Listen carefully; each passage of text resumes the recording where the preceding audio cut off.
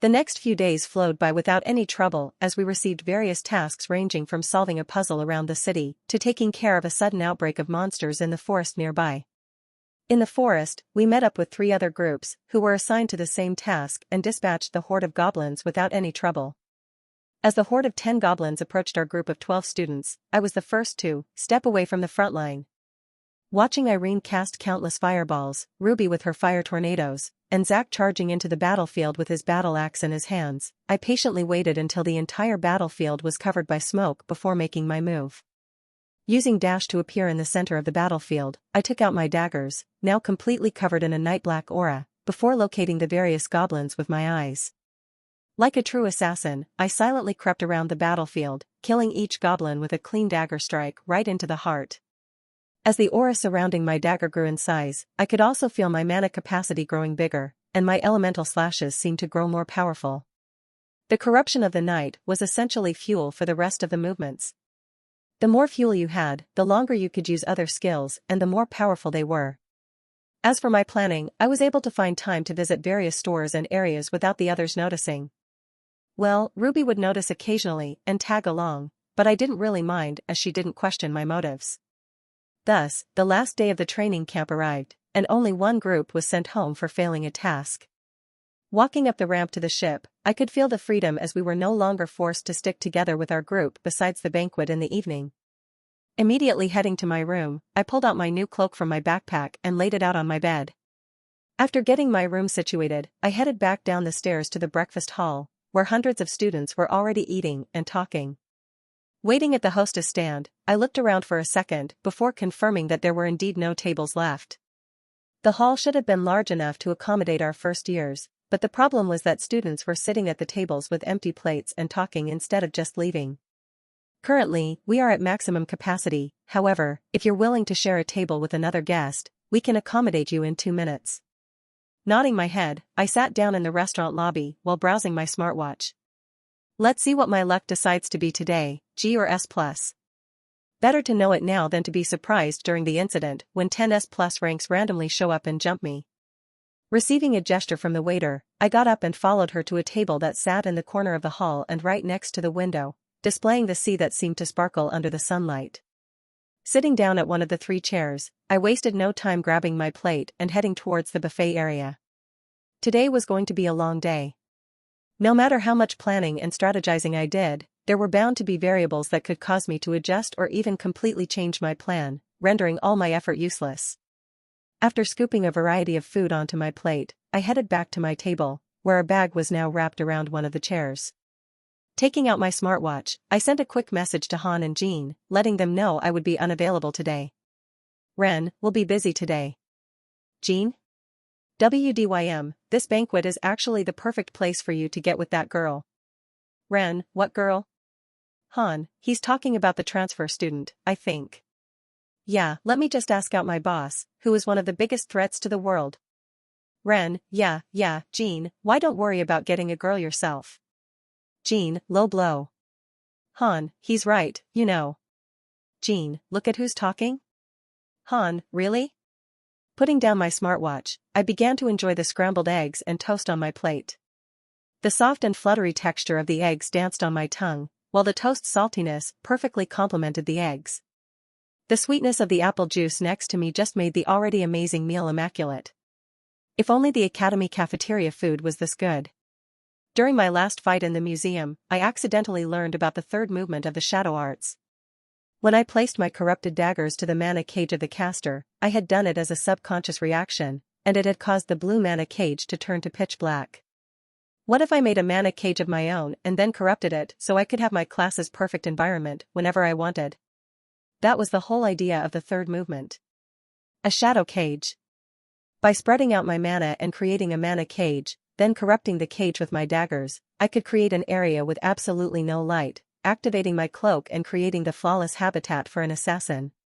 The 3rd movement also increased my capability in handling spell attacks, as by touching my dagger to a spell attack like a fireball, I could somewhat corrupt it and take control of it. If I held my daggers long enough to a fireball, I could completely steal control over the spell and send it right back at the caster. Well, the domain part was easier said than done, as after an entire week of practicing, I could barely even cover myself with the shadow cage. The entire movement depended on my ability to control and spread my mana, and my ability to do that was connected with the severity of the wound on my hands. So, technically, I already had full mastery over the movement. If I made a deep enough wound on my hand without killing myself, I could flawlessly create a shadow cage whose size would be unknown even to me. Of course, with the cruise ship incident coming up, I hadn't been crazy enough to do something like that, but who knows what could happen on the cruise ship. Snapping me out of my thoughts, a very jolly voice suddenly came out from my left side. "Hey, Ren. Even though we're not required to stay together anymore, I think as groupmates, we should still SD-. I'd rather jump off the ship, Zach. Actually, well, I was assigned to sit here by the waitress, so if you don't mind, I'll G-. I actually do mind. This confrontation alone has ruined my appetite." Ignoring Zach's crumbling figure, I picked up my fork and went in for another bite when another voice sounded from in front of me. "Ren? Zach? Are you two sitting here as well?" A very relieved Zach sparked up at the prospect of not being alone with me as he responded. "Scarlet, hey. Yeah, we were sitting, he-. Who's we?" "I just said I do mind." "Ignore him, Zach, he's grumpy in the mornings." "How would you know that?" Ignoring my question like always, Ruby headed towards the buffet with Zach following behind like a sad golden retriever. "Well, I guess I'm in for a streak of bad luck today. I would say, at least Irene isn't here, but at this point, I wouldn't be surprised in the slightest if she just appeared at the table. But seriously, what were the odds of us three all deciding to eat at the same exact time? After finishing the last of my eggs, I decided against going for another round and instead went back to my room. Sitting down on my bed in a lotus meditating pose, I stabbed the tip of my dagger slightly into the palm of both my hands, feeling the mana immediately flowing alongside my blood to the wounds. Instead of controlling my mana and channeling it all into my daggers, I did my best to let my mana run wild as a small blue barrier surrounded my figure, trapping me inside. Feeling the amount of mana decreasing, I stopped the leaking of mana and began sending the blue orbs into my daggers. Seeing the pitch-black aura surrounding my daggers, I placed the tip of one of them onto the blue cage. The intersection spot became black, then quickly spread like a plague before covering the entire cage in pitch black. This movement did not require skill or practice. It was simply, put more mana in, get a bigger cage. After 1 week of trying to use the movement, I had finally come to that conclusion. Then, how does one progress to the next movement? I technically already have full mastery of this movement, yet the information on the next movement still isn't available. Drawing back in my mana, the cage disappeared, revealing the sun shining through my cabin's window. I had hit a wall in progression for the Eclipse Arts, so is time to switch? Well, if I had hit a regular wall in progress for my Eclipse Art, then I would have hit the Great Wall of China in my progress for Dragon's Will. No progression had been made in that at all. Menu User, Ren Montclair. Class, Rookie Assassin, Level 2, 92%. Stealth, D+. Intermediate Dagger Mastery, 95%. Arts, Eclipse Blade, 3/5. Stats. Rating, D, Dream Not Yet Completed. Strength, E+. Agility, D. Stamina, E+. Magic Power, D+. Luck, GS, Conditional. Intelligence, E. Charm, G+. Traits. Passive, Dragon's Will, 1/. Dragon Eyes, your eyesight is enhanced. Skills. E, not requiring any mana usage, the skill allows the user to move 10 meters from their current location in any direction with a cooldown period of 7 seconds. The skill does not instantly move the user, but temporarily increases the user's speed until they move 10 meters. Completing my next dream would take who knows how long, so I decided to attempt it any time after the cruise ship incident. Getting off my bed, I patched up the small wounds on my hands before walking to my room's terrace. Yes, every single room on this gigantic cruise ship had a terrace. Putting my hands on the railing, I peered down into the ocean, examining the various species of fish and resisting the urge to jump off the railing and into the ocean below. At this point, it just felt like second nature to do so. With all my preparations made, I passed the time by covering any wounds with bandages and peering into the ocean with a wistful gaze like a king looking over his kingdom. Finally, it was time. Hanging my cloak on my shoulders but not putting my arms through the sleeves, I walked out of the hotel room, the bottom of my cloak hovering right above the floor. My main goal was not to allow Liam to defeat the jinns, as in the book, rather, it was to allow the jinns to take hostages. Enraged by the jinn's actions against his fellow classmates, Liam unlocks a new ability and uses it to defeat the jinns. This ability is used throughout the book, so Liam's not receiving it would pose a massive threat to my attempts to maintain the plot. By analyzing Lily's past interferences in the book, it was clear that she wanted to protect and ensure the safety of innocent bystanders. So, I was almost certain that she would make a play here to prevent hostages from being taken, inadvertently stopping Liam from unlocking his new ability. But, what was the play? Walking down the set of stairs, I finally reached the banquet area, where I could see various luxurious chandeliers hanging from the high ceiling, countless tables spread about, and even a dance floor, which was currently empty. Each table was shared between two groups, and with my current luck, I had a decent idea of which group I was going to sit with. Well, can I really call it bad luck? What if sitting with them is actually good luck? Finding my table, I saw Irene and Zach sitting at the table, next to some empty seats. Zach wore a tuxedo with a red bow tie, and his short brown hair was slicked back, revealing his regular-sized forehead. On the other hand, Irene wore a one-piece red dress that revealed the pale white skin on her right leg while the other leg was completely covered. Her red hair was tied back in a ponytail, and her eyes seemed to contain more fire in them than usual. The empty seats either had bags or backpacks near them, so it seemed that the other group had arrived but left already to get their food. Of course, Zach and Irene were stuck waiting for Ruby and I. Glancing at the food area, I saw everyone was either wearing suits or elegant dresses, making me and my cloak, which wasn't even properly on, look out of place. There was no dress code. What is this? Pushing back my hair off my forehead, I sat down on the chair next to Zach and patiently waited for Ruby. After another minute, I saw Ruby walking into the banquet area in a black dress that sparkled when light reflected against it. Her glossy, long black hair was parted to the right. Upon seeing Ruby, the three of us got up and headed to the food area, which already had a long line of people. Despite the hundreds of people in the room, I could feel Irene's piercing gaze locked onto me. Didn't Ruby arrive later than me? Why am I being blamed? Interrupting my thoughts, I heard Ruby's voice speak out from behind me. You know, no dress code doesn't mean show up like. Although the cloak was considered a magical artifact, it did not look like one. With some burns and rips from my fight in subspace combined with the entire thing being colored pitch black, it looked like something you could get from a vendor for less than a silver coin. You know, fashion is subjective, right? Interrupting our conversation, Irene interjected. Not when you look like that. Hearing someone break into laughter behind me, I resisted the urge to retort before finding some familiar faces ahead of us in the line.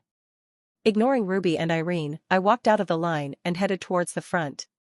Upon getting to the front of the line, I squeezed my way in before wrapping my hands around the shoulders of Han and Jean, who were right at the front. The two of them were wearing jeans, a collared shirt, and an oversized jacket with a logo. I could always count on them. What's up, friends? Oh hey Ren, it's you. When'd you get here? SHHHH, Han. Look in front of us. Following Jin's gaze, I saw one of the imperial princesses, Kate, scooping some food out of one of the buffet containers only a few feet in front of us. Nudging Jin's shoulder, I said. Oi, don't get your hopes up. Trying to comfort Jean after he was rejected by a girl was the last thing I wanted to do right now. Grabbing a plate, I ignored the stares of the tens of students I had cut in line and surveyed the food choices. Heading back to the table, I saw some familiar faces sitting alongside Zach, Kevin, Liam, Lily, and Alia. Who would have thought that? Oh wait, I did. How does luck even work? Were they originally supposed to sit somewhere else, but my luck changed that and made them sit with me? Isn't that just fate, then? Or destiny? As I halted a couple of feet away from the table, Ruby caught up and asked. What? I think I'll eat on the floor today. Staring at our table, Ruby replied. That bad, huh? By now, Ruby should probably have heard all the rumors about my encounter with Liam at the start of school and the rumors about Lily and Ren. Out of 200 groups in the hall, just how unlucky are you? You don't want to know. Well, it's not like they'll kick me off the ship mid-banquet if I'm not with my group, right? What the hell are you guys waiting for? Oh. Behind us, Irene also stared at our table with a dismayed expression. As the three of us stood in silence with our plates of food in hand, Irene made the first move as she walked toward our table. Staring down at the delicious food on my plate, I contemplated just leaving and exploring the ship until the time came, but how could I let this food go? Is it really that hard of a decision? Don't rush me. As I picked up a piece of medium-rare steak, the juices squeezing out, and put it in my mouth, my decision was made. Who cares about Liam or others? I was saving the world, too. Why can't I get a break? Strolling over to the table, I ignored the conversation going on and sat down at my seat, which was next to Ruby and across from Lily's seat. Picking up my fork, I didn't even acknowledge the others at the table and focused completely on the perfectly cooked and seasoned steak. Oh, Zach, what happened at the museum that day? I already told you, Liam, it was nothing big. We just held off some gins until the actual heroes came in. At the words I heard a slight laugh come from my right, where Ruby sat. Got something to say? PFFT*, YUS said, I'm good on that, then RNL like a PFFT, IIC can't. Wait, no, wasn't she in the wrong? Both of us are villains, not heroes. Letting out a slight cough to cover Ruby's laughing noise, I looked up from my plate of food to immediately meet Lily's gaze. Entranced by her ocean blue eyes, I kept eye contact for a second before turning my head to Ruby, acting like nothing had happened. Alright, I'm done. Paying no mind to the ongoing conversation, I got up from my seat, which made a screeching sound, and headed to the empty dance floor. By now, the gins should be on the cruise ship and making their way to the banquet area. However, Lily had definitely set up some kind of defense system to stop them. Well, let's see if the past 2 weeks have been for something. I needed a distraction. Neither Lily nor I knew the exact location or area where the gins had infiltrated, and it was impossible for Lily to defend the entirety of this gigantic ship. That would mean her plan would be on standby until she noticed something abnormal, and then, once noticing something, she would commence her plan. Reaching my hand into my cloak pocket, I felt the smooth and cold surface of a small button alongside the hilt of my daggers. Pushing my hand down further, I pressed the button, feeling it shrink down under the pressure of my hand. Boom. Boom. Boom. The sound of 3 explosions echoed throughout the ship, and the shockwaves shook the floor, causing some people to lose their balance and drop their drinks. Keeping the hand in my pocket, I glanced at my table out of the corner of my eye and saw Lily immediately reaching for her smartwatch. It wasn't just Lily, though. Kevin, Alia, Liam, and even Zach were also reaching for their smartwatch. The guard in school wouldn't trust Lily if she randomly said there would be a gin attack on the ship today, but who would? The main cast. So, to save the world, I have to go against the very beings who are destined to save the world. What a joke. Silencing everyone amidst the chaos, Liam's loud voice echoed throughout the room. Everyone evacuate immediately. Not good. How are the gins going to take hostages if there's no one even here? Well, I wasn't completely unprepared. All I had to do was keep everyone here until the gins appeared. Pressing further down on the button with my hand, another explosion sounded. However, this one wasn't at the bottom of the ship. Boom. The roof right above the set of double doors, which were the only exit to the banquet room, immediately collapsed. Debris, brick, and dust now covered up the exit, halting everyone who was rushing towards it. Snapping everyone out of their daze, Liam, who, after speaking to Lily for a moment, immediately announced, "Find another way out." Most people would disobey or just ignore Liam, a commoner, but in the past year, Liam has come to be known as one of the most powerful students due to being ranked highly, being part of the student council, and being friends with the main cast. With all those accomplishments and Lily, Kevin, and Alia behind him, everyone blindly followed his instructions as if he were their leader. I mean, I swear I even saw Han and Jean following his orders just now when, last night, they had been making fun of him in the group chat. It was only a matter of time until they cleared their way through the rubble, and I had no more explosives to use.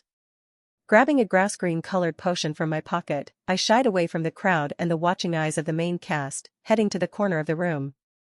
In that corner of the room stood around 5 people who were barely able to stand with the support of the wall, and they were oblivious to the situation happening around them as they continued to laugh their asses off while just staring at the wall. Seriously, getting drunk at a banquet is insane. Well, don't worry, Celestial Academy, I'll punish these delinquents for you. After taking my cloak off my shoulders, I put it on properly, causing its pitch-black color to disappear and be replaced by a blood-red color. Taking my daggers out of my pocket, I stabbed both of my hands, and instead of letting the blood fall to the ground, I pulled out my arm and let the blood fall out onto my cloak, creating a flower symbol. My previous black cloak now had various red streaks along the middle of it, and on its arms, it had a blood-colored flower symbol. If an unaffiliated random person showed up, Lily and the school's investigators would find it far too suspicious, so I would just have to demonstrate that I was related to an evil organization. Of course, it couldn't be a real evil organization, as Ruby would probably know all of them, so I was basically faking being part of a non-existent organization, or technically, I was creating an evil organization. Was I finally moving up the ranks in the villain world? Could I be a second-rate villain? Nearing the corner of the banquet hall where the drunk students were stumbling about, I stamped my foot down hard on the already weakened floor, causing the drunkards who were barely holding on to the wall to lose balance and fall to the floor. Unscrewing the cap of the green-colored bottle, I held my bleeding hand above it, allowing droplets of my blood to fall into the potion. Instantly, the potion's green color transformed into a dark purple, signifying that it was ready for consumption. After delivering a swift blow to the nape of one of the drunks, rendering him unconscious, I held up his head and forcibly opened his mouth before pouring the entirety of the dark purple potion into his mouth. Dropping the empty potion bottle onto the floor, I watched it shatter into thousands of glass fragments, making it seem like another case of someone dropping a beverage due to the explosion. Stepping back, I watched the student's face quickly transform to mimic my exact face. Of course, it wasn't exact, as I had accumulated some wounds from rubble falling on me, but it was good enough to fool anyone who didn't have my enhanced eyesight. His body type was also different from mine, but I doubted that amidst all the chaos, people would take the time to examine his body type rather than just look at his face. Pulling the hood of my cloak down, completely concealing my face, I wasted no time as I took out my daggers and watched them light up with a night-black aura from the corruption of the night. Unfortunately, today wasn't going to be an aura farming session. Swinging my daggers at the air, I sent 3 small elemental slashes right at every chandelier and light source in the room. BZZT. The once fully lit-up room was now enveloped in darkness, only small parts of the room visible due to the moon shining through the windows. Jumping from table to table silently, I reached the pile of rubble blocking the exit, where tens of students were already doing their best to clear it with their bare hands. As it was a banquet, no one brought any weapons or swords. Well, the main cast did, probably due to Lily's warning about the attack. Seeing the students run into chaos due to the sudden darkness and Lily talking with Liam, Kevin, and Alia, I wasted no time as I sent a night-black elemental slash right at the students, clearing the rubble. The room, now illuminated by my elemental slash, displayed a scene of 10 students standing weaponless and frightened in front of a flying slash that seemed as dark as the night sky hurling toward them. Lily, now what? The lights went off. I'm not sure, keep trying to find an X, BZZT. Instantly capturing the attention of the 4 main cast members, an elemental slash flew through the room, illuminating its target of the 10 innocent students. Even though not a single word was said, the 4 immediately sprang into action as Lily pulled out her wand, casting a current of wind that instantly propelled Kevin and Liam toward the slash. Alia pulled out her ice-covered sword and immediately created a barrier of ice between the helpless students and the elemental slash. Finally, Liam and Kevin, who were flying right at the elemental slash, had their swords in hand and faced the slash directly. Alia pulled out her ice-covered sword and immediately created a barrier of ice between the helpless students and the elemental slash. Finally, Liam and Kevin, who were flying right at the elemental slash, had their swords in hand and faced the slash directly. Confronted by the 2 swords, the elemental slash got sent right back to where it came from, hitting a wall near the corner of the room. Desperate and on edge, Liam screamed out, "We need light." Instantly, a red inferno of fire appeared in the hands of Irene, who was sitting awestruck at the table beside Ruby and Zach. Unlike Lily's group, these 3 had no idea that the attack was going to happen. If only they had someone like Lily in their group. Now, being able to see everything once again, Liam regrouped with everyone at the original table. Unbeknownst to them, there was one issue. There was a slight difference between magical fire and natural fire. While natural fires are technically light sources as they result from combustion chemical reactions, Magical fires do not constitute being a light source as they are created from mana. Looking at Irene, Ruby, and Zach's confused expressions, Lily started off by explaining the situation. Look, we're being attacked by a group of djinns who plan to take us hostage to blackmail the academy. I can't say much now as we're low on time, but that's the situation. Looking at the three nodding their heads, Lily paused for a second before continuing. However, there is a problem right now. One of these djinns or another enemy is in this room right now. Confused, Zach asked. Wait, how do you know that one of them is W-? Kevin, who had been silent up till now, angrily responded. You idiot, where the hell do you think that elemental slash came from? Interrupting them was Liam, who was in a state of panic after staring at the already injured students from the explosions earlier. Ignore them. What do we do now, Lily? Pausing for a moment, Lily glanced around the table before asking. Has anyone seen Ren? Yeah, I did. Expanding the fire in her hand, Irene lit up more of the room and then pointed to the corner where an unconscious Ren lay on the floor beside a couple of other people. It's kinda his thing to run away when anything remotely dangerous happens. Pfft. Kevin, is now the time to laugh? My bad, dude, but honestly, just look at H-. Enough. Our primary goal remains the same. Get out of the banquet hall. It's only a matter of time before more djinns come, and then they take us hostage. Nodding at Lily's words, Liam stood on the table and loudly announced, capturing everyone's attention.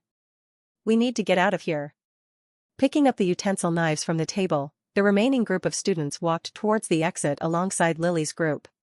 Alia, who had been silent due to the severity of the situation, picked up her sword and manifested 5 icicle spears above her head. Not skipping the beat, the icicles immediately hurled towards the pile of rubble. However, before the ice could reach the rubble, another night-black elemental slash intersected it. The elemental reaction caused by the ice and darkness hitting each other generated a gray fog that enveloped part of the room. Lily, he's over here. Alia was smart. She knew that she wouldn't be able to destroy the rubble without any interference.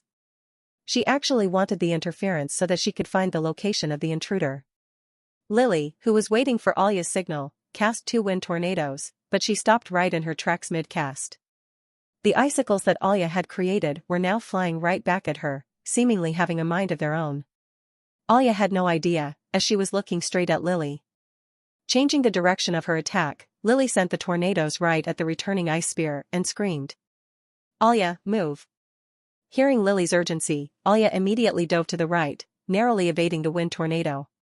Looking back, Alia's confusion only intensified as she saw her own icicle spears attacking her, while Lily's tornadoes held them off. As another bout of smoke appeared from the elemental reaction between the tornado and the ice, Liam, Zach, and Irene joined them outside the smoke area. What's going on? Liam, the intruder is preventing us from leaving. Alright, I'll take care of him, you good dash. Pausing mid-sentence, Liam noticed no one was paying attention to him.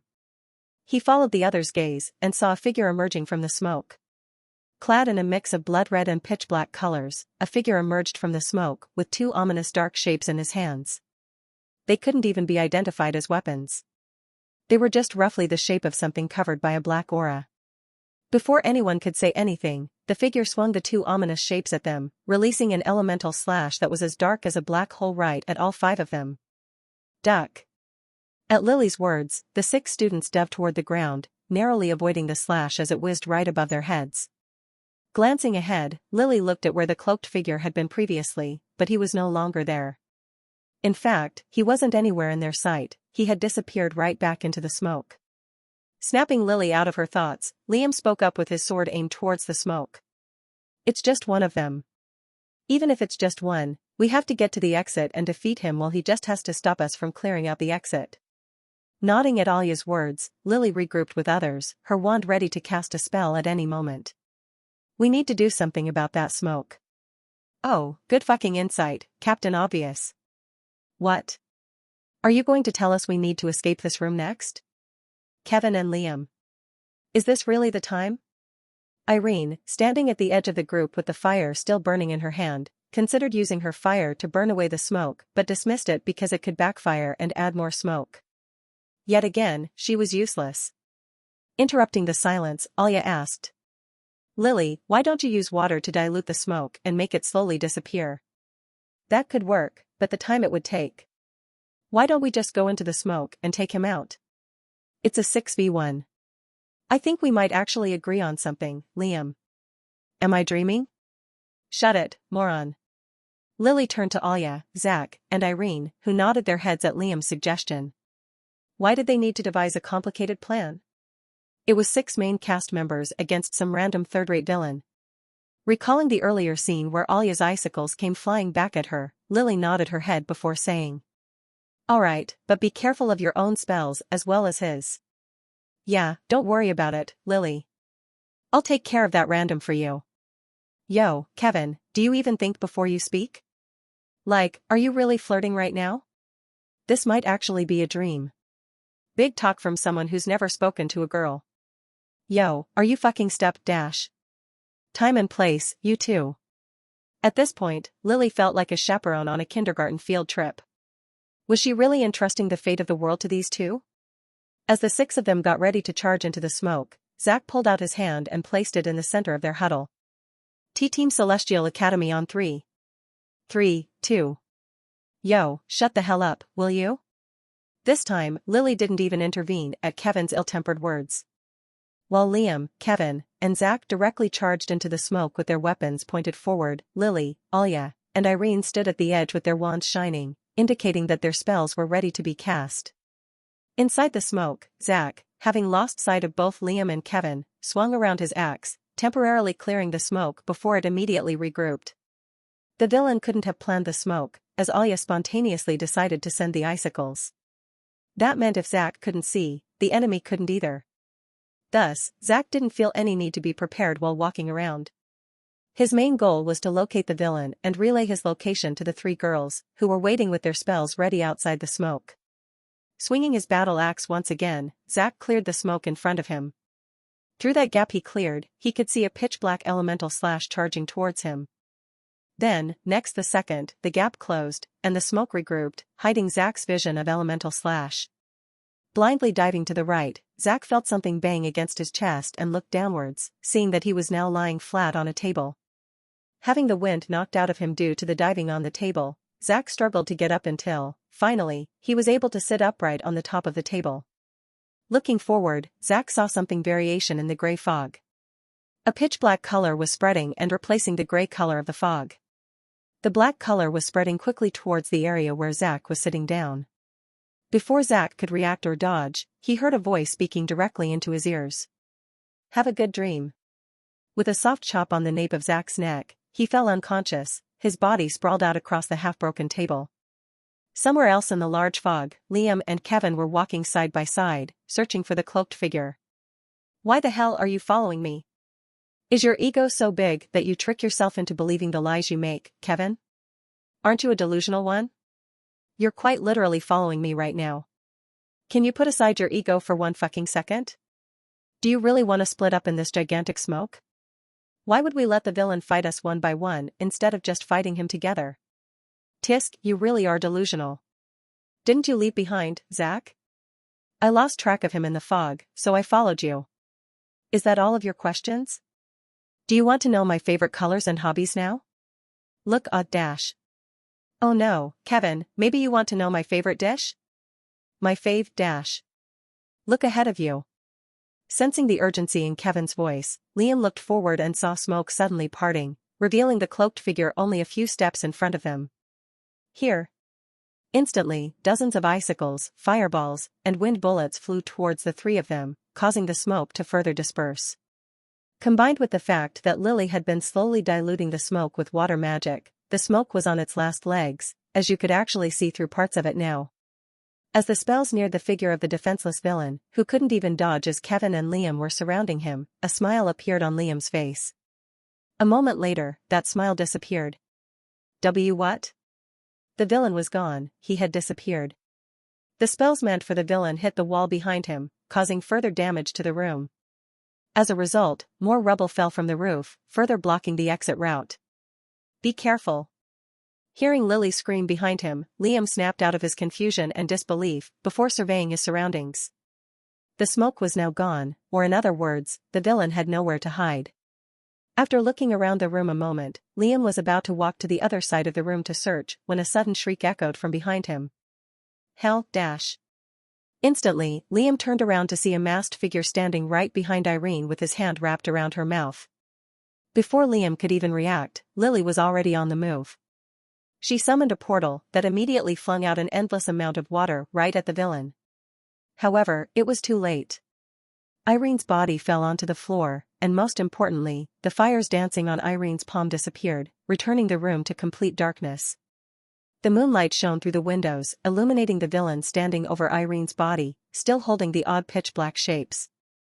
Facing the water beam directly, the villain held his daggers up to the water, slightly faltering and being pushed back by the pressure of the water. Recovering from their shock, the other three immediately made their moves as Liam and Kevin charged toward the villain while Alya summoned a lance made out of pure ice and hurled it at the villain. However, the villain remained in front of the water beam, not making any attempts to dodge or move. Then, the water beam halted. Lily watched in confusion as the source of the water beam, the portal, moved without her permission and flung towards the villain. Now with the portal floating right above the villain's head, the water beam flowed out of the portal once again, this time heading straight for the charging Kevin and Liam. Surprised by the sudden twist, the two barely managed to dodge as the water beam grazed Kevin's clothes, immediately causing him to become drenched. As the portal changed directions and hit the ice lance, instantly shattering it into hundreds of pieces, Liam and Kevin scrambled to regroup with Lily, who was standing in front of one of the windows. A moment later, the portal entirely disappeared, and the villain, who was no longer illuminated by the moonlight, was nowhere to be seen. Lily, what the hell was T-dash? No time for questions, Liam, there's been a change of plans. Gesturing towards the window beside her, Lily said. There's another way to leave. Considering the option for the moment, Alya asked. How are we going to get everyone out of here?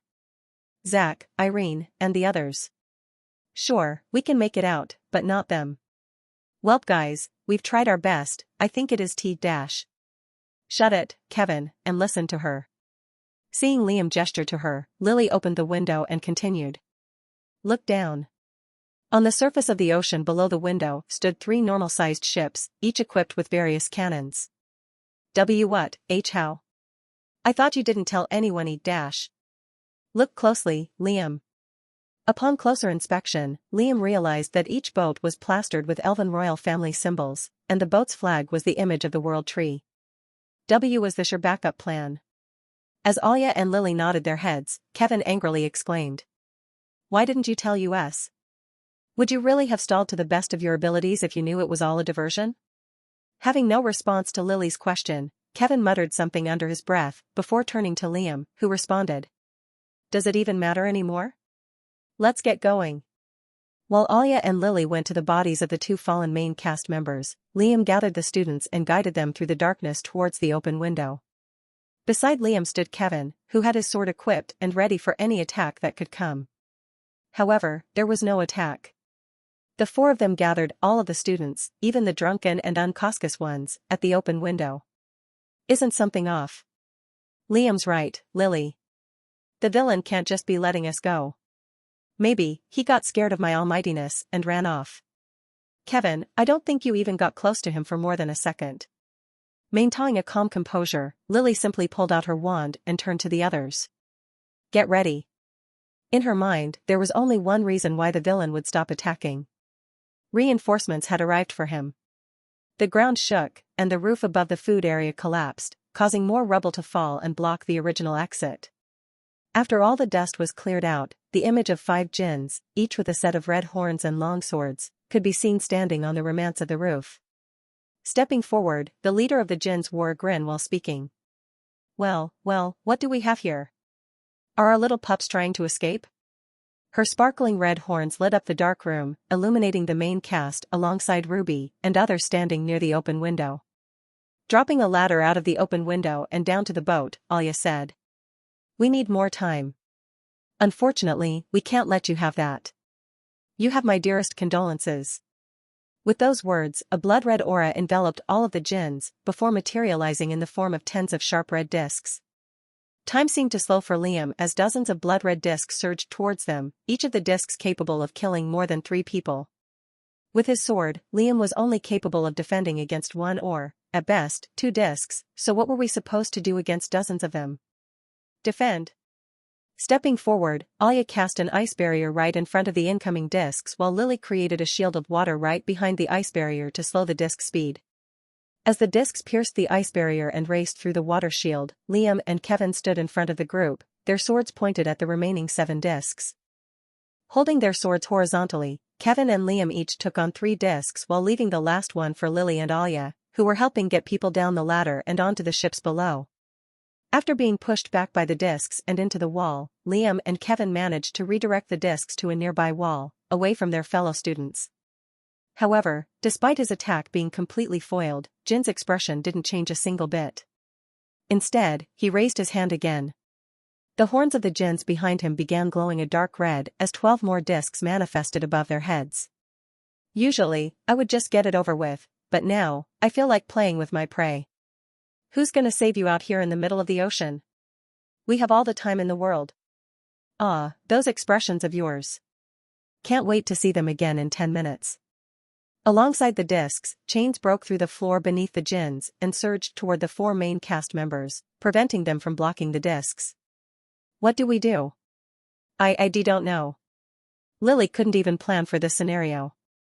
In the book, all that was mentioned was Liam gaining a power-up and defeating the powerful Jins, so she couldn't have predicted their attacks or movements. Turning to Liam, with her hands clenched in desperation, Lily said. Do something, Liam. After a moment of silence, Kevin exclaimed. You're putting our lives in this idiot's hands, Lily? Even Alya seemed concerned by Lily's words as she replied. Lily, maybe we should take our loss and leave. ****. Even Ren, who was hiding in the shadows, couldn't help but laugh at Lily's outrageous words. Of course, Ren was just laughing rather than doing something because he knew those outrageous lines would actually work, as Liam now had achieved the perfect conditions to obtain his power-up. They and the students were at risk of dying or being kidnapped, the Jins were here attacking them, and finally, there was an escape route present. Those were the 3 conditions that needed to be fulfilled. I'll try. We can't just leave these students behind. If we wanted to survive in the first place, we would have never gotten on the cruise ship.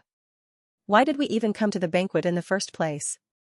What was this planning and effort for if we just left now? All 4 of us wanted to save these people, that was our goal at the start, and it still is. After giving a solemn nod to Lily and a quick wave to Alya, Liam turned around and punched Kevin as hard as he could in the chest. What the hell, Dash? Always wanted to do that before I died. Leaning down, Liam patted both Zach and Irene's unconscious bodies before pulling out his sword and facing the incoming chains. Made of pure blood, the chains were dark red instead of metallic gray, and they showed no mercy as they rampaged through the tables and chairs in the room to reach Liam. The fact that the chain was able to pierce through the tough wood of the table without even slowing down said enough. One hit and that chain would pierce right through Liam's body. Staring down the incoming chains, Liam laughed for a moment before saying to himself. Didn't this already happen once? Ah, yes, at the amusement park, Liam had faced this exact same ordeal and made it out alive, albeit with some luck. He had survived last time, so why wouldn't he this time? As the chains neared Liam's figure, he briefly turned around and saw Alya alongside Lily, sending the hostages down the ladder with grim expressions. There was also Kevin, but he was just giving Liam the middle finger while clutching the lower half of his body with a pained expression. Is the last thing I see really going to be that bastard? I'll be damned. At least he wasn't dying for nothing. Born an outskirt rat to a poor family, Liam was very familiar with the concept of selfishness. In fact, it was his whole ideology. Stealing from vendors to get food, fighting other beggars to receive money from civilians, and even attacking other rats who dared to enter your territory. Growing up, Liam was forced to endure and adapt to these conditions. Beg, attack, steal. Beg, attack, steal. Beg, attack, steal. An endless loop, with one goal. It was all to survive. That was all that mattered to Liam. No matter how many terrible actions or crimes Liam committed, he never felt bad. Whether it was robbing a fellow beggar for money or stealing bread from a market stand on the fringe of collapsing, Liam always walked away with the same indifferent expression. Why should he care? None of it was his fault, was it? Was it his fault he was born on the outskirts? Was it his fault that he was born to a poor family? If all he was doing was adapting to his environment, why should he be blamed? All that mattered was him and only him. Who would have thought I'd be here? From stealing and attacking to sacrificing myself for others with no regrets, even in the face of death. The old Liam would have been long gone as soon as the news of the Jinn's attack reached his ears, yet the new current Liam was here, protecting them at the cost of his life. What was the cause of this transformation? Recalling his backstory, Liam let out a chuckle before saying, "PFFT, when I die, they better create a play about me and my life." Wait, who would be the villain? Kevin? No.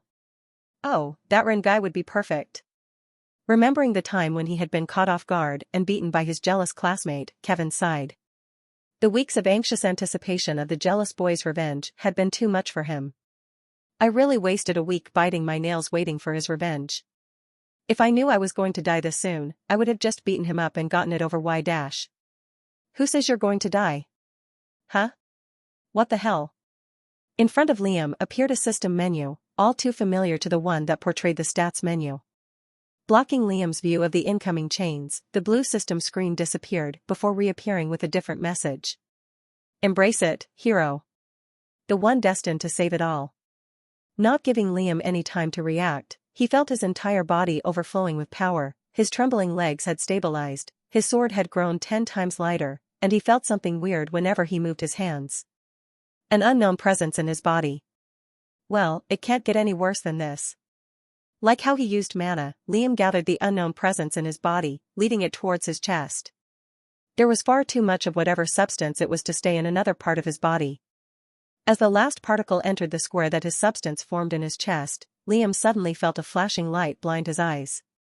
Reopening his eyes, Liam saw that the system menu had disappeared, instead replaced by his sword, which was now shining a light blue. The blue aura engulfed his sword, illuminating the dark room to the point that most people would have thought it was daytime outside. He seemed to have absorbed all of the unknown substance in his body. As the first set of chains pierced right toward Liam, he charged forward with his now blue sword, ready to intercept it. Putting all his strength into his sword's slash onto the chain, Liam was surprised when his sword simply passed through the chains like a knife cutting butter. Falling onto the ground due to the strength he had put into his sword's slash, he watched as the entire chain disappeared despite him only hitting one small portion of it. Magic nullification. Standing back up, Liam did the same thing for each of the discs as his sword effortlessly cut through them like butter, causing the discs to shatter into thousands of pieces before disappearing into thin air. Ignoring the Jinn's surprised and dreaded expression, Liam swung his sword in the air, releasing all of the unknown substance he could muster. A light blue elemental slash charged right at the group of Jinns. With no time to dodge, the Jinns watched their lights both literally and mentally flash before their eyes as the elemental slash neared them. Boom. After the slash cut right through the Jinns, it continued charging forward, even cutting through the cruise ship's walls before flying out into the ocean and out of sight. Well, goodbye to you too, sword slash. Not giving any explanation to the astounded Kevin, Lily, and Alia, Liam walked up beside them before carrying out the rest of the people, who were unable to witness the event due to fainting from fear or the rubble that fell on them. In the other corner of the room, Ruby, who was completely oblivious to other events, stared at one body that seemed to be unconscious. Holding their head up, Ruby swept her hands across the boys' cheeks, but upon feeling the prickling sensation of their skin, she immediately dropped the head onto the hard floor. That's not him. Channeling her eyesight to confirm her suspicions, Ruby peered deep into the individual lying on the floor's desires. The desire is as strong, but unless he became an alcoholic in a single day, it's not him. Carrying the unconscious Ren in her hands, Ruby walked towards the window where Liam and Lily were carrying the last few people down the ladder and onto the ship. Upon seeing Ruby holding Ren, Liam resisted the urge to take some kind of revenge and scoffed. Tisk, look at this guy. Warning him, Lily put the last person in her arms and began climbing down the ladder. Liam, don't do anything else right now. After sending the last elemental slash, Liam almost collapsed on the floor due to exhaustion, but after getting up, he still insisted on helping the people down the ladder despite the fact that his legs were trembling from just standing up.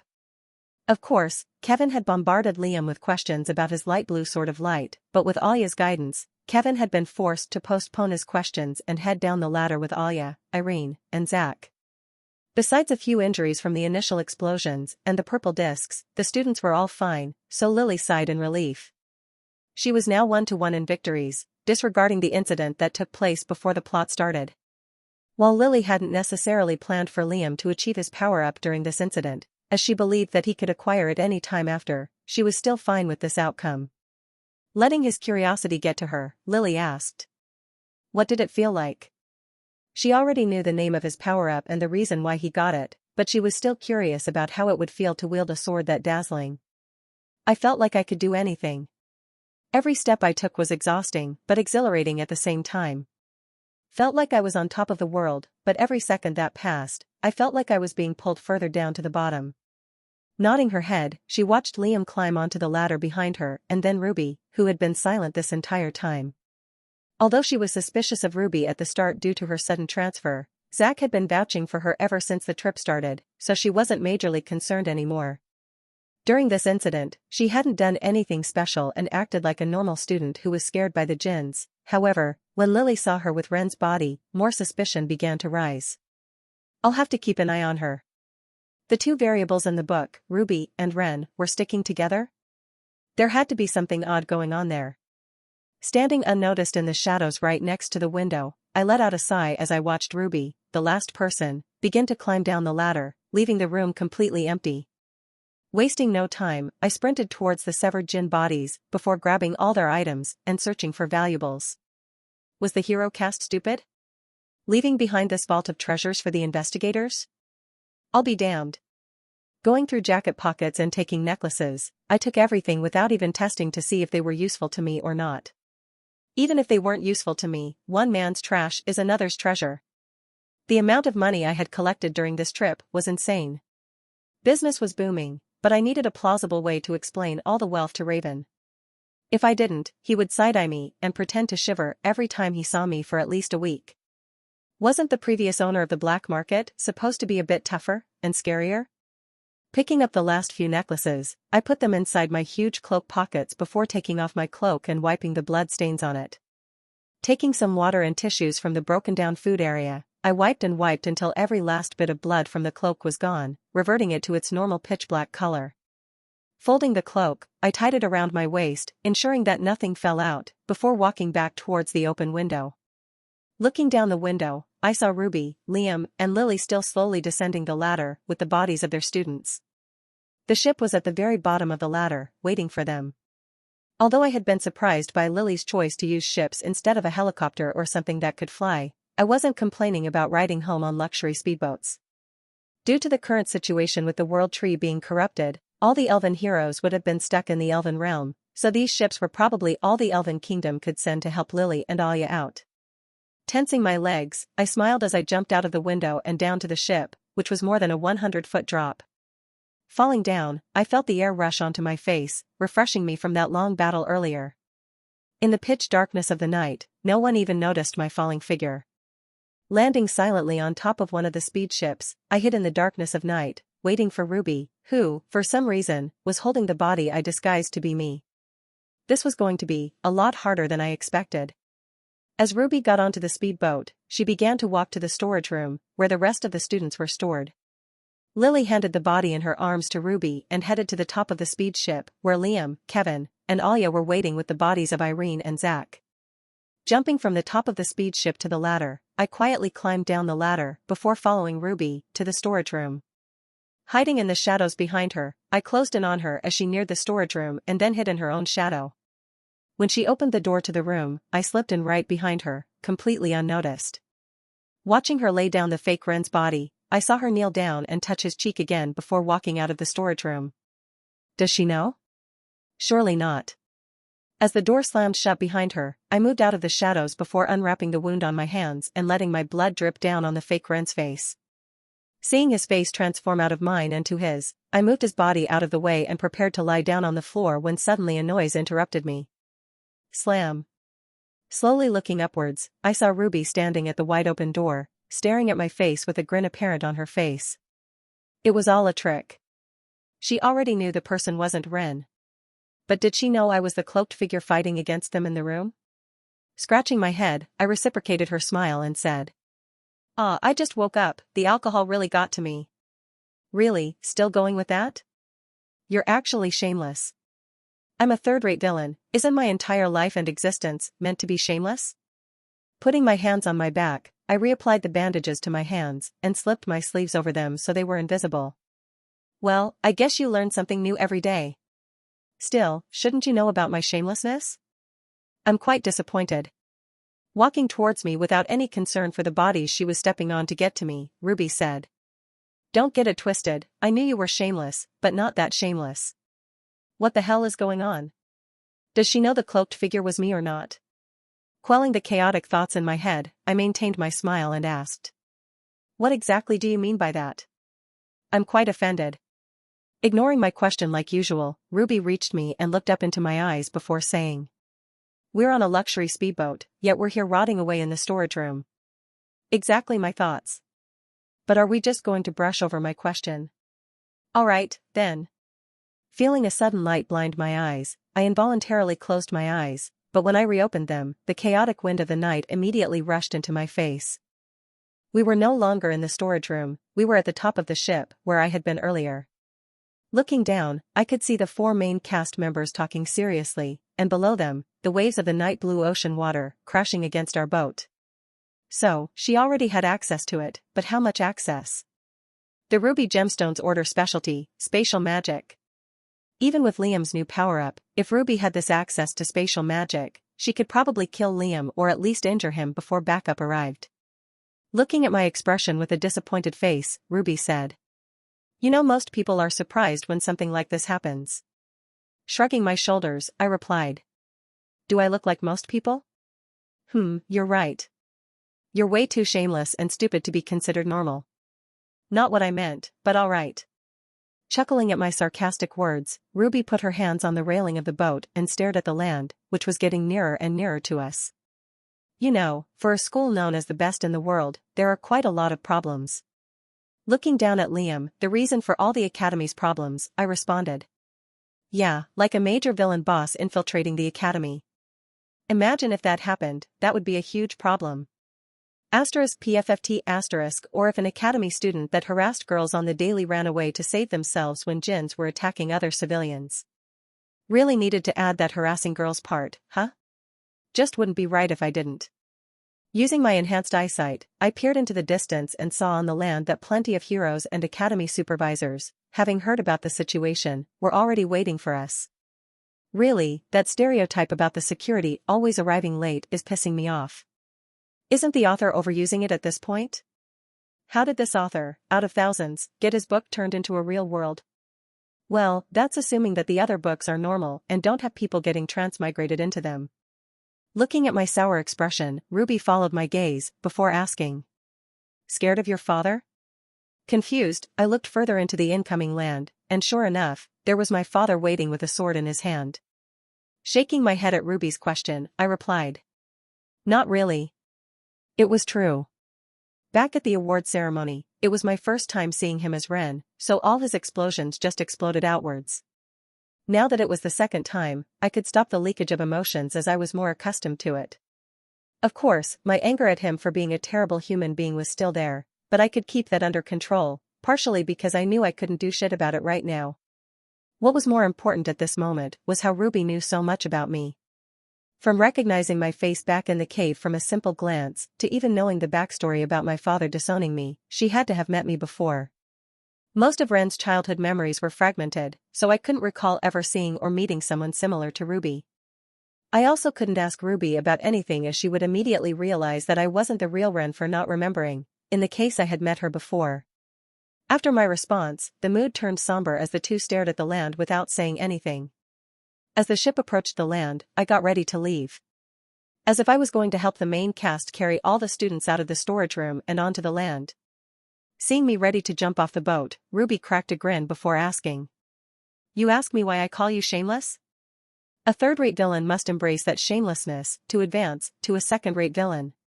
Or something like that. Honestly, I just needed to give myself an excuse to leave. You act like that, but you're doing the same thing.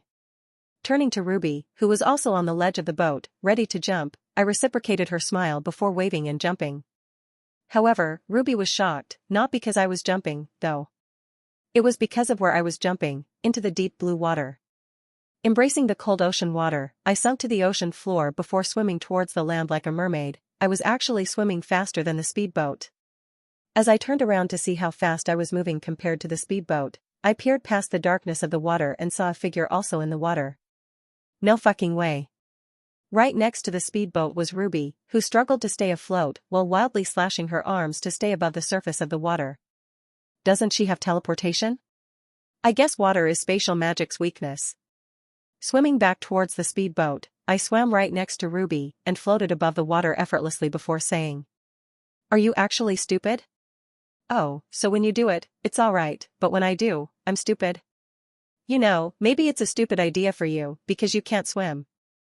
Details, who cares?" "Well, I can't just leave here to drown or get run over by the speedboat, can I?"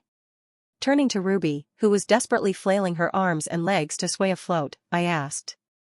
"So, what's your plan now?"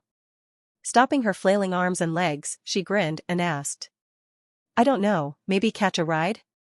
Then, a second later, she started to sink into the water as she stopped flailing. Diving into the water below Ruby, underwater, I gestured to my back, and without any hesitation, she threw her arms out and attached her hands to my drenched shirt. Even though I knew she couldn't hear, I said, "Hold on, tight." Boosting myself off the ocean floor, I swam using breaststroke as fast as I could toward the land, which became closer and closer with every second. Turning away mid-stroke, I saw Ruby trailing behind me, holding on with all her might to my shirt, which was already almost torn due to her tight grip. Why do all my clothes always get torn? Reaching the shallow area of the water, I stood up with my shoulders barely above the surface and walked towards the sand, only a few feet away. On the other hand, Ruby only had her head above the water as she struggled to walk due to the resistance of the water. As soon as we reached the sand of the beach we swam towards, Ruby collapsed on the ground, panting. "Are you a damn mermaid?" Shrugging my shoulders, I crouched beside her and stared at the speedboat, which had already reached the port that was only a couple of miles away from the beach we were on. "Well, we should get back to the hotel." "Do you go like this?" Staring down at my drenched suit, which did not make me uncomfortable or irritated in the slightest, and Ruby's dress, which had sand all over it, I grabbed the cloak tied around my waist and handed it to her. Since the sun was just rising, the cloak shouldn't have any effects, so she wouldn't realize it was a magical artifact, and I could just take it back once we reached our dorm room. Watching her put on my cloak, which was far too big for her as the bottom of it scraped against the ground, I suppressed the urge to laugh, but failed. She looked like she just came from the circus. ***. Something funny to you? Enlighten me as to what's so funny. **PFFT**II, and nothing at all. Stepping in front of me, she blocked my path and held out her hands horizontally, causing me to laugh even more. Her sleeves were so big you couldn't even see her hands. Upon reaching our hotel room, I promptly took back my cloak and put it in my luggage before showering and changing.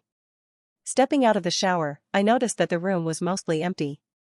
Zach and Irene were probably in the hospital being treated like the others, leaving me the entire living room. Tomorrow, we would be heading back on the buses, so I crammed everything into my suitcase and even used my awakened strength, almost breaking the suitcase, to zip everything up.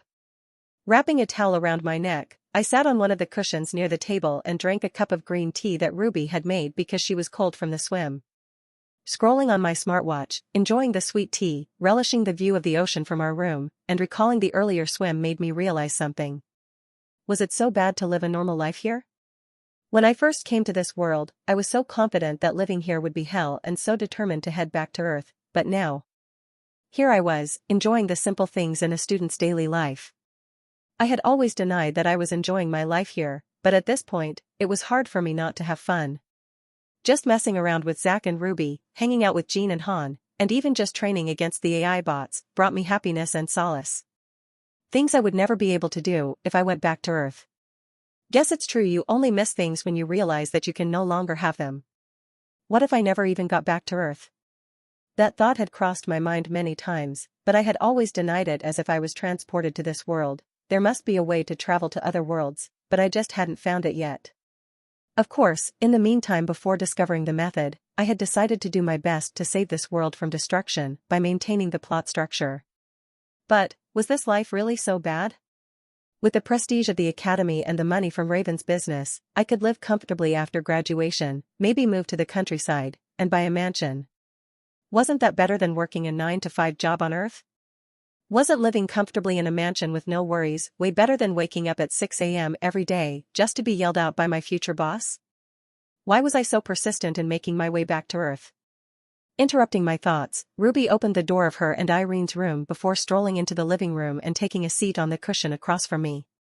Staring at me with a curious expression, she asked, "How's the green tea?" "Could be better." "Are you insane?" "I made tea dash." Alright, it's good."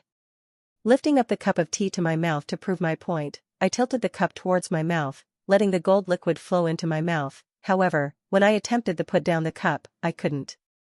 Ruby was holding the cup to my mouth with a grin on her face. Hot. Overpowering Ruby, I put the cup down, but the damage was already done. With my tongue burning in pain, I rushed to the bathroom sink and covered my tongue in water, but that just made it worse. Further adding to my situation, I could hear someone breaking down in laughter back in the living room. With my tongue still writhing in pain, I rushed back to the living room, grabbed Ruby's cup of tea, and raised it to her mouth. "Open your mouth." However, Ruby teleported back 5 meters away from me and ran for her room before frantically shutting and locking the sliding door. While washing my tongue in the sink for the next hour, I could hear the constant bangs against the door and laughter from the other room. When I woke the next day, I didn't even bother to eat breakfast, as the tea had burned all my taste buds off. Everything was tasteless. While glaring at Ruby, who was comfortably gathering food, I also saw Irene and Zach, who were completely healed, walking towards the table. Sitting down next to me, Zach exclaimed, "Last day, guys, I'll really meet Dash." "Don't lie, Zach, you won't miss Ren." "Wait, really, I will, IAC Dash." "Shut it, please." After I silenced Zach, Ruby also sat down beside us before saying, "Zach, don't listen to him, Ren can put up with you for one more day." "Isn't that right, Ren?" Ignoring Ruby, I got up from the table and headed to the luxury bus outside that had just arrived. Entering the luxury bus, I made my way through the empty seats and to my section, where an exquisite gift basket full of various expensive candies, chips, and beverages sat, with an attachment that said, "From the Museum of Magical Artifacts." My taste buds. Even though I had technically done no work to prevent the museum from being robbed on the outside, I had literally defended their subspace from being robbed by the jinns and taken care of 11 of them. Of course, I had stolen the subspace instead, but who would you rather have stolen from you? A bunch of jinns with evil ulterior motives, or an innocent student like me? Surely, I was entitled to have part of this gift basket. Would Irene really let me take anything in the gift basket? Imagining Irene slapping away my hands every time I attempted to reach for a snack, I realized that there was no way in hell she would let me within a 10-meter radius of the gift basket. Well, if there was a gift basket, to begin with. Grabbing the gift basket from our section, I put it between my arms and strolled to the bus's exit like nothing had ever happened. You know, even though it was my choice to work in the shadows where no one would notice me, some recognition was nice. Walking down the bus stairs, I noticed Alia at the entrance alone, blocking my exit route. In the awkward situation where one had to move first, I decided to be the rude one as I started walking down the bus stairs, forcing Alia to move out of the way. No matter how much I concealed the gift basket, the vibrant colors of the candy stood out, so Alia inevitably saw it as I descended down the stairs. Seeing the handwritten note on the gift basket, Alia turned and stared at me. Even though I didn't have to say anything, I felt compelled to give an excuse as her gaze locked onto me. "I'm going to share it with the others. If you're innocent, you have nothing to hide." I think she might be worse than Ruby. What does that even mean? Ignoring her, I exited the bus and was going to walk to the luggage compartment to store the gift basket, but Alia just stood there outside the bus, staring at me. Then, as I slowly walked towards the cafeteria, glancing behind me to see if Alia was still watching, the worst possible thing happened. Ruby walked out of the hotel doors, stared at me for a moment, adjusted her gaze to the large gift basket hidden between my arms, and grinned before asking me, "Oh, and what might that be, Ren?" Employing my overly sarcastic tone, I replied, "Oh, you'll never believe it. The museum we saved earlier kindly decided to gift us a basket full of treats." Copying my tone, Ruby responded, "Oh really? How kind and respectful of them. Were you just about to inform us of this kind and amazing present? Of course. I thought this treat would go perfectly with our breakfast. Walking up to me, Ruby examined the gift basket before grabbing it from my arms. Looking at the gift basket, now her hands, I whispered. You know, you're an asshole, right? Are you sure? It sounds like you're projecting. To make things even worse, at that moment, both Zach and Irene walked out of the hotel, seeing us and Alia near the bus. Getting on her tippy toes, Ruby whispered directly into my ears. Don't worry, we'll give you the candy you deserve. Just say none. After the gift basket tragedy, I re-entered the bus, brushed past Alia, and sat back down in my section. Who even cares about some stupid treats? I'm rich now, I can get them anytime I want. The bus trip back went relatively well. Both Zach and Irene were exhausted from yesterday's treatments, so they didn't talk. And every time Ruby tried to make conversation, I glared at her with the utmost contempt. Drinking water, which was the only thing I could have with my taste buds burned to crisp, I stared out the window and finally saw the familiar city of the academy. Crossing the bridge, I picked up my phone and texted Raven. Ren, I'll be coming by today. Raven, oh, so now, you decide to warn me? What changed? Ren, don't worry about it. Raven, you say that knowing damn well, that just makes me worry more. Ren? Like, what do you want me to do about it? Raven, you're just going to say no to whatever I suggest, aren't you? Ren, of course not, a good boss always listens to their employees. Raven, be more specific, don't just say vague things and expect dash. Ren, no can do. It's a good thing you're a co-owner and not an employee. Putting down my phone, I exited the bus behind Ruby and immediately headed to the academy gate to exit. After taking a train to the outskirts of town and entering the seemingly abandoned warehouse that we called our headquarters, I saw Raven sitting down, working on drawing more circles. You're not good at hiding at all, are you? Whatever do you mean, boss? As someone who had to fake doing schoolwork for my parents, I knew exactly what to look for. And with my enhanced eyesight, finding the clues was just easier. You started working as soon as I texted you, didn't you? No. Your pencil has barely been touched, and there are only 3 papers beside you. I'm a slow writer. Recalling how I had made similar excuses in the past, I gave Raven a break and headed to the back of the room where the painting was hung on the wall. What the hell are you doing now, boss? Wasting no time, I jumped into the painting, ignoring Raven screaming behind me. I felt my surroundings distort before stabilizing to reveal the area of my previous fight. Using my eyesight, I examined the entire room before finding some faint scrape marks on the floor. Following the scrape marks, I saw the test subject I had left behind in the fight lying face down on the floor.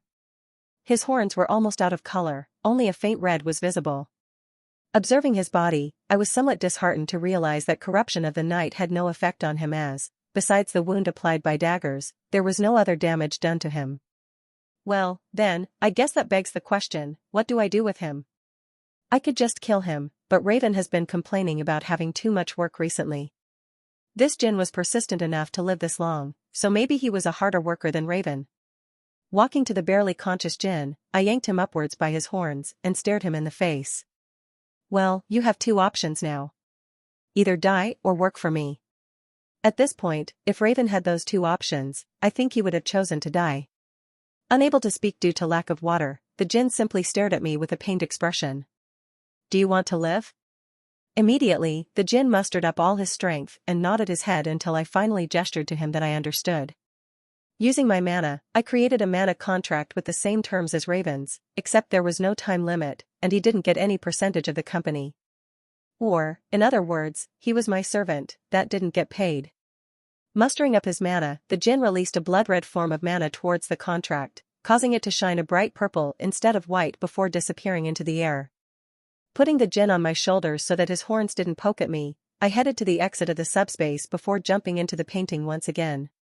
Right in front of the painting stood a bewildered Raven examining it. Then, his expression soured as he noticed me, and our new guest. Without giving any time for Raven to speak or even react, I said, "Meet your new assistant." Leading the Jinn to the kitchen, I immediately gave him water and food. Usually, you're not supposed to eat this much after not eating for a while, but he was a Jinn, so it didn't affect him. As the djinn loudly gulped down the water and food, Raven hesitantly walked toward the kitchen before quietly whispering in my ear. "But, he's a djinn. So? Aren't you evil too? You've been scamming people in the black market for ages without any regrets. How are you different from him?" "The horns, maybe that's how we're different." "How is scamming even comparable to killing, boss?" Patting Raven on the shoulder, I responded. "You'll get over it."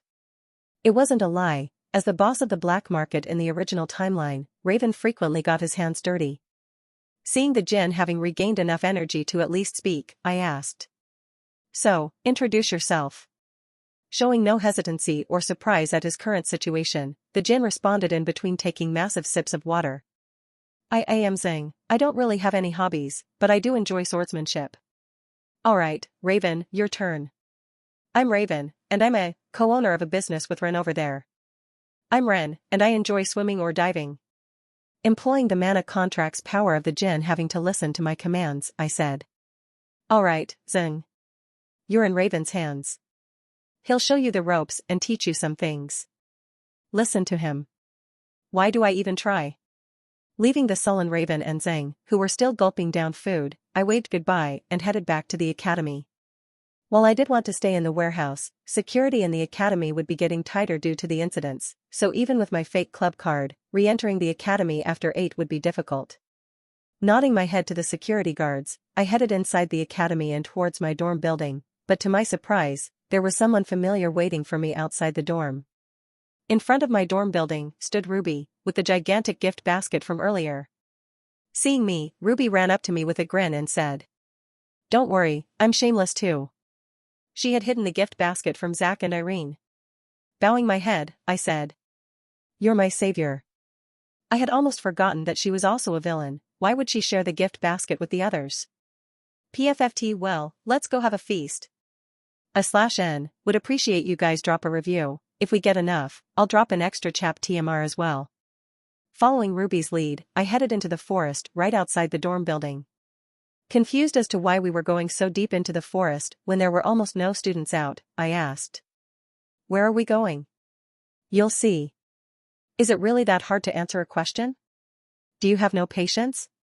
Sighing, I tried to use my eyes to peer through the darkness and see the end of the path, only to realize that we weren't actually taking a path. "We're not lost, are we?" Smirking, Ruby didn't answer my question but instead fastened her pace, taking seemingly random turns every 20 steps. Realizing that the ground below me was actually tilting uphill instead of being flat, I looked up and realized that she was leading me up one of the tallest hills in the forest. Reaching the peak of the hill, Ruby abruptly sat down before immediately opening the gift basket, letting all the sweets spill out. Taking a seat across from her, I grabbed one of the orange-looking beverages that resembled Fanta from Earth and admired the view of the forest. The sound of birds chirping while flying through the sky, the green vines stretching all the way from the top of the tree to the bottom, and the moonlight shining down on certain spots of the forest created a perfect balance of light and dark. Snapping me out of my thoughts, Ruby's voice spoke from my left. "What are planning for the school festival?" "Ah, yes, the school festival." Unlike the previous events, I was not required to do anything, as the primary reason this event was held was to introduce Ren's father to Liam, which Lily would have no qualms with. Featuring a variety of events, the school held the festival to prove to the world that Celestial Academy was the best, as the top students from other schools in the human realm would compete against ours. After this week's break, the competing students from the other academies would temporarily join our class, but besides a few disputes among students, there was nothing special about it.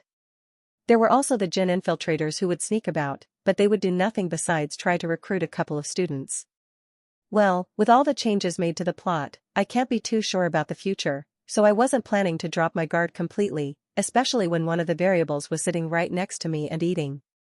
Responding to Ruby, I said, "Nothing much, what about you?"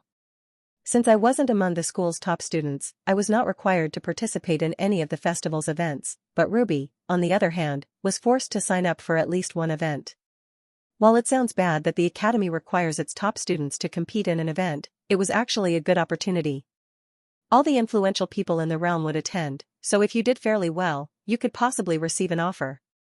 One such case is Liam, who wins multiple events, leading him to gain the recognition of Ren's father. I haven't decided on an event yet. Are you planning to go to the tryouts? If you were outside the top 10, there was still a possibility that could compete if you did well enough in the team tryouts, but the tryouts were insanely intense as the academy wanted to filter out the unworthy students. Vehemently shaking my head, I basked in the sweet beverage that somehow tasted exactly like Fanta before grabbing another candy, which resembled Kit Kats from my world. Wait. Looking at the entire gift basket, I noticed that every single treat in there resembled a snack from my own world, with there being root beer, Skittles, and even Starburst. Was this Lily's doing? Creating a candy company would be a decent way to make money. Feeling the sugar high from all the treats I had eaten, I stood up and aimlessly walked around the small clearing we were sitting in. Eating a candy that resembled a Hershey's chocolate bar, Ruby silently stared at the ocean through the gaps in the trees. If I had to say, the main reason why Ruby and I got along so well is that we both had secrets that we refused to share with anyone else in the world. So, silent times like this were common, as neither of us wanted to talk too much, inadvertently revealing our secrets. The other times we talked, our words were full of sarcasm and jokes, as neither of us wanted to be honest or real with each other. That's why I didn't spend too much time around Ruby, as getting too close to her would cause me to drop my guard and be less cautious when speaking. In all honesty, I think that we both knew that this relationship was a ticking time bomb, as a relationship built on lies, deceit, and fake lives would never last for long. However, the time before the bomb exploded would be fun, at least. Before the training camp, I had forced myself to believe that all the relationships I was making were fake and would end whenever I returned to Earth, so I really didn't care too much about what happened. Now that I had a different perspective, I could more clearly examine my relationships with people around me and realize that basically every relationship I had contained some kind of problem. Han and Jean only hung out with me because they knew the original Ren, and my relationship with Ruby could end at any time. Raven was only there because I had the power of the mana contract over him, and in the first place, I only met him because of my knowledge from the book. Everyone else in the world hated or had no opinion of me. I had spent maybe 2 months in this world, but besides my power, I had nothing at all to show for it. Ignoring this problem had been so much easier when I had been determined to get back to Earth, as these people would all disappear soon enough, so what was the point in having a good relationship with them? With the doubts about my return to Earth creeping in, I guess I had started to see the people around me as more than book characters, actual human beings with souls. Ending the silence, I waved my hands and said, "Well, I'll see you later then, thanks for the treat." Standing up, Ruby grabbed the remainder of the gift basket while I departed from the clearing and made my way back to my dorm building. On the way back, I saw a crowd of students gathering at the entrance, which was weird for this time. Curious, I made my way to the back of the crowd before using my eyes to peer through the gaps and see what everyone was so interested in. Midterm grades. #1, Liam. #2, Kevin. #3, Alia. #4, Lily. #9, Irene. #10, Scarlett. #199, Ren. Well, good enough, I guess. The next week of break passed slowly. Realizing that all relationships were meaningless or built on lies, I was less inclined to hang out with the people around me, leading me to seclude myself. It's ironic that when I started to recognize that the people around me were actually people with souls, I hung out with them less than when I saw them as book characters. Ignoring the text messages on my phone, I dedicated all of my time to training, as that was the only thing that brought me some solace and distracted me from everything. That training allowed me to take the next step in mastering the Eclipse Blade, as I realized that I hadn't yet mastered the third movement. The third movement allowed me to create a shadow cage and, as I later learned, to manipulate my corruption of the night as a whole. Combining corruption of the night with the mana in my body, I could create actual physical objects like daggers, swords, and even a bow. I didn't yet have enough corruption of the night to create a bow and an arrow simultaneously, though, so that was useless for now. The quality of the daggers I created with corruption of the night far surpassed that of my normal daggers. However, creating them would require a lot of mana and use a lot of corruption. That also led me to the realization that, just as I could gain corruption, it could also be lost when I manifested items or shadow cages when using it. I was glad to realize that elemental slashes didn't make me lose corruption of the night, though.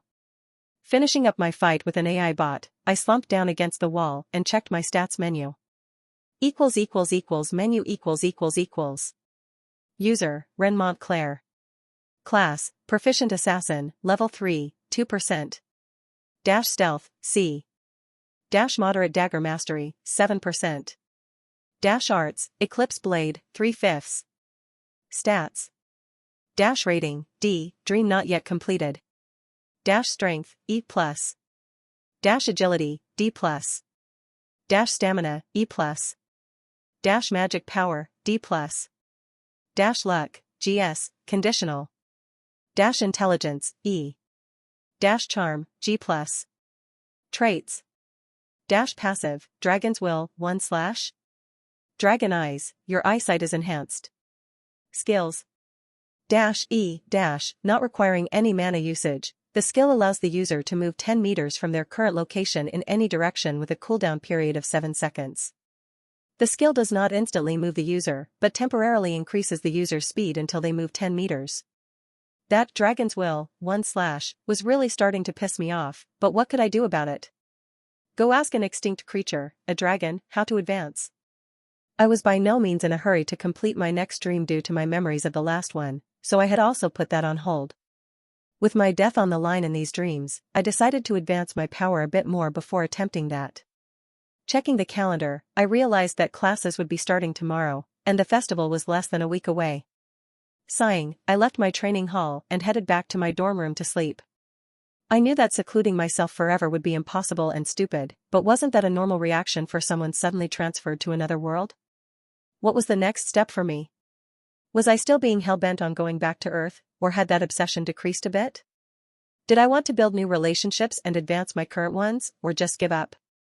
There was only one question I could confidently answer: do I want to continue maintaining the plot, or should I just let Lily do what she wants? I wanted to maintain the plot and keep the world from being destroyed. Lying down on my bed, the thought suddenly came to me. Is this what people call a midlife crisis? No, I'm too young for that, aren't I?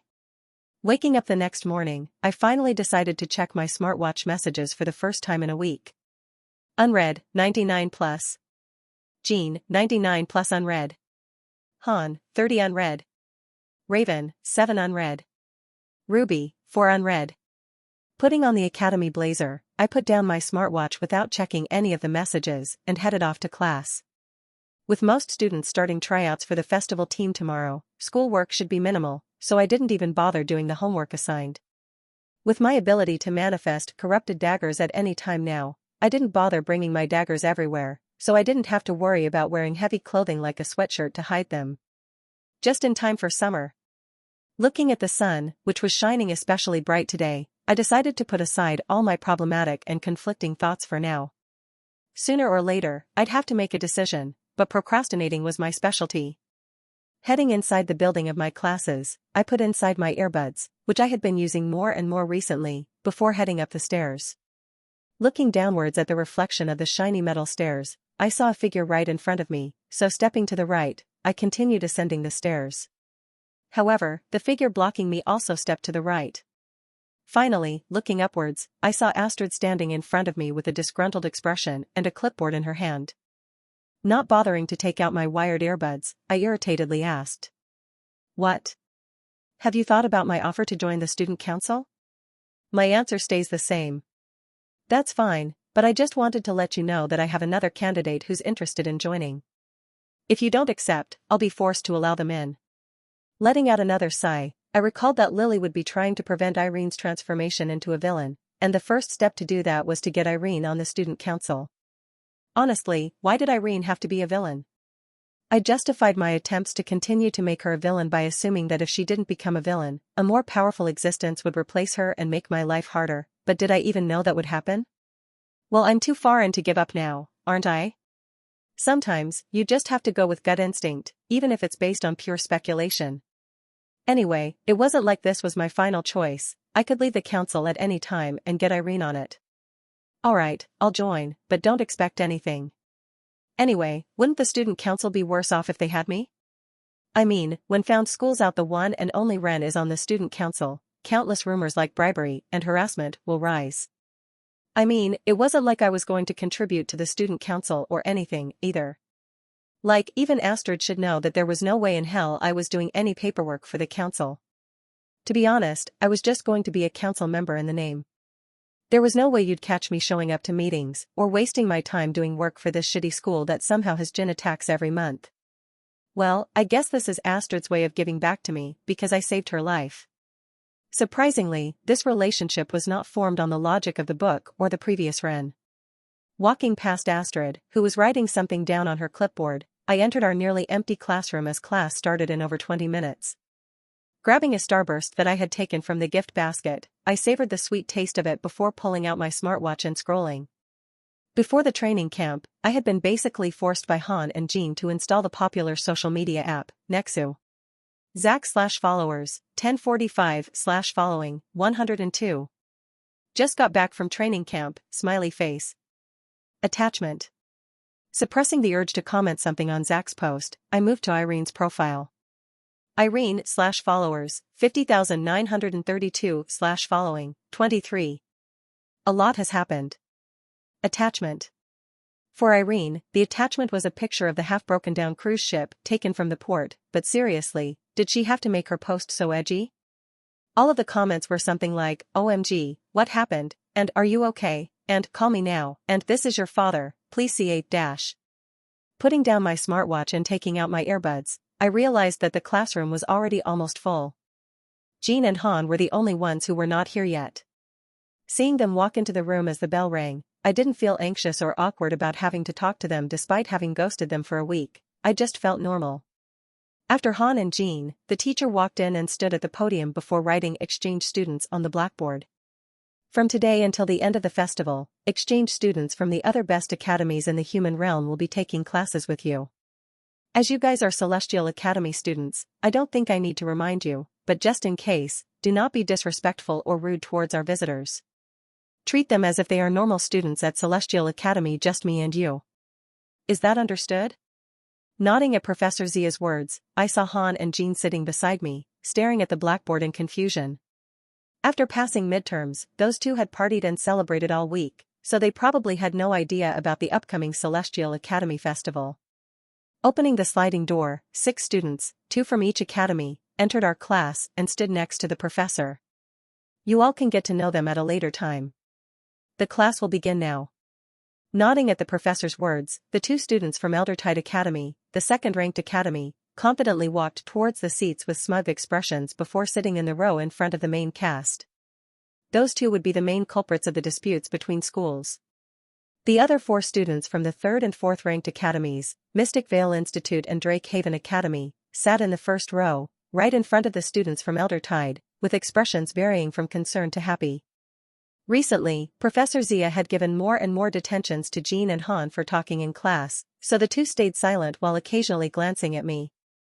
Hiding the wire of my earbud under my blazer, I put in one earbud and zoned out while staring out the window, where the cherry blossom trees were now light green. Unlike Earth, there were no climate change or environmental issues, so nature was beautiful almost everywhere, and the colors of everything were so vibrant. Feeling a tap on my shoulders, I saw almost the entire class, alongside Professor Zia, staring at me. I just had to be called on right now, didn't I? Well, I guess it is a third-rate villain's job to appear as stupid and shameless to everyone. Turning down the volume of my earbuds, I immediately heard Professor Zia speak. Ren, once again, answer the question on the board. Or were you not paying attention to my lesson?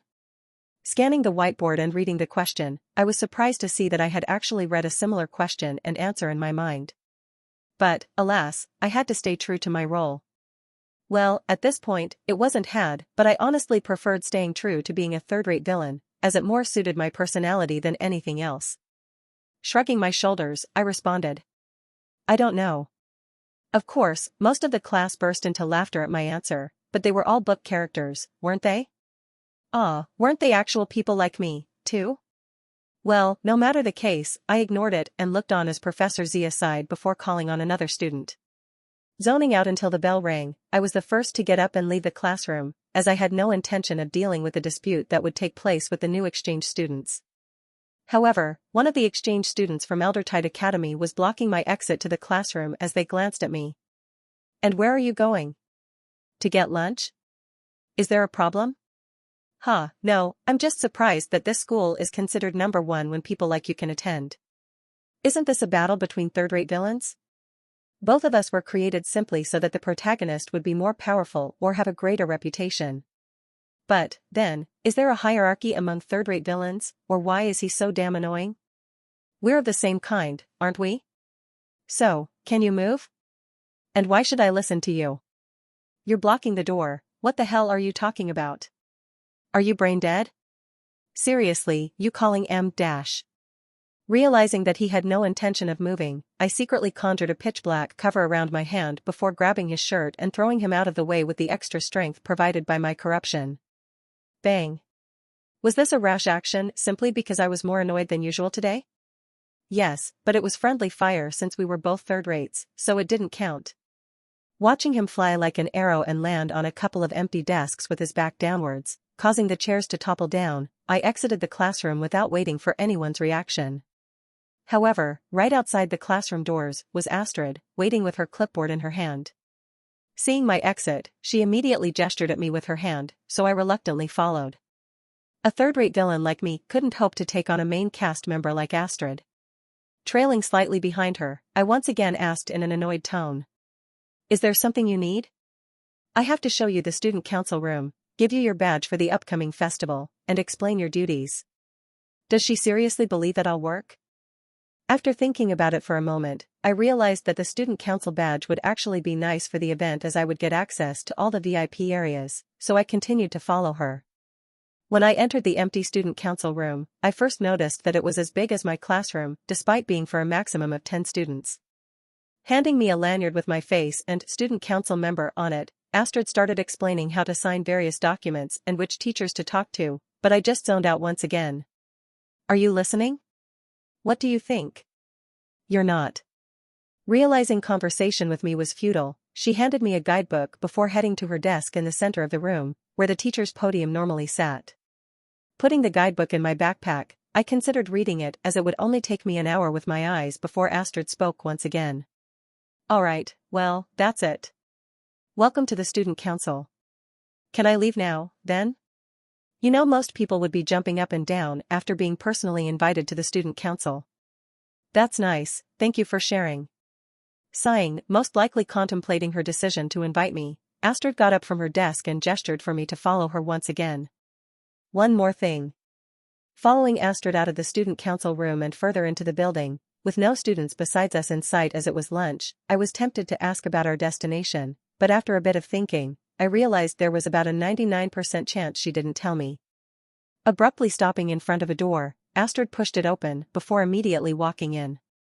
Staying outside the room, I peered in, noticing that the room was a janitor's closet as it solely consisted of brooms, mops, and tissues. My previous calm and indifferent attitude immediately transformed as I stared into the small room, devoid of any light, where Astrid was waiting for me inside. Looking at me hesitantly standing outside the small room, Astrid scoffed before grabbing my arm and pulling me inside, letting the door slam shut. Not giving me any time to create a misunderstanding, Astrid immediately pulled out her phone and held it up to my face. The picture showed a circle with a full black X that had 2 red horns protruding out of the top. Legs were added to the bottom of the X, making it seem like a human, and the rest of the outer edges of the circle were dark red.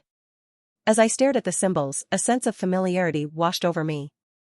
Recalling the djinns I had fought with Astrid at the nightclub, I remembered that the cloaks I had taken from them, which were currently stored in my room, had that same exact symbol. Recognize it? Seeing me nod my head at her question, Astrid continued. I've received intel that their organization has something planned for the upcoming festival. With the book never mentioning anything about their initial attack at the nightclub or anything at all about the organization Astrid was talking about, I could neither confirm nor deny her words, so I simply nodded. If they were to attack, that could be a huge problem for Lily and my goals. Recognizing our situation, I was confused to realize that Astrid had probably brought me here to ask me to help her prevent this organization's attacks. Why me? Don't you have your family or the academy? With the position of student council president, she must have thousands of powerful people who would be willing to help her, and that wasn't even including her family, which was a force of its own. Shaking her head, Astrid responded. No. I can't mention this to them. Was it because it would reveal her part-time job in singing? Did she really care more about keeping her singer identity a secret than preventing the academy from being attacked? Well, it's not like I have anything better to do. Alright, I'll help, but you'll need to give me more information. They're called the Xylo Syndicate, and their main goal is to overthrow the High Dominion and the Empire as a whole. So, another revolution organization? Nodding my head, I prompted Astrid to continue, however. Besides that, not much is known about them. What kind of lazy source is feeding her this information? They know of the Xylo's plan to attack, but nothing else? Well, I guess we have to get the information ourselves. I have their cloaks in my room, we can use them.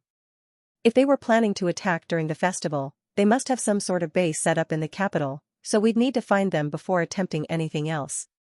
Nodding her head, Astrid pulled something out of her pocket and handed it to me. From now until the start of the Celestial Festival, Ren is excused from attending all classes due to critical matters that require his participation. Astrid, Celestial Academy Student Council President. Grabbing the slip out of her hands with a smile, I asked. What's the plan? Surely, she didn't come to me, hoping I could pull some plan out of my ass and have it magically work. Today night, we'll depart from the academy and ask around the city for clues on their hideout. Once we discover their hideout, we infiltrate using the cloaks and find out their primary objective.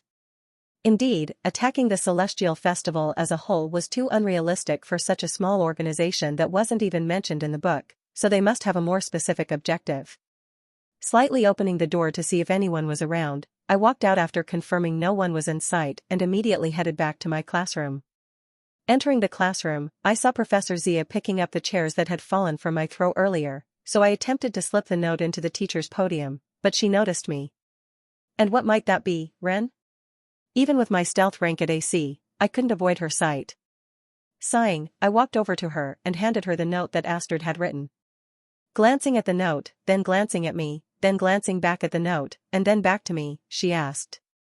If I were to call to confirm the authenticity of this note, I would receive a positive answer, right? Did she really have that little trust in me? Nodding my head, I patiently awaited her to pull out her smartwatch and call the office, but to my surprise, she just grabbed the note and put it in her pocket. Well then, you're free to go. After a second, I regained my composure and picked up a single chair and set it up before walking to the door, but as I exited the classroom, Professor Zia's voice sounded once again. Be careful, I can't have any of my students dying on me. Yeah. What kind of teacher says that to their students? Clearly, she's jinxing me. Does she want me to die? Going back to my room, I packed up the 2 cloaks and my daggers, before immediately heading to the academy's mana gate. A bow and arrow would be quite useful, wouldn't it? I had some corruption farming to do. Setting the mana gate destination to a town on the outskirts of the kingdom, I walked through, immediately adjusting my surroundings to a nice village with no insanely decorated buildings but instead nice 2-story cottages. Since it was daytime, the adults were all at work, and the students were at school, so I enjoyed the serenity of it all for a moment before making my way towards a nearby forest. Channeling my corruption and mana, I manifested 2 pitch-black curved daggers in both of my hands. Each dagger seemed to have been created by darkness itself, as their surface was smooth, glossy black, devoid of any reflections or imperfections.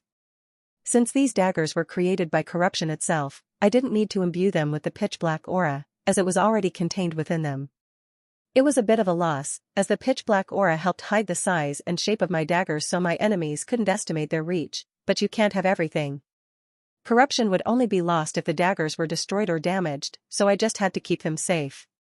Peering through the gaps in between the trees, I quickly found a horde of deer-rank goblins hunting for food about 3 miles away from my current location. Wasting no time, I dispersed my 2 corrupted daggers and sprinted toward the clearing without any attempt to be silent. As I neared the goblin camp, my existence was already known, as dozens had already gathered at the front with spears in their hands. Well, the more the merrier. Pulling out my standard daggers, I threw them at the 2 goblins at the front before activating the dash and dashing right into the center of the camp. Those 2 kills wouldn't count for corruption as they weren't embedded with the aura, but I needed some distraction to get to the center of the camp. Creating the 2 pitch-black daggers once again, I chipped at my hands before using all of my remaining mana to create a shadow cage. While it was risky, as if the cage was damaged by the goblins, I would lose corruption, the benefits were far too good to pass up on. As a pure blue slowly enveloped me and the remaining goblins before turning pitch black after it was at full size, the light slowly disappeared until there was none. Putting on my cloak artifact, I felt a surge of power envelope me as I stared around to see that most of the goblins were running around chaotically as they could no longer see. Swish. Swish. Swish. Switching from goblin to goblin, I silently stalked my target until I found the perfect moment, then lunged at them with my dagger already directly aligned with their fatal organ. As fast as this process was currently, imagining how much easier I could do all of this bow almost made me drool. Wait, don't I have enough already? Feeling a surge of corruption flood into my daggers, I dismissed the 2 daggers, before manifesting a single bow and arrow. Made of pure darkness, the entire recurve bow appeared in my hands. Colored a lustrous black as even the normally white strings were pure black, the limbs of the bow curved gracefully towards me, almost poking me in the face. Placing the single night black arrow in my hand, I effortlessly pulled the bow's soft elastic string back and knocked the arrow. From the goblin's perspective, I doubted the bow could even be seen, as the darkness of the shadow cage perfectly complemented its color. Releasing the string, I watched as the arrow gracefully flew through the air like a hawk gliding towards its prey. Zing. Having perfectly calculated the goblin's approximate location with my eyes, the arrow was right on the mark as it pierced all the way through the goblin's body, showing its perfection.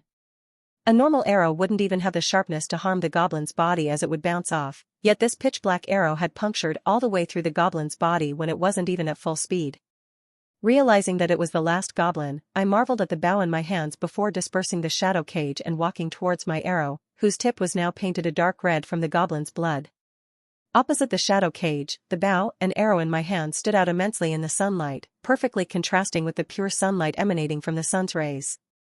Staring at the countless goblin corpses in front of me, I sighed as I realized that all I could conjure with my bow for now was a single arrow. Although I hadn't realized it at first, gaining corruption was getting tougher and tougher every time I killed something. Dismissing my bow, I took the mana gate back to the academy before heading to the front gates, where Astrid was waiting for me. Staring at the wounds on my hands that I had forgotten to clean, Astrid confusedly asked. "What were you doing?" "Farming." "Like plants or crops? You think I enjoy planting things in my free time?" "You literally said farming is what you were doing. You think it's more plausible that I enjoy farming than the possibility of me lying to you? Why would you lie about that, though?" Shrugging my shoulders at Astrid's question, I walked past her and onto the bridge that led to the capital city. Using my eyes to peer into the city, I realized that it actually bustling with people, despite it being almost 9, as visitors from other areas in the realm had already arrived in preparation for the celestial festival. Turning to face Astrid, who was trailing behind me, I asked. "How exactly do you plan to question people?" "I'd assume they would put their headquarters in a rundown area to avoid attention, so we can pay beggars or shop owners for information about recent suspicious activities in the poorer areas of town. Sorry to break it to you, but I'm dead broke." Giving me a deadpan stare, Astrid sighed before replying. "It's from my own money." "Wow, quite the selfless person we have here, using your own money. Are you taking this seriously?" "I can find someone else." Stepping off the bridge and into the bustling capital city, I smirked while responding. "Bit late for that now, no?" Walking past the countless shops that were decorated with banners that said, "Celestial Academy is number 1, or Go Celestial Academy," we continued to head deeper into the city. Recognizing the cake shop where I had first met Raven, I signaled to Astrid that we had entered the slums. Astrid probably chose me for the job because she knew I had experience with and knowledge about the slums of the capital from when I brought her to the headquarters. Waiting outside the cake shop, I watched as Astrid entered the shop and walked to the owner to ask some questions. A couple of seconds later, she walked out of the shop. "Nothing." Following her lead, we went deeper and deeper into the city, seeing rats crawling around and drunken people fighting occasionally. After another hour stopping every 20 or so feet to ask questions to people yielded no information whatsoever, I stopped Astrid. "Let's try again tomorrow, there might be different people around." While it was true that more asking around today would be useless, I had also noticed signs of people following us through the reflection in the apartment glasses. Calling these stalkers out now would be rash as there was the slight possibility that our followers were part of the organization we were trying to track. If they got away after we confronted them and notified the organization of our activities, the infiltration would be impossible, and we would have to create a whole new plan. Right now, they couldn't know that we were specifically looking for them, so there was no harm in letting them be. However, if they were also following us tomorrow, we would be forced to act. Two Celestial Academy students looking for information in the slums of the capital for 2 days straight would be far too suspicious to any evil organization. Seeing Astrid nod her head at my words, I stared awaiting her further instructions, but she just stayed silent and stared back at me. Tapping me on the shoulder, Astrid asked, "Well, what are you waiting for? Is it really a secret headquarters if everyone already knows about it?" Taking a detour back to the bustling area of the city, I walked aimlessly until I was sure no prying eyes were tracking us. Using a different route with some unnecessary loops, I added to be careful. We finally arrived back at the abandoned building. Standing in front of the headquarters building, I turned to Astrid and said, "Wait, here for a moment." I entered by slightly opening the doors, ensuring that Astrid couldn't see inside, before immediately closing the door behind me.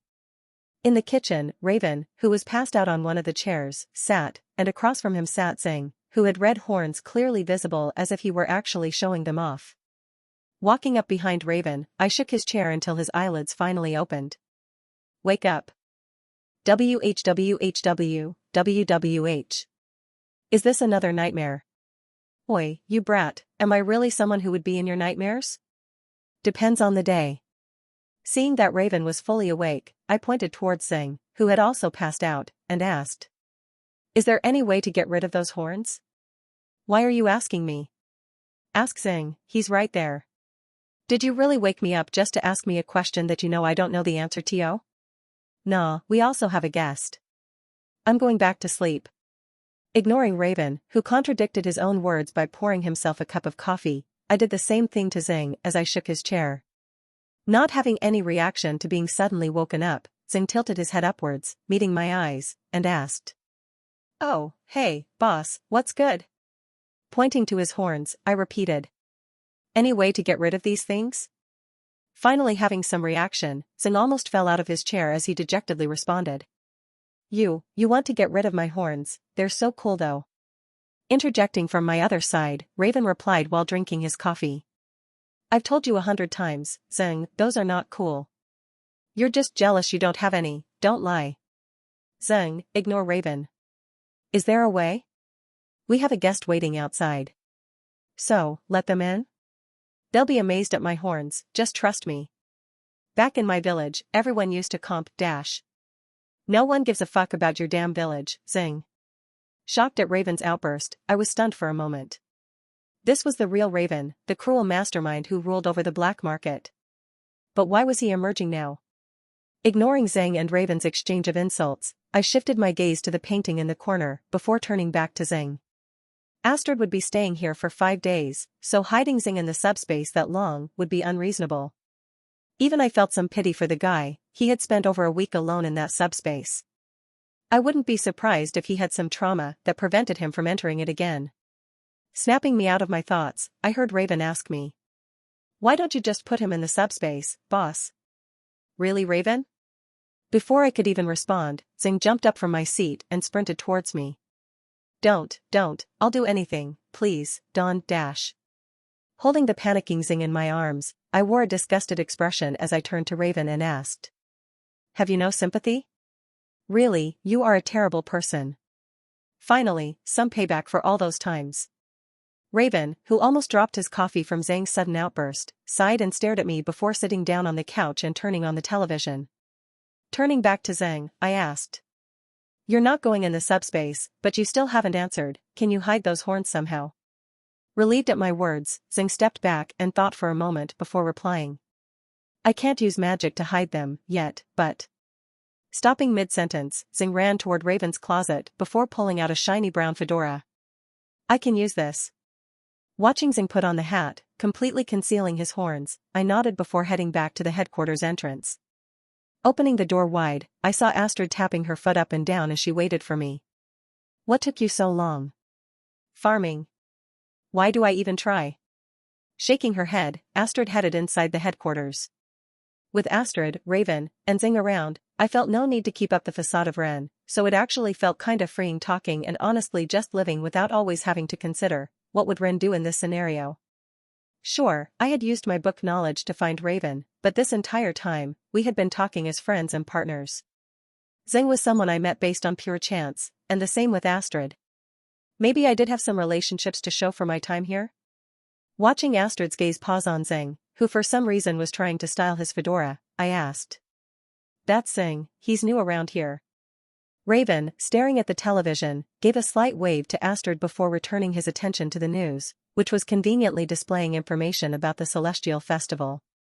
On the other hand, Zing continued to stare at himself in the mirror while occasionally muttering things like, is this better? No, I look better like this. Shaking my head, I let my thoughts leak out as I said. What terrible kids I have raised. Can't agree less. Finding an empty couch, Astrid sat down and also started watching the news, leaving me alone with Zing. Hey, boss, how does this lube dash? Scratching my head, I considered spending the night in the subspace before sitting down on the couch next to Raven. After a while, the exhaustion started to kick in, so I went to the corner of the headquarters, which I had turned into my own bedroom, and fell asleep. Waking up the next day, I saw the television was still somehow on, so I turned and saw Raven staring blankly at the screen with 3 cups of coffee on the ground. On the other couch was Astrid, who somehow fell asleep despite the loud television being right next to her. Zing had fallen asleep on the kitchen chair, so his fedora was hanging downwards, revealing part of his horns. Readjusting the fedora on Zing, I poured myself a cup of coffee and added sugar before manifesting a pitch-black stir to mix them. Corruption of the night was actually quite useful in day-to-day life. Taking a sip, I noticed that Astrid had just woken up. She was stretching her hands while getting off the couch. Snapping Raven out of his barely conscious daze, I tapped him on the shoulder and asked. Any suspicious activity in the area recently? While Raven didn't leave the headquarters much anymore, as he had already hired people to sell the healing scrolls, it was possible that he knew something. Ignoring my question, Raven continued to stare silently at the television, which was currently displaying an advertisement, like a zombie. Reading my thoughts, Astrid grabbed the remote and turned off the television. However, Raven continued to stare into the blank screen, which was just reflecting himself now. Sighing, I pushed Raven down on the couch, forcing him to lie down and close his eyes, before heading to Zing. Trying my best not to knock off his fedora, I shook his chair a bit before he finally opened his eyes. You're coming with us today. It had been 4 days since we started investigating the slums, yet we didn't even have a single bit of information. Astrid and I were tired, and the festival was tomorrow, so we needed all the help we could get. An extra pair of hands and eyes would be nice for investigating. Tapping his fedora with his right hand, Zing simply smiled and took a bite of the cold toast that was on the table. Anything but that painting. Before reconvening with Astrid, who had put back on the television, I pulled Zing aside for a moment. If I tap you, follow me and be ready to fight, no questions asked. Just so you know, I'll have to reveal my horns to fight. That's fine. After putting a blanket over the sleeping Raven, who was shivering because the windows were open, I walked up to Astrid with Zing behind me. Just like that, the 3 of us exited the warehouse, leaving Raven slumped down on the couch. A third-rate villain, a main cast member, and a random-ass djinn, just what kind of team were we? Turning to the djinn, who was a former villain organization member, I asked. Hey, Zing, hypothetically, if you were a djinn, where would you put your hideout? Stopping mid-strut, Zing turned to me confused. What do you mean if? Wait, I see what you're doing, boss. Haha. If I were a djinn, I would hide it in plain sight, somewhere so obvious that no one would think to look there. Proud of himself for catching on to my obvious hint to conceal his djinn identity, Zen grinned while once again tapping the top of his fedora like a businessman. Where do you find these guys, Ren? Pointing to Zhang, I replied. I found that one in a painting, and Raven was an interesting one. Looking me dead in the eyes, Astrid asked. In a painting? That's really the best thing you could come up with? Well, I found you in a nightclub, so I wouldn't be talking if I were you. For the next 2 hours, the 3 of us walked around, occasionally stopping to question people and shop owners, but yet again, this yielded no information, as we were right back where we started. There was one hint, though. Waiting outside the original cake shop for Astrid, who was once again questioning the owner, I looked into windows and examined the reflection before finding 2 shady figures in the nearby alleyway simply staring at us. Tapping Zing on the shoulder, I immediately activated the dash's usage period before using it a split second later. Appearing in the alley with Zing only a few feet behind me, I manifested my 2 midnight black daggers while taking out my standard ones. Throwing my standard daggers like shurikens at the stalkers, who had noticed my presence, I blocked off their exit route for a second, preventing them from leaving. Then, a second later, Zing appeared on the other side of the alleyway, his bright red horns glistening in the sun. Now cornered by Zing and me, the masked stalkers abandoned all pretenses of escaping and stood still. In the hands of one of the stalkers, a sword manifested, exactly like how my corruption of the night worked. The blood-red sword in his hands perfectly matched the color of Zing's horns, and similar to a katana, the sword was thin yet fatally sharp. The other simply pulled out a standard broadsword and slung it around his shoulder, like he was expecting that he would not need to participate in the battle. Even as a villain, someone who is naturally very cautious and distrusts everyone, the broadsword stalker still had so much confidence in his teammate. Not wasting any more time, I sprinted toward the biggest threat in the battle, while Zing went for the broadsword individual. Swinging my corrupted daggers at the air, I sent an elemental slash right at the stalker, but he met the slash right on, instantly mitigating it with his blood-red sword. Continuing my charge, I thrust my right dagger right at his stomach. However, he sidestepped to the right, avoiding the attack, and at the same time, he swung his sword right at me. Ready for his counterattack, I tapped my right eye, instantly slowing my perception of time and allowing me to avoid the sword as it whizzed right past me narrowly. With time still slowed and my mana almost drained, I stepped back and sent another elemental slash right at his barely moving figure. Not waiting for the outcome, I dispersed my two black daggers and conjured my slender curved bow and glossy black arrow. Surprised by my sudden movement and the elemental slash barreling towards him, the stalker didn't have time to raise his sword, so he stepped to the right. Whiz. Like clockwork, the arrow pierced right through his body, going even further before hitting and even partly puncturing the brick wall. Turning to Zing, who held the unconscious body of the other stalker in his hands, I gestured for him to put it down before heading to the blood-red sword that was somehow still shining. It felt like I was drawn to it. My body naturally started to move towards it until, finally, my hand was about a centimeter away from the hilt of the sword. Like a magnet to metal, I couldn't stop my hand as it drew closer and closer until my fingers wrapped around the hilt of the sword. Picking up the blood-red sword, I held it in my hands, but every second I held it, more and more fatigue flooded into my body, causing me to drop the pitch-black arrow in my hands. Even though I knew it was dangerous, I just couldn't put it down. My fingers were glued to the hilt of the sword, no matter how hard I forced them to let it go. Just then, I felt a slight decrease in the force connecting my fingers to the hilt of the sword, so I immediately yanked my hand away, causing me to fall back onto the floor. Looking upwards, I saw Zing holding the blood-red sword while staring at me with a concerned face. Feeling the fatigue disappear, I immediately grabbed my standard daggers off the ground and stood up while staring at Zing. "How do you feel?" "B-boss, I saw you falling while holding the sword, so I just wanted to H-dash. That's not important, tell me how you feel." "I feel completely normal, why were wide dash?" "Are you sure?" Hearing the seriousness in my tone, Zing didn't dare joke around as he responded. "Yes." "Put down the sword." Not wanting to take any chances, I watched Zing carefully place the crimson-red sword onto the ground before backing away slowly. Walking towards the sword, I dispersed the bow and arrow, which were slightly damaged, resulting in a loss of corruption, before manifesting a pure black duffel bag. Nodding to Zing, I watched him pick up the sword and carefully place it in the duffel bag. Zipping up the duffel bag, I ensured that there were no side effects before slinging the bag around my shoulders and walking back towards the cake shop. Following me with the unconscious stalker in his hands, Zing asked, "What was all of that, boss?" "I didn't know you could shoot a bow and arrow, also that duffel bag, where did it come from? I mean, the color on it is just so perfect. Can you tell me where you bow dash?" Raising my hand, I silenced Zing and put his fedora back on him before gesturing to Astrid, who was awkwardly standing in front of the cake shop. With Astrid following us back into the alley, I explained.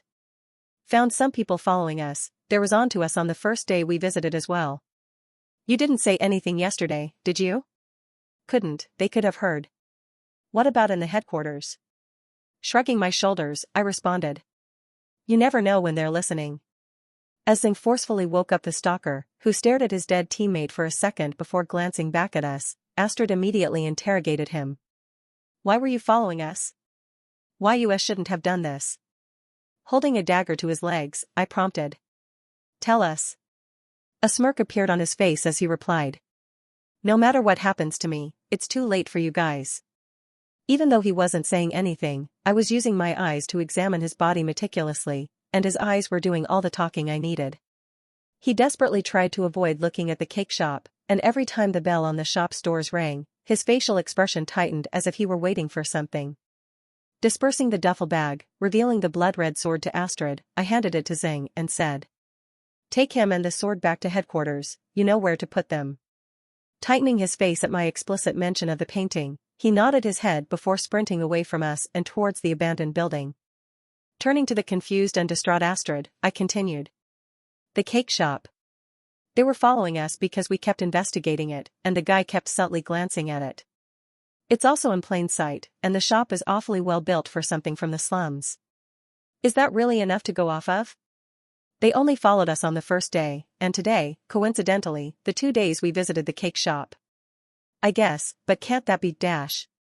Well, we don't have anything else, and the festival starts tomorrow. I guess so. After I internally thanked Astrid for basically ignoring the blood-red sword so I wouldn't have to make up something, the two of us entered the cake shop. When I entered the cake shop, the sweet aroma of the countless pastries immediately flooded my nose, leading me to inadvertently glance at the variety of cakes contained in the display cases.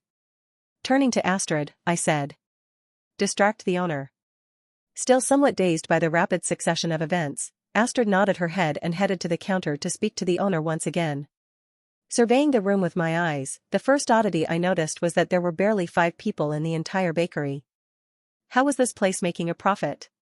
The 5 people seemed to be regular civilians as they simply ate their cakes while reading the newspaper.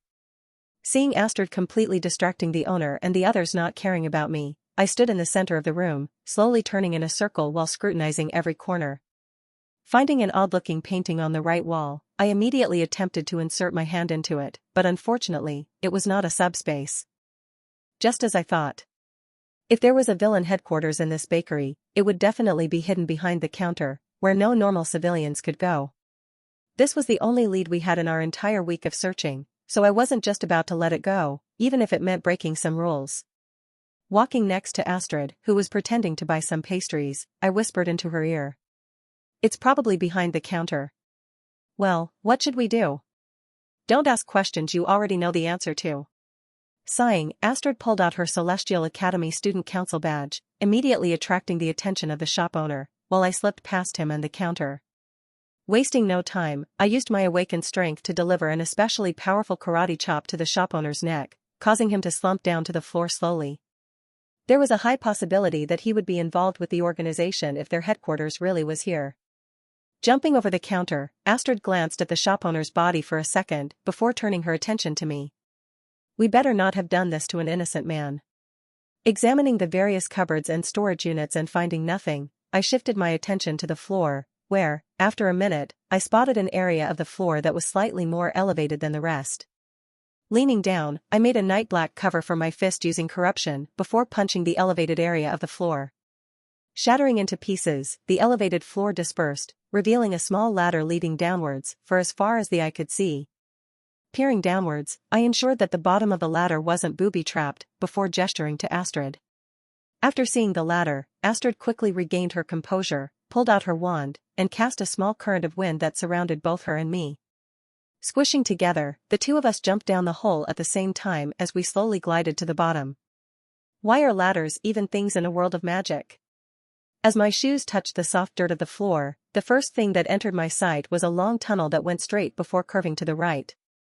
Holding a finger over my closed mouth, I turned to Astrid, however, she just stared at me in confusion. "What the hell are you doing? Is that really not a sign to be quiet in this world?" "It means to be quiet. Why didn't you just dash? Let's just go, alright?" Taking the lead, I manifested my 2 corrupted daggers, which were invisible to Astrid as there was no light in the cave, before heading straight. As we went further and further into the tunnel, I noticed the quality of the path significantly deteriorating as there was water leaking from the roof, and using my eyes, I could spot more and more unstable areas. A fight here could cause parts of the tunnel to collapse, leaving mid-fight would be difficult, to say the least. Seeing a large clearing in the distance, I raised my hand out, stopping Astrid, and once again put a finger over my closed mouth. Clinging to the wall, the two of us peered out of the tunnel into the large clearing, which was rather quiet considering how big it was. On the back wall of the vast room, there was a large board with countless pictures, various items, and, finally, red strings that connected all the different things. Was this a detective movie?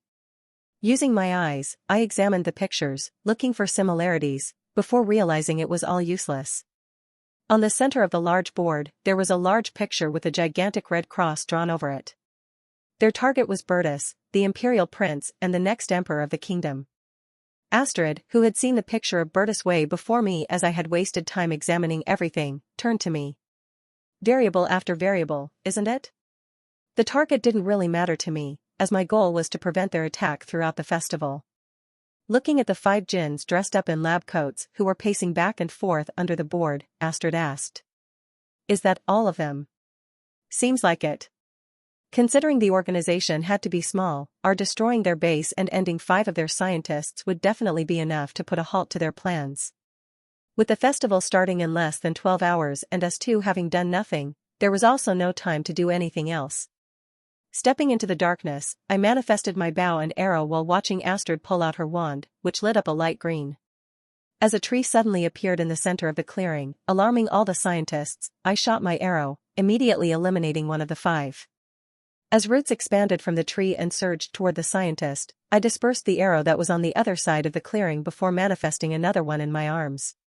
Since the scientists were all grouped together in an attempt to fight against the tree's roots, I was able to take out 2 this time as my arrow pierced right through their group.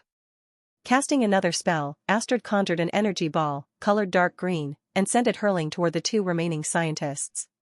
Cornered by the roots, scared of my arrows, and surprised by the sudden attack, the 2 scientists were oblivious to the energy ball, ultimately resulting in their deaths.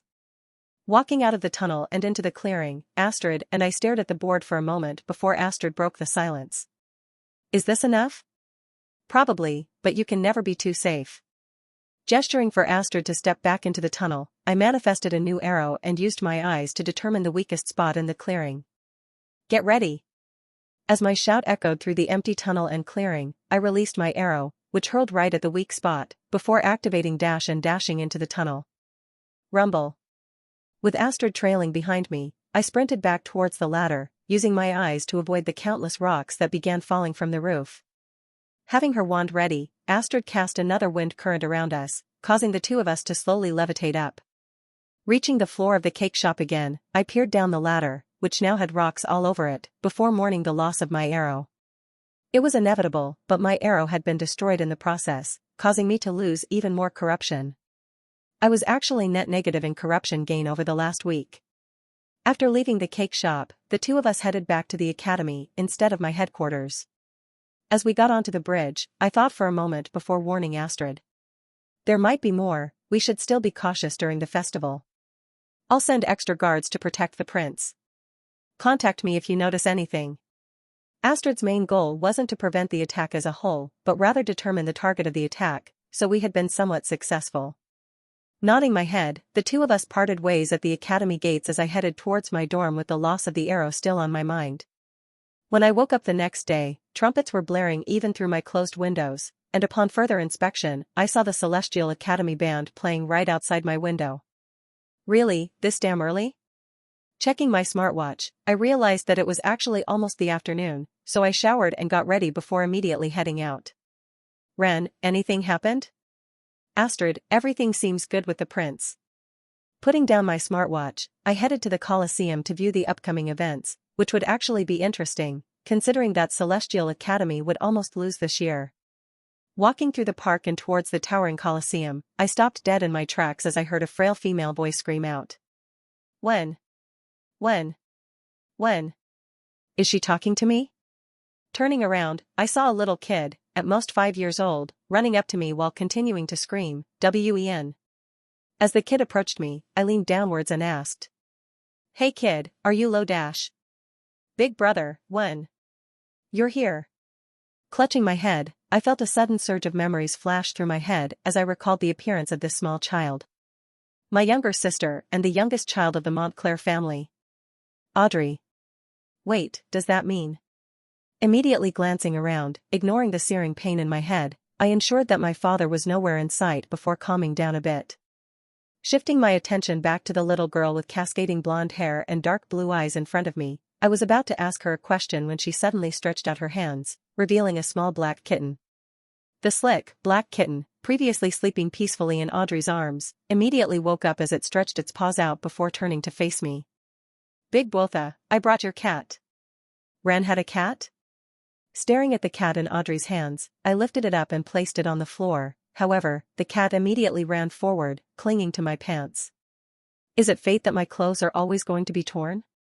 Not wanting my last pair of pants to be torn even more, I lifted the cat back up and placed it in my arms. Rumble. Boom. Rumble.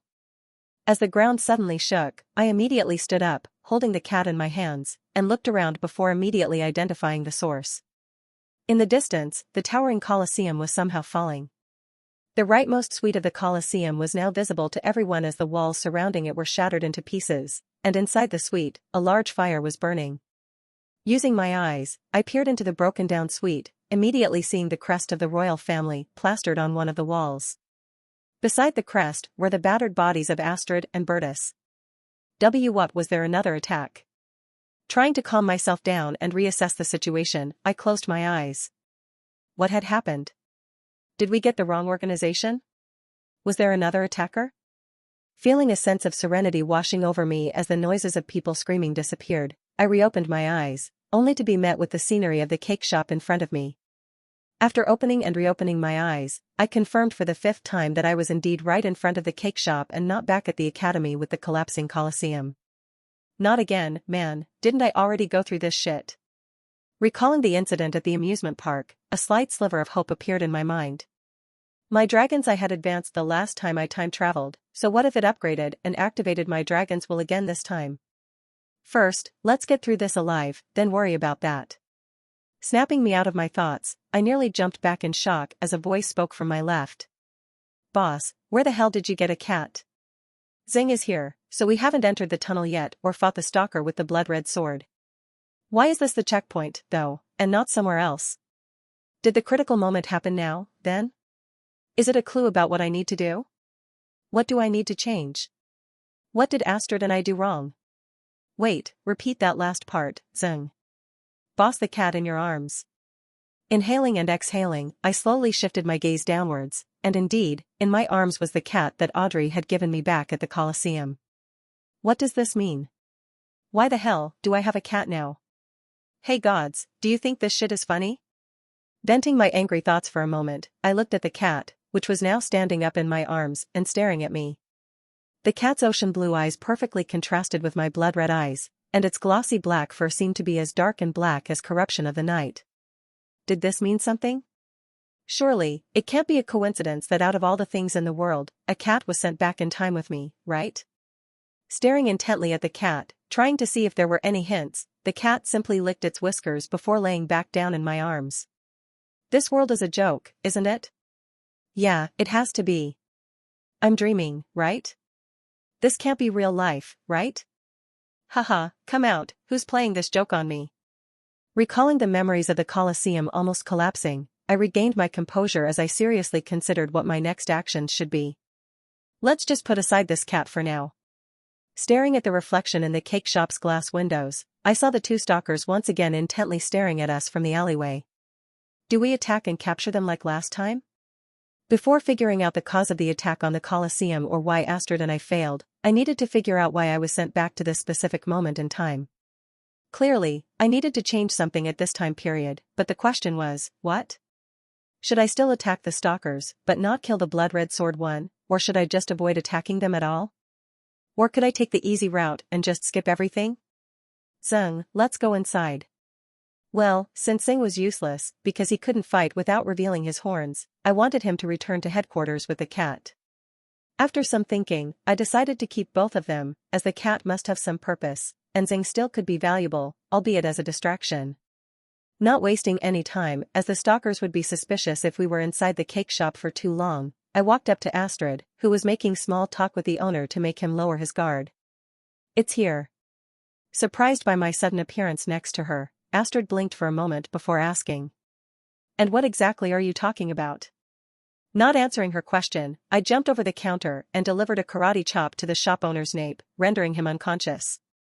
Following my lead, Zing jumped over the counter, clumsily knocking over a couple of decorations in the progress, while Astrid simply stood there in disbelief. Come on, what are you waiting for? Why you, just what the hell are you doing? As Astrid jumped over the counter, joining Zing and me, I used my awakened force to crush the same elevated area of the floor, revealing the gigantic hole and ladder. Astrid, who had been awestruck by my sudden sequence of actions, immediately regained her focus as she realized that I had somehow discovered the location of the hideout we were looking for. Casting a wind current around the three of us, Zhang and I jumped down first, while Astrid followed a second later. Sprinting into the tunnel, leaving behind Zhang and Astrid, I manifested my bow and arrow before realizing that the corruption I had lost from my arrow's destruction earlier was back. Slinging the bow around my shoulder, its curves resting on my back, I carefully placed the sleeping black kitten in my sweatshirt's hoodie to free up my hands. Reaching the clearing, I wasted no time as I immediately threw my 2 standard daggers at the scientists, instantly impaling 2 of their bodies, and knocked my single arrow.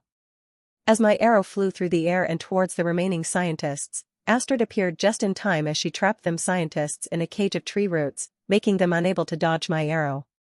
As the arrow pierced through one of the scientists, I dispersed it and my bow before manifesting my 2 daggers and dashing into the cage of roots. Slicing the roots with my daggers, I forced my way into the cage before taking care of the remaining scientists, gaining some corruption. As Zhang and Astrid stared at the gigantic board with Bertus's picture, I shifted my attention to the other aspects of my room and examined everything for any clue or hint as to their actual plan. However, even after surveying every single corner of the room with my eyesight, I didn't find anything peculiar. The only things in the room were the scientists and the board. Was this cave all a distraction? Maybe, in an act of desperation, or maybe I was just going insane, I slowly removed the cat from my hood and placed it in my hands. Like Simba's dad from Lion King, I extended my arms upwards, holding the cat right above my head. Do something. Waking up from my shout, the cat stood up on my hands before staring at me for a moment, and then letting out a growl. After ensuring I heard its growl, the cat simply laid back down in my hands. This cat was mad at me for interrupting its rest. Well, they do say pets tend to resemble their owners, that goddamn Ren must have taught his pet this. Putting the sleeping cat back in my hoodie, I glanced at Astrid and Zhang as they shifted their attention from the board. As the 2 stared at me with confused and concerned expressions, I simply shrugged my shoulders and said, "It was worth a try." In a cheerful tone, Zhang gave me a thumbs up and enthusiastically said, "Well, it was a good damn try at that. You'll get M next time, boss." Looking at Astrid, who looked like she was a second away from banging her head against the cave walls, I tried to recall other clues from the previous timeline. The broadsword guy was quite suspicious, but I couldn't tell if he was insane or not. He was right, though, what we did to him didn't matter as they still succeeded in their academy attack in the end. Walking back up to Astrid and Zhang, I said, "Let's wait here." "And why would we do th? Sounds good, boss." Stopping Zhang from sitting down on the floor, I responded to Astrid. "There were some people following us today. If they're part of this organization, there's a possibility they could come down here and see that their plan has been foiled. Isn't that a good thing? If they see their plan failed, they might give up entirely.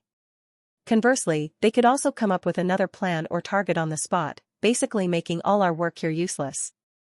Then, what do you suggest we do?" "Well, it's pretty simple, I've already done it once." Gesturing to Zhang and Astrid, we left the clearing and hid behind some rocks near the end of the tunnel. With my bow hung around my shoulders, I peered towards the ladder and saw 2 figures descending down it. "Be careful, they're down here." "What do you mean, Castor?" "You idiot, did you not see the trapdoor fucking obliterated?" "My bad. How did they even find this place? We hid it in a damn cake shop." "Maybe they just really like sweets." "Yeah man, they love sweets so much that they're destroying the damn floor." As the 2 of them neared our rocks, we all stayed absolutely still, ensuring that no noise leaked out, until finally, the 2 villains entered the clearing. Stopping a few feet into the clearing, the 2 silently stared at the dozens of tree roots and dead bodies lying on the floor. "See, I was right. Is this really the time?" "Shut it, they were bound to die anyway, they're just a bunch of decoys." As the 2 villains walked further into the clearing, I crawled out from the rocks, silently equipping my bow and knocking another arrow. With the arrow strung against my bow, I aimed toward the weak spot on the roof and patiently waited. It was like gambling. For the trap to be most effective, the two would have to be as far into the clearing as possible, but they could turn around and head back at any time. Do I shoot now and be safe, or wait and risk them turning back? Seeing them examining the bodies in the center of the clearing, I didn't hesitate as I let the soft string of the bow go, releasing the arrow. Rumble. Rumble. As the arrow hit its mark perfectly, the roof of the clearing immediately began to collapse as rocks began falling down and the ground started shaking. Unfortunately, the entrance to the clearing was almost immediately blocked off by countless rocks, so I couldn't see how the two villains inside were faring. However, that did give me time to think about their words. Decoys, huh? My assumption from the start had been that we were dealing with a small villainous organization, so the thought that this place was a decoy never crossed my mind. I mean, considering the size of the clearing and tunnel, this place must have taken at least 6 months to be built. Magic couldn't have been used as the High Domino would have detected it, so this entire tunnel must have been built by hard labor. Did a small organization really have the manpower, resources, and time to build something like this, just to use it as a decoy or trap? As the ground stopped shaking, Zing and Astrid emerged from under the rocks and stood beside me in front of the entrance to the clearing, which was now blocked by rocks. While Zing was happy to follow instructions without asking any questions, I could tell Astrid had plenty of questions for me as she tapped her foot up and down anxiously. Thankful that Astrid was keeping her questions bottled up for now, I broke the silence by saying, "Well, let's check the damage." As I began clearing the rocks blocking the entrance to the clearing, Astrid stood behind me with her wand in hand while Zing simply placed one hand on his fedora. After making a hole big enough in the rocks for the three of us to fit, we entered the clearing, which was in shambles. The gigantic board on the wall had fallen and shattered due to the walls rumbling, and the previously polished floor was now covered with debris and rocks. Using my eyes, I immediately surveyed the room for the two villains. The broadsword individual was lying under a rock, only his legs visible from beneath it. While I couldn't find the other, I noticed a peculiar bright red light. Stepping onto a rock to gain a higher vantage point, I stared downwards and saw the bloodsword individual, surrounded by rocks, with his sword in hand.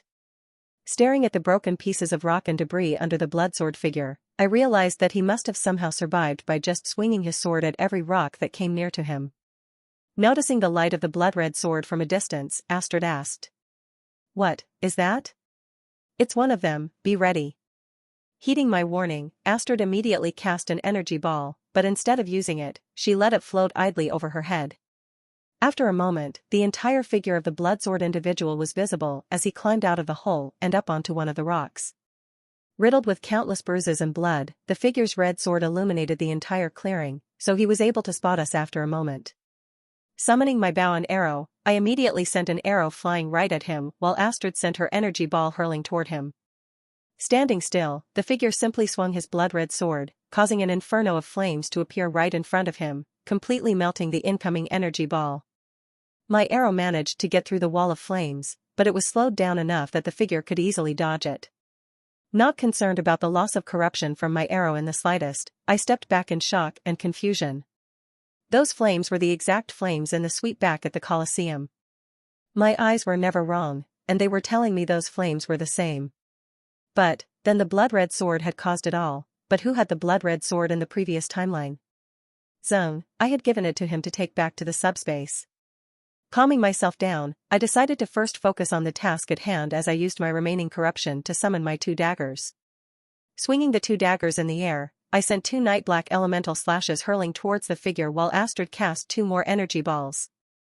Activating my dash, I hid in the shadows of the energy balls as I silently sprinted toward the wall of the flames. Watching my slashes and Astrid's energy balls enter the wall of the fire, I used to dash, instantly propelling myself through the wall of fire and toward the defenseless figure. Since the dash wasn't teleportation, I had basically run through the wall of the fire, so my hands were slightly burned, and the bottom of my pants was painted a dark black. Reaching the defenseless figure, I didn't hesitate as I lunged towards him with my dagger aligned with his heart. Unfortunately, it seemed like he had enough time to react as he pulled his blood-red sword up, deflecting my dagger and sending me stumbling back. Swinging his sword in the air, he sent a crimson fiery slash right at me, and like him, I stood still, facing the slash head-on. Holding my daggers in the X formation, I met the slash head-on without falling back, and for every second I held on, it became much easier to continue holding on. After a few more seconds of holding my daggers to the elemental slash, I felt my control over it grow, so without any hesitation, I sent the slash right back at the figure. Activating the usage period of the dash, I also sent my own night black elemental slash right at him, trailing behind the fire slash. Injecting mana into my daggers, I created a holographic dagger that floated right in front of me before using dash. Appearing in front of the battered and exhausted figure, who had been barely able to hold off the 2 elemental slashes, I swung all 3 daggers right at him. As my right dagger plunged into his body, the figure slumped down on the ground before completely collapsing and finally releasing his grip on the blood-red sword. Staring at the blood-red sword on the ground, various thoughts came to mind, almost all of them telling me to get rid of it now. As Zhang and Astrid approached me, I instinctively stepped in front of the sword, blocking their sight of it. While it was possible that someone had stolen the weapon from Zhang when he was returning to the headquarters, there was still a chance Zhang had done it. Dismissing my daggers, I manifested a midnight black sheath before carefully placing the blood-red sword into it, ignoring the sudden surge of exhaustion. Putting the sheath on my waist, I stood back up and headed to Zhang and Astrid, who were standing in front of the broadsword individual's legs. We should interrogate him. Nodding our heads at Astrid's words, Zhang and I both pushed the boulder off the villain, revealing his full body, which was somehow less battered than his teammates. Waking up the villain with a sharp slap to the face, I saw his eyes flicker open for a moment before immediately closing after he saw us 3 standing in front of him. Seeing Astrid turn to me, I started the questioning. What is this place? Not talking, are we? If this organization wasn't as small and weak as I originally thought, there was the possibility that the organization had forced him to sign a mana contract, preventing him from disclosing any information about their group. Fortunately, Astrid seemed prepared for this kind of situation. She pulled a small green vial out of her bag and handed it to me. A truth serum. If there was a contract, he would die upon consuming the potion and being asked a question, as the mana contract would kill him for disclosing information. And if there wasn't, he would be forced to answer our questions. Of course, there were ways to negate the truth serum, as you could technically tell a lie by only partially revealing the truth or mixing the lie with the truth. But how would some third-rate villain like this guy know that? Opening his mouth, I poured the green liquid in, ensuring that he drank it all and didn't spit it out. One more time. What is this place? IHW was a research headquarters but boss abandoned it a week ago. Getting straight to the point, I asked. What is your plan to take out the prince? I don't know. Whether he knew it or not, this guy was actually counteracting the truth serum by only revealing part of the truth. What did your boss tell you? He just said to distract people searching and leave the rest to him. Looking at Zhang's expression for a moment, I walked up to him and straight up asked him. Zhang, answer truthfully. Do you have any intentions of attacking the academy? What? Of course not, boss. Well, unless you say so. He can't lie because I ordered him to be honest, so he wasn't the one who attacked the academy with the sword. The only possible scenario then is that Zhang was attacked while transporting the sword. This person then stole the sword and used its immense power to blow up the royal family suite.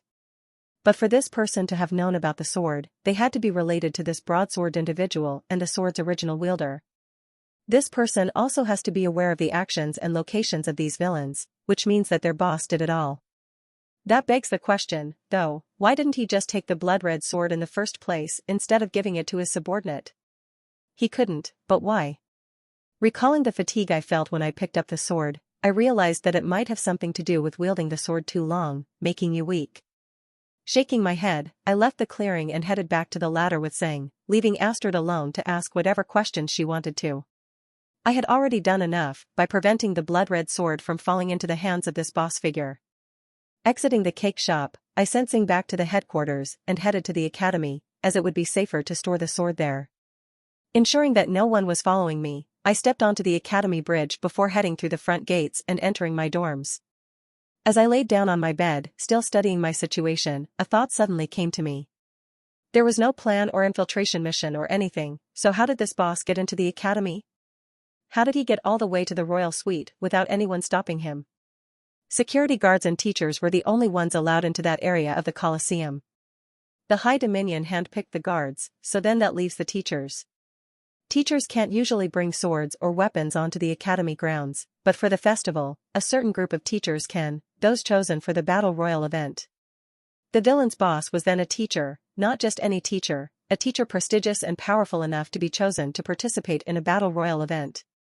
Was the academy safe for storing the sword, then? Thud thud. At the sound of the sudden knocking on my door, I immediately stood up from my bed, clutching the sheath with the blood-red sword in my right hand. Meanwhile, the black cat that was lying next to me continued sleeping as if it had never heard the sound. Who could be here knocking on my door in the middle of the night?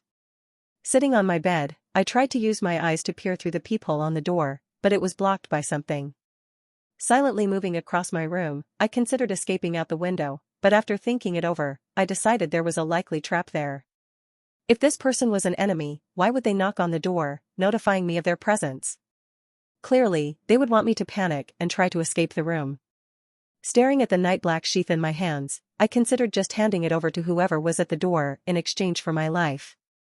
All the teachers at the academy were at least C rank, and since my enemy was chosen for the school's battle royale, he had to be B rank at the minimum. But would he really let me live after I handed him over the sword?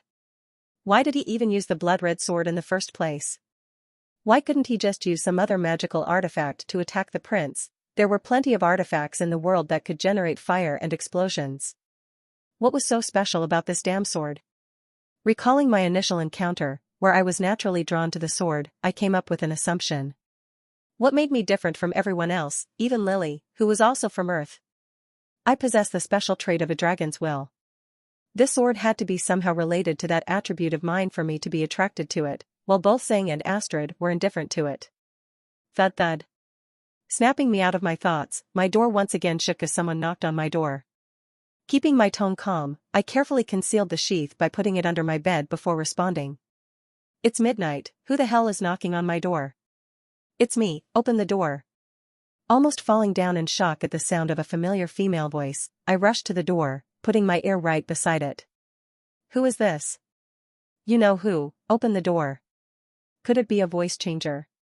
No, they don't have those in this world, do they? Yanking open the door, I saw Irene in a tattered uniform standing right outside my door with a panicked expression. Without waiting for my reaction, Irene rushed into my room, slamming the door behind me and immediately grabbing a letter and a piece of paper.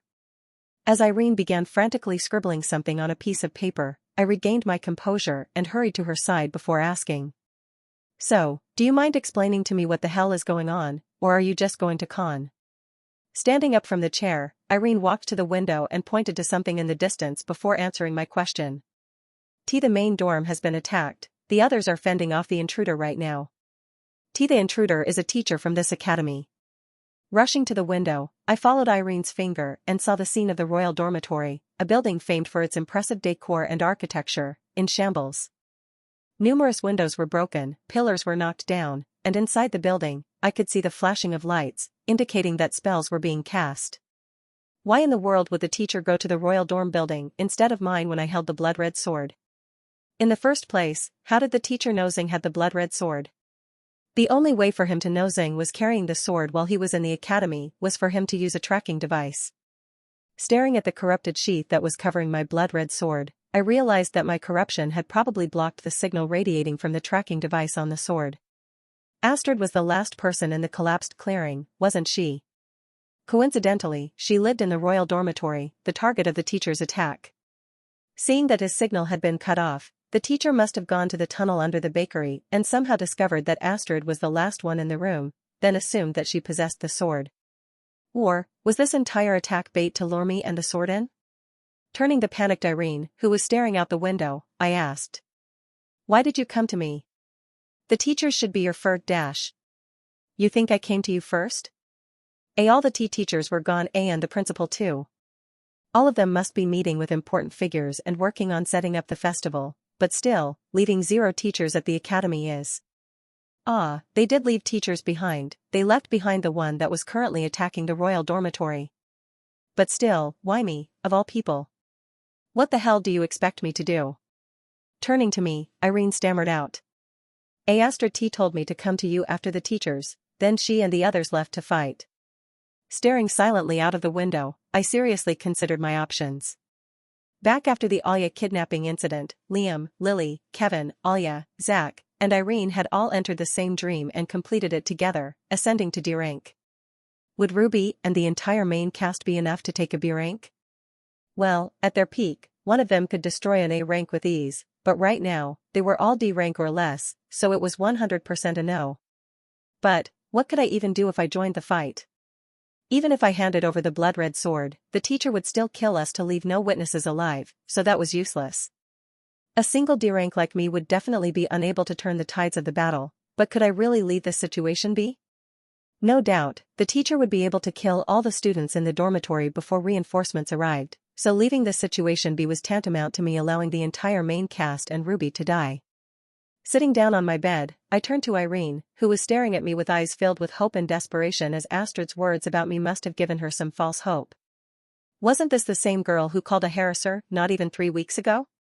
Grabbing the sheath under the bed, I tucked it under my waist. If I came face to face with the teacher, I could use it to stall for time or catch him off guard, albeit making me his target alongside the prince, Bertus. Wasn't the first timeline better than this? In that world, only Astrid and Bertus died, but now the entire main cast was in danger. Looking at Irene, who had just handed the piece of paper she was writing on to a carrier pigeon outside my window, I said, "Go get help from the outside, I'll see what Astrid needs." Beating or defeating a B rank at my level was impossible, but with all the tricks and abilities in my arsenal, stalling him for a short period was possible. With Ruby's teleportation abilities, she could evacuate everyone while Irene rushed to the capital and sought support. Was I really entrusting my life to Irene and Ruby? Just who was I anymore? Well, if I really was on the brink of dying, I would 100% escape using one of my contingency plans, even if everyone wasn't evacuated, but hey, at least I was trying. Watching Irene surprisingly listen to my instructions and rush towards the academy gate, I headed to my wardrobe, put on my cloak, and grabbed a couple of mana-boosting rings that I had gotten back from the museum. Unlike my cloak artifact, these weren't permanent, but for a short period of time, they would increase my mana capacity by an insane amount. Well, there goes my stockpile.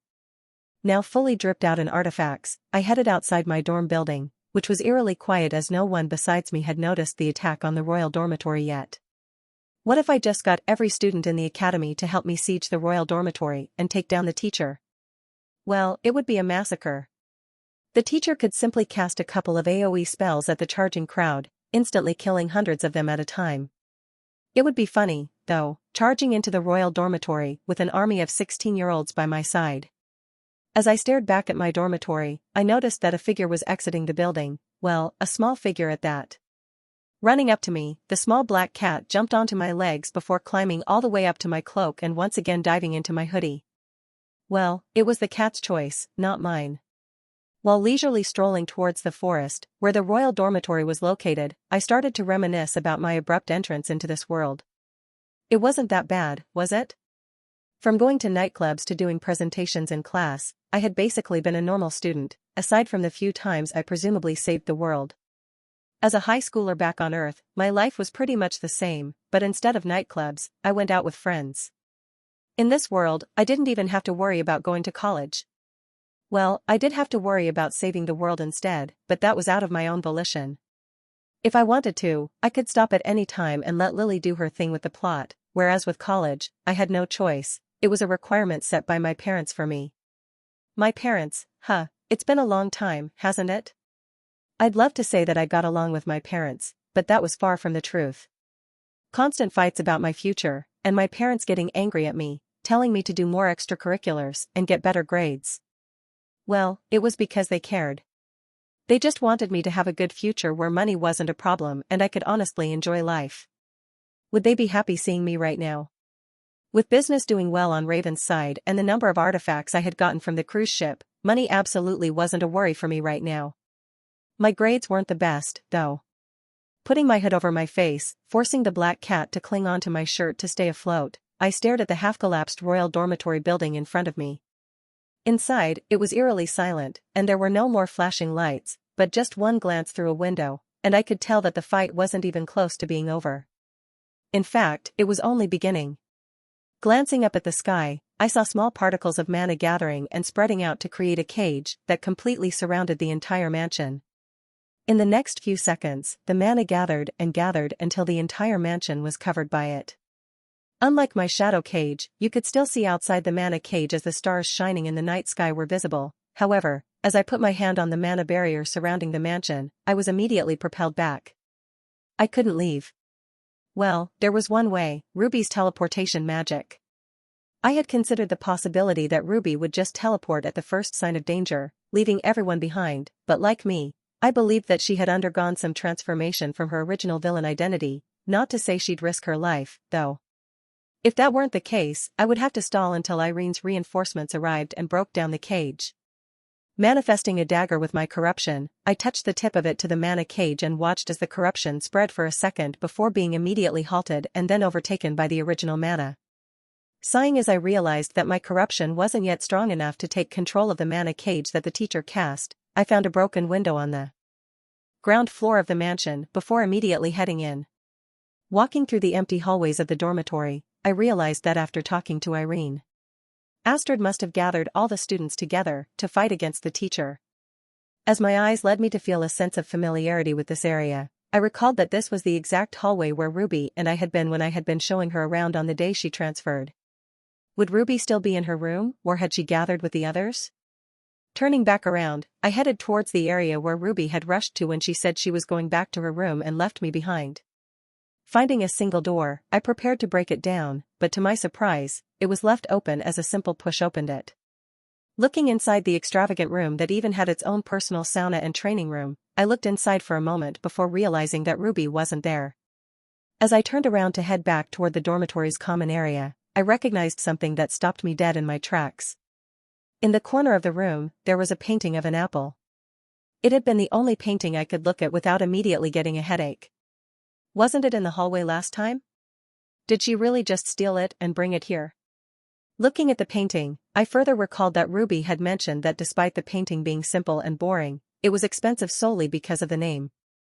Feeling my head lift up, I glanced upwards and realized that the black cat had climbed onto my head and was now staring at the painting as well.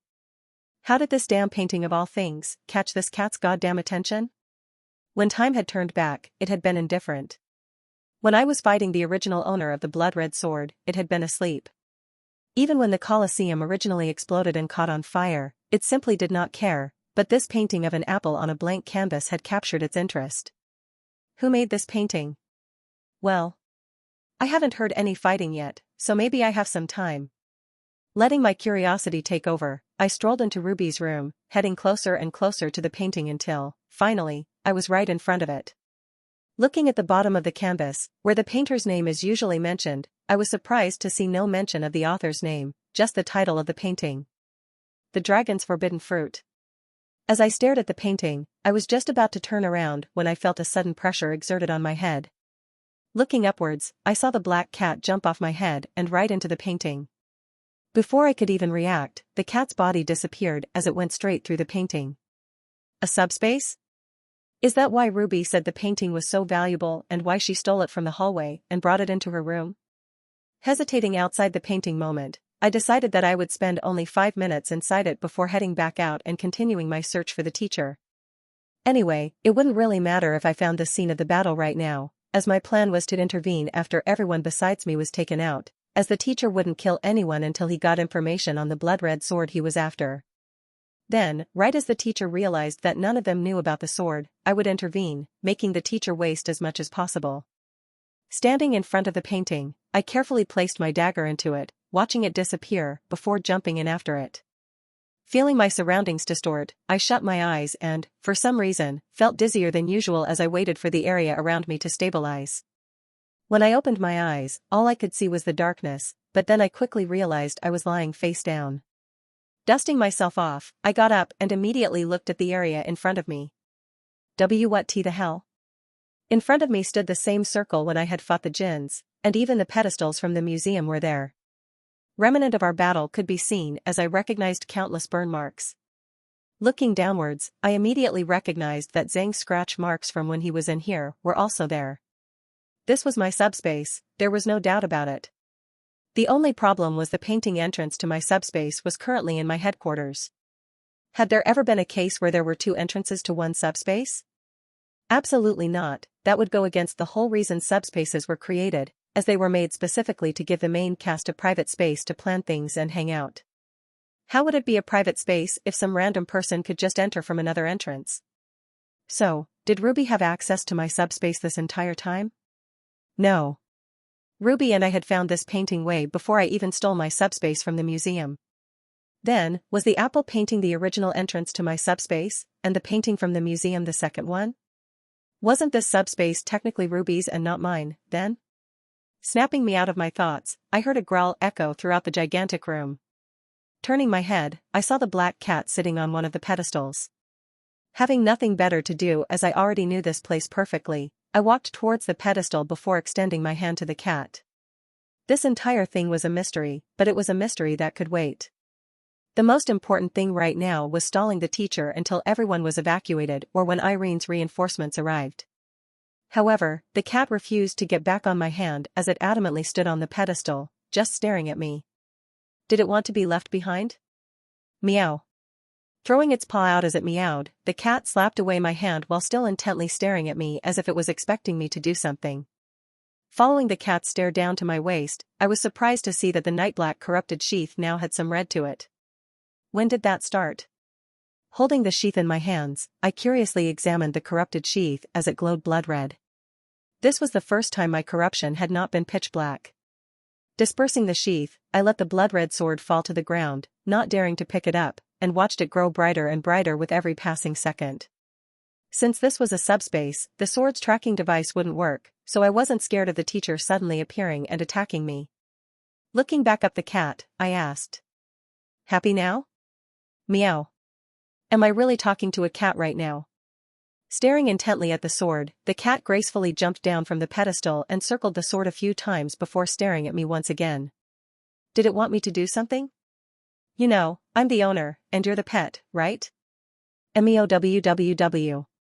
Doing my best to suppress the attraction force between me and the sword, I stared at my cat's eyes as it threw its paw at the sword before looking back at me. Well, this cat was the only thing sent back in time with me, so maybe I should trust it? But aren't black cats bad luck? Realizing that the 5-minute time limit I had set myself was drawing closer, I stopped suppressing my body and let natural instinct take control as my hand reached for the sword without me even doing anything. Feeling the cold metal of the sword's hilt, I gripped the sword before lifting it up like a torch and using it to illuminate the dark room. Feeling the same sense of fatigue and exhaustion seeping into me, I stared at the cat, awaiting its further instructions, but it just stood there. Ignoring me while licking its fur with its tongue, the cat seemed to tell me, "What?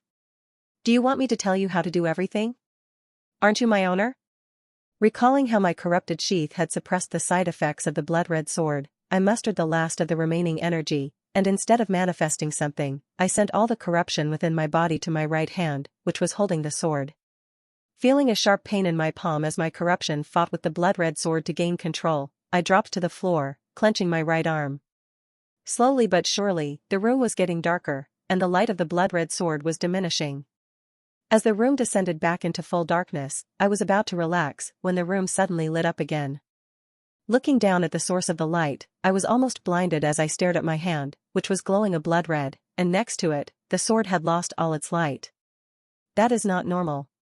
Turning to my cat, I watched as he scurried away, seemingly saying, "Don't you dare fucking pet me with that crazy red hand." Wait, am I really trying to assume what the cat is saying? Have I gone insane? Waving my blood-red glowing hand up and down, I was surprised to see that my hand was functioning normally, and I didn't feel any pain or exhaustion. Attempting to control the glowing red substance, I moved it towards my stomach. My arm began shining a blood red, and the substance traveled through my blood veins. As the substance reached my shoulder shined a blood red, even illuminating my pitch-black cloak, making it partially red. Moving the substance down to my stomach, I realized that it was just about to hit the area where my mana was stored before I would stab my hands to gather it. As the blood-red glowing substance moved downwards, touching the mana particles, I immediately dropped to the ground in pain. It felt like a shockwave had just been sent through my entire body. As I uncontrollably began coughing, the floor below me began to be stained red with my blood. Looking down at the puddle of blood below, I saw my reflection. My body was completely devoid of the blood-red substance, and none of it was glowing, but on my back, there was one wing on my right shoulder. Opposite an angel's pure white and divine wing, my wing was a combination of dark red and pitch black, and I only had one wing. Staring at me, the cat simply nodded its head before sitting back down as if saying, "I told you to listen to me." Regaining control over my body, I tried to control my wing, and as my wing flapped once, my surroundings distorted for a moment before stabilizing and revealing that my position had changed 10 meters. It wasn't teleportation, but like Dash, an increase in speed, but the speed boost was instantaneous, and it could be used infinitely as long as I had mana. The blood-red and pitch-black wings stretched all the way from the top of my head to my feet, so I stood back up. I had to be careful not to scratch my wing on the floor. Recovering from the surging pain, I looked at my smartwatch and immediately realized I had lost track of time. It had been more than double 5 minutes.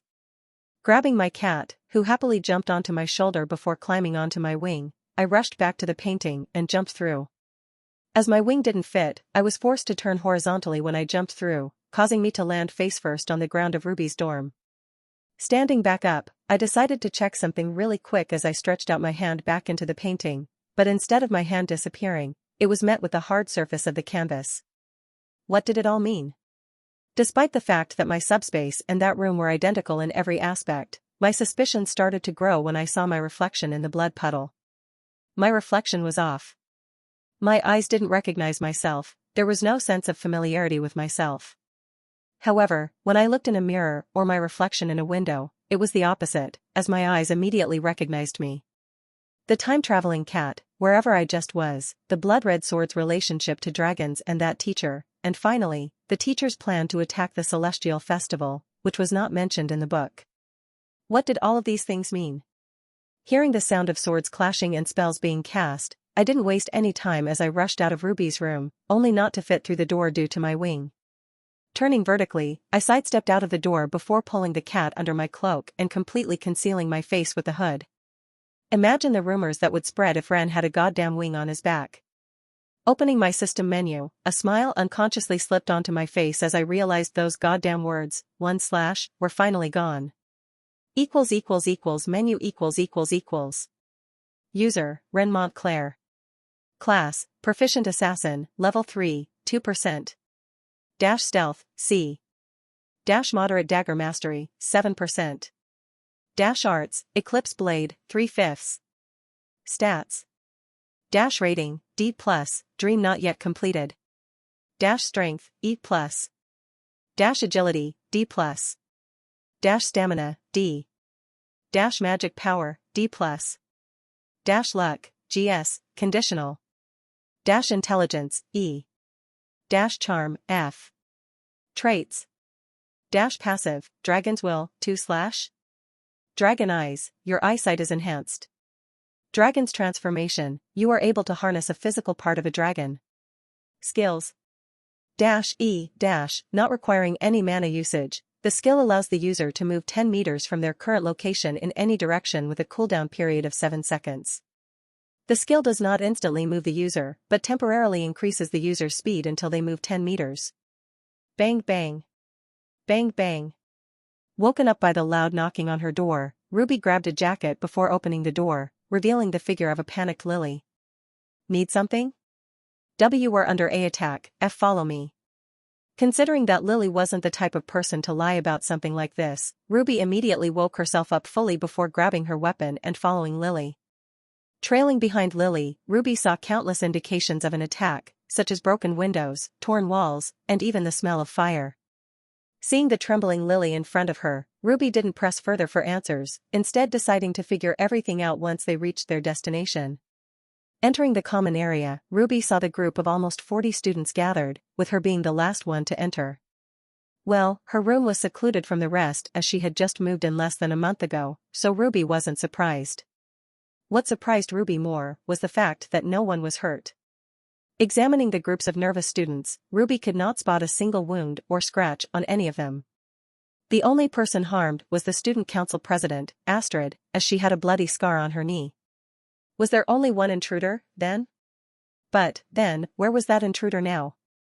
Maintaining her composure, Ruby walked to the back of the common area, where the window was located, and peered out. With her teleportation skill, Ruby could scout out the mansion and then immediately return to this area, but as Ruby looked out the window, her gaze suddenly froze. There was a mana barrier for as long as the eye could see, as it seemed to envelop the whole dormitory. They weren't just dealing with some regular villain, this person had to be at least B rank to create a mana cage of this size while still having power left over. Didn't anyone tell this attacker that the academy was Gemstone Order territory? Who the hell did this villain think they were? While this wasn't a problem for Ruby personally, as her teleportation would still work so she could escape. Ruby glanced around the crowded hall for a moment, noticing that everyone was oblivious to the cage. Well, I can't just let another villain invade our territory. Walking to the front of the common area where Astrid stood, surrounded by Lily, Liam, Kevin, and Alia, Ruby patiently waited until their conversation was over. I see can't find Irene. Lily, I sent Irene off to find backup as I found her before all of you, so don't worry. Let's focus on the intruder. Astrid, are you sure it's only one person who attacked you? Yes, for the millionth time, Liam, there was only one. Well, if there's only one attacker and 40 of us, why don't we split up into parties and look for him? Sighing, Astrid hesitated for a moment before responding to Kevin's question. The intruder isn't just someone. I recognized him, it was Mr. Darkwood, the professor for alchemy. I saw him on the sign-ups for the Teacher's Battle Royale. A teacher?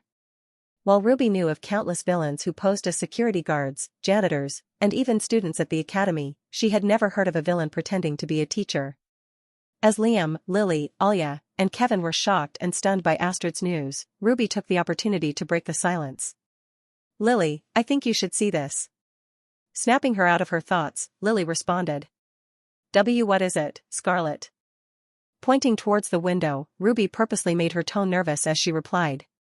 We're T-trapped inside a mana cage. As the 5 students rushed to the window to confirm her words, Ruby began to formulate a plan. With the mana cage already formed, it was already clear that this Mr. Darkwood would reappear as soon as he recovered, so their preparation time was running low.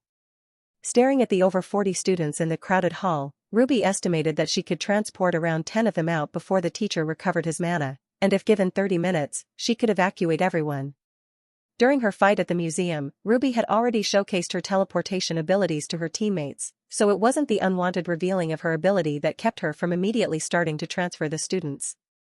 Rather, it was the fear of becoming the villain's target, as if he found out that Ruby was the sole person who could escape from the mana barrier, she would be the first one dead. Well, I already made my decision when I told them about the mana cage, didn't I? Ruby could have left as soon as she heard about the attack and spotted the mana barrier, yet she decided to stay here. In other words, her decision was made as she entered the common area with the other students. Recalling the faint image of someone she had not seen around recently, Ruby smiled inwardly as she muttered. You would be happy if I helped, wouldn't you? Even with all the bad rumors surrounding him, Ruby knew inwardly that he did not hold any malicious intentions as the flames of his heart were pure and divine white. When she originally met him, she lied, stating that their flames were similar when, in full honesty, they could be considered opposite. While both their flames shined for the same reason, Ruby knew that her flame was a dark black even without seeing them, although her flames must have been lightening up recently. Walking to the 5 students, who were staring out the window, Ruby explained. Irene and my other teammates might not have told you, but I have access to teleportation. Can it get past this barrier? Yes, President, I can teleport people out of the barrier and to safety. Alright, start now, it's only a matter of time before Mr. Darkwood makes his move. Wait, Astrid, shouldn't we ESC dash? Shut it, Kevin, we're staying and helping. Liam, do you have any regard for your own life? Sorry to break it to you, but not all of us are suicidal. He's a powerful teacher, and we're just some students. Kevin, we're staying. Fine, Lily. As Ruby began transferring students one by one out of the barrier, in between consuming mana potions supplied by Lily and the reluctant Kevin, Astrid began strategizing. Look, all we have to do is stall long enough for Ruby to get them all out. Oh yeah, a bunch of D ranks and 1 C rank, Astrid, have to stall one of the most powerful teachers in the academy. What a simple plan.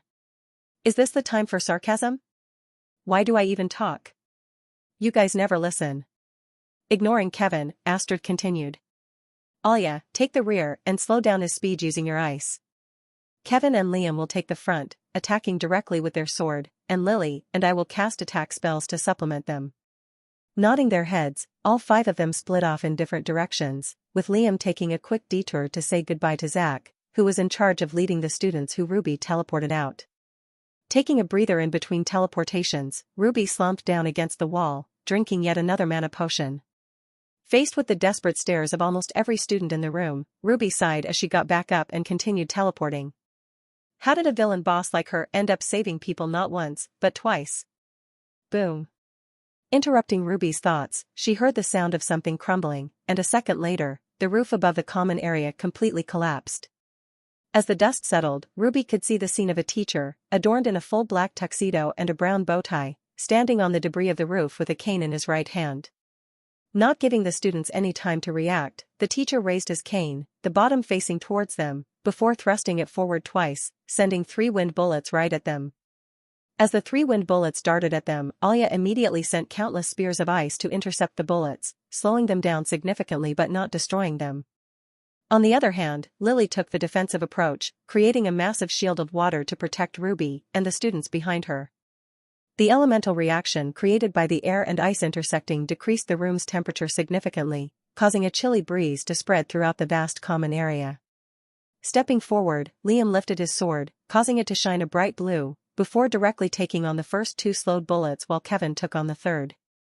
As Alya and Astrid began preparing a counterattack, the teacher silently raised his cane upwards, with the bottom of it facing the collapsed roof, before chanting some words that could not be heard. As tree roots emerged from the floor of the common area and countless lances of ice appeared beside the 2 students, the bottom of the teacher's cane began to shine a dark purple. Before the counterattacks could even go past Kevin and Liam, a sudden purple flash blinded everyone in the room. 5 purple lightning bolts immediately appeared in the sky above the dormitory, before surging downwards. Passing through the floors of the royal dormitory like they were nothing, 5 lightning bolts, each positioned above one of the main cast members, broke through the 2nd floor and spiraled right towards each of their heads. Being the first to open her eyes, Astrid immediately noticed the dark purple light above her, so while diving to the side, she screamed. Dive.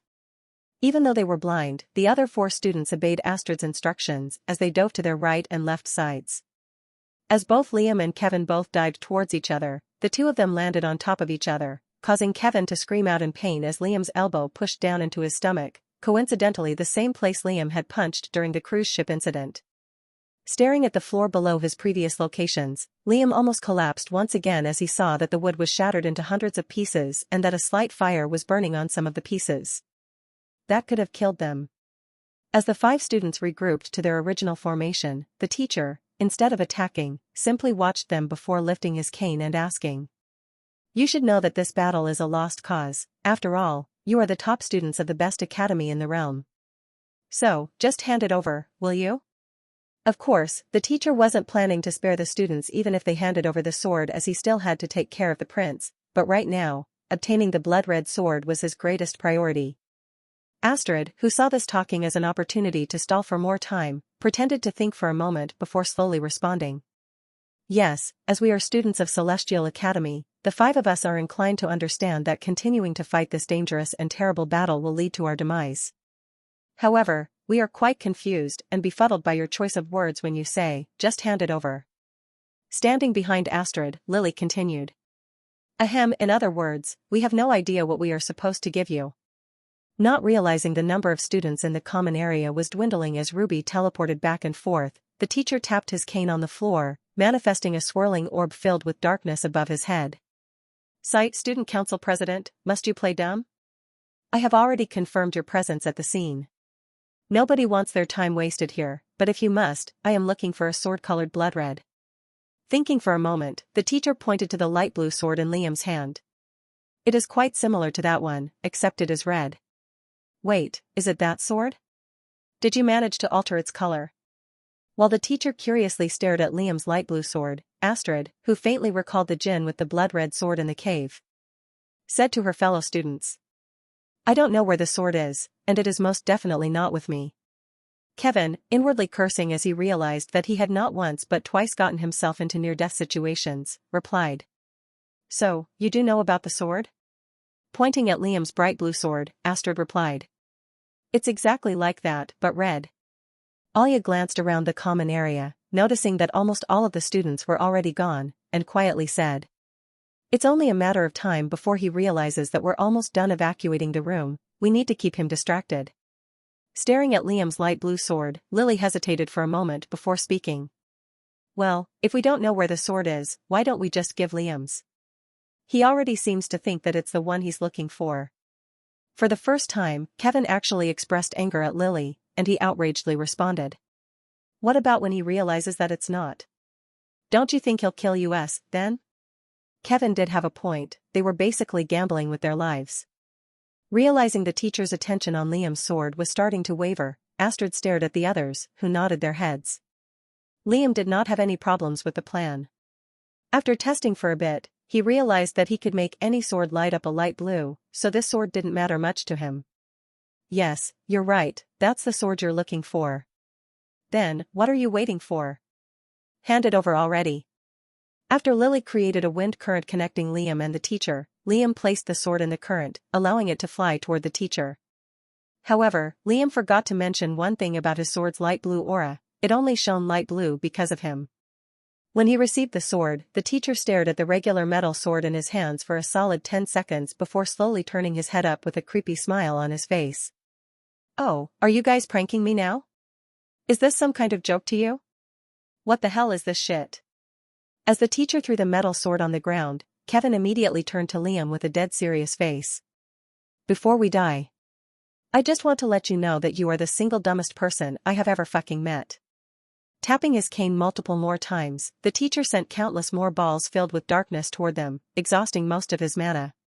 Being a djinn, his desire for the sword had taken all rationality out of him, so he no longer cared about conserving mana but solely obtaining the blood-red sword.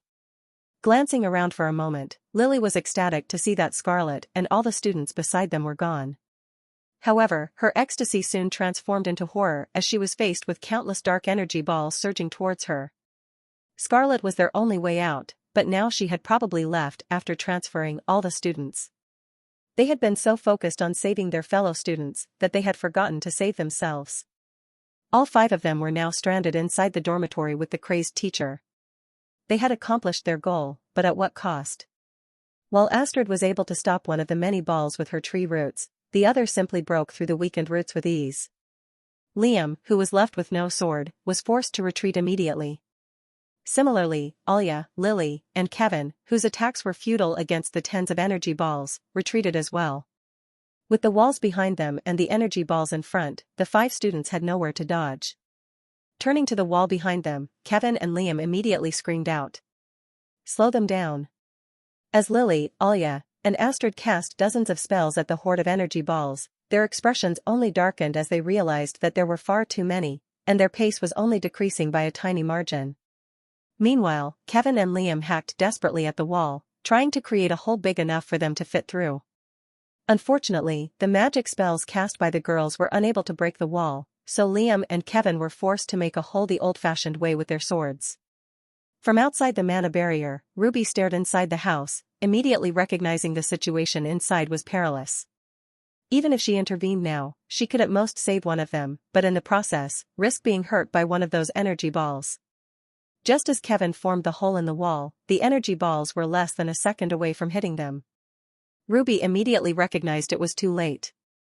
Staring at her classmates through the hole made by Kevin and Liam in a wall, Ruby closed her eyes in preparation for the upcoming gruesome sight. She had done her best, hadn't she? It was their choice to stay behind and hold off the villain, despite knowing that he was much more powerful than them. Their series of stupid decisions had led them to their death. But then why did she feel sad and nervous? Why was her head spinning in circles? Why were her legs trembling? What was she feeling right now? It was their choice, they could have escaped immediately upon hearing of her teleportation ability, yet they decided to stay. Was this what a hero was? Someone who prioritizes the welfare of others over their own, even towards those they do not know personally. It was such a simple definition, yet Ruby had never met someone who had not only acted based on it but didn't expect anything in return. Sure, there were heroes from the government, but they only did it for the money.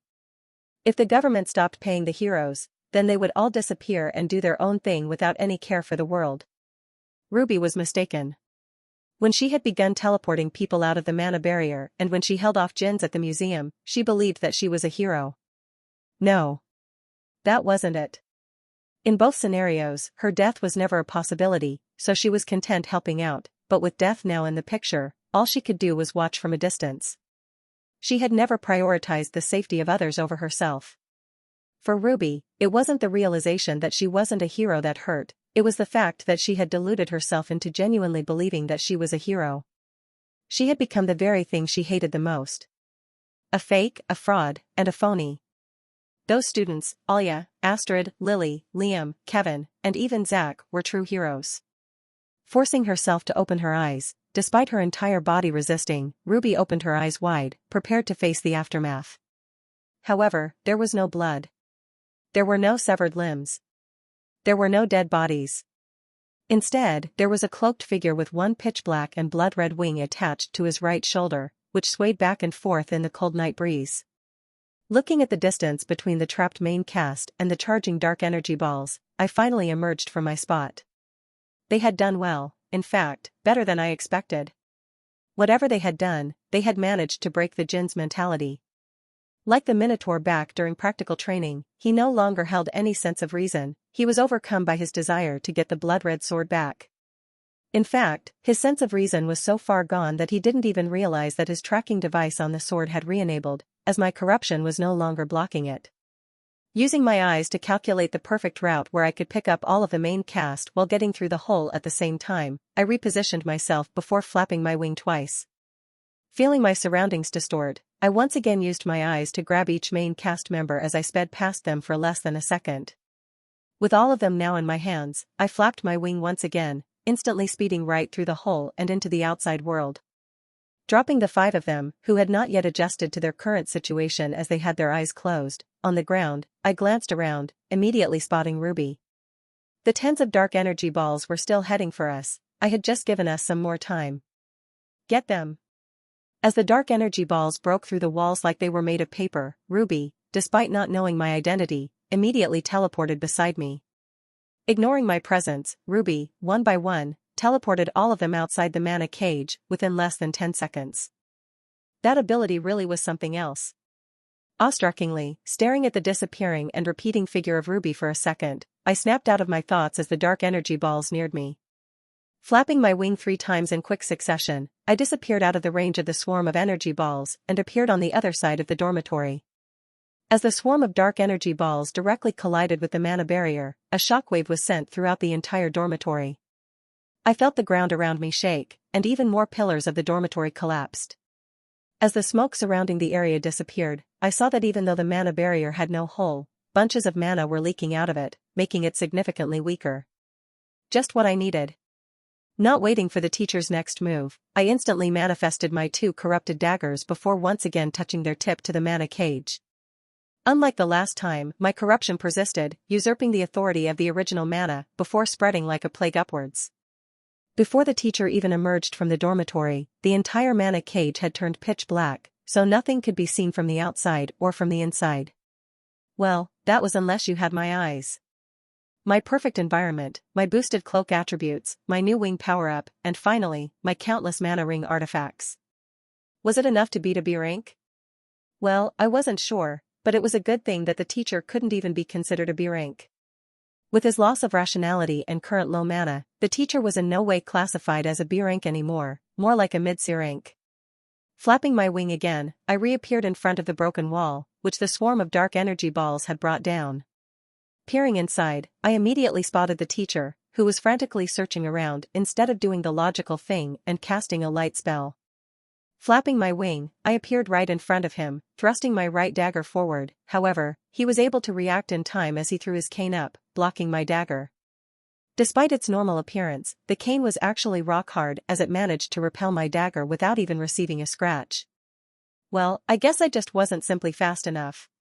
Stepping back, I flapped my wing, then thrusted my dagger forward, then flapped my wing, reappearing in another position beside the teacher, then pushed my other dagger forward, then flapped my wing again and reappeared in another position beside the teacher, and then used my other dagger. And again and again and again and again. Moving so fast that countless speed mirages were created, the teacher was unable to discern my location as he relied solely on instinct to block my dagger strikes. However, his instinct simply wasn't good enough. As I disappeared before he could counterattack and reappeared in another position beside him with my daggers already ready, countless stab wounds began to form on the teacher's body. Flapping my wing one last final time, I appeared on the roof above the djinn, using it to boost downwards with my dagger's tip aimed right at the djinn's head. Using his cane to attempt to hit one of my countless speed mirages surrounding him, the teacher was oblivious as my dagger pierced right through his head. Watching his lifeless body slump to the floor, I grabbed my dagger, which remained pitch black despite the blood all around the teacher's wound, and prepared to walk back. Then, I collapsed. When I fell to the floor, I was surprised to find that my back directly hit the floor instead of my wing had disappeared. Using some of my remaining energy, I moved my hands to my shoulder, where my wing had been attached, and surely enough, there was nothing. Moving back my hand, I noticed that it was completely drenched in blood, and the wooden floor below my back was also drenched in blood. I had overexerted myself. The countless mana rings on my fingers had cracked and disappeared, my entire body was trembling with pain and exhaustion, and half of my back was covered in blood. Using the dragon's wing without knowing the consequences of it or what it required, mana, corruption, or something, had cost me terribly.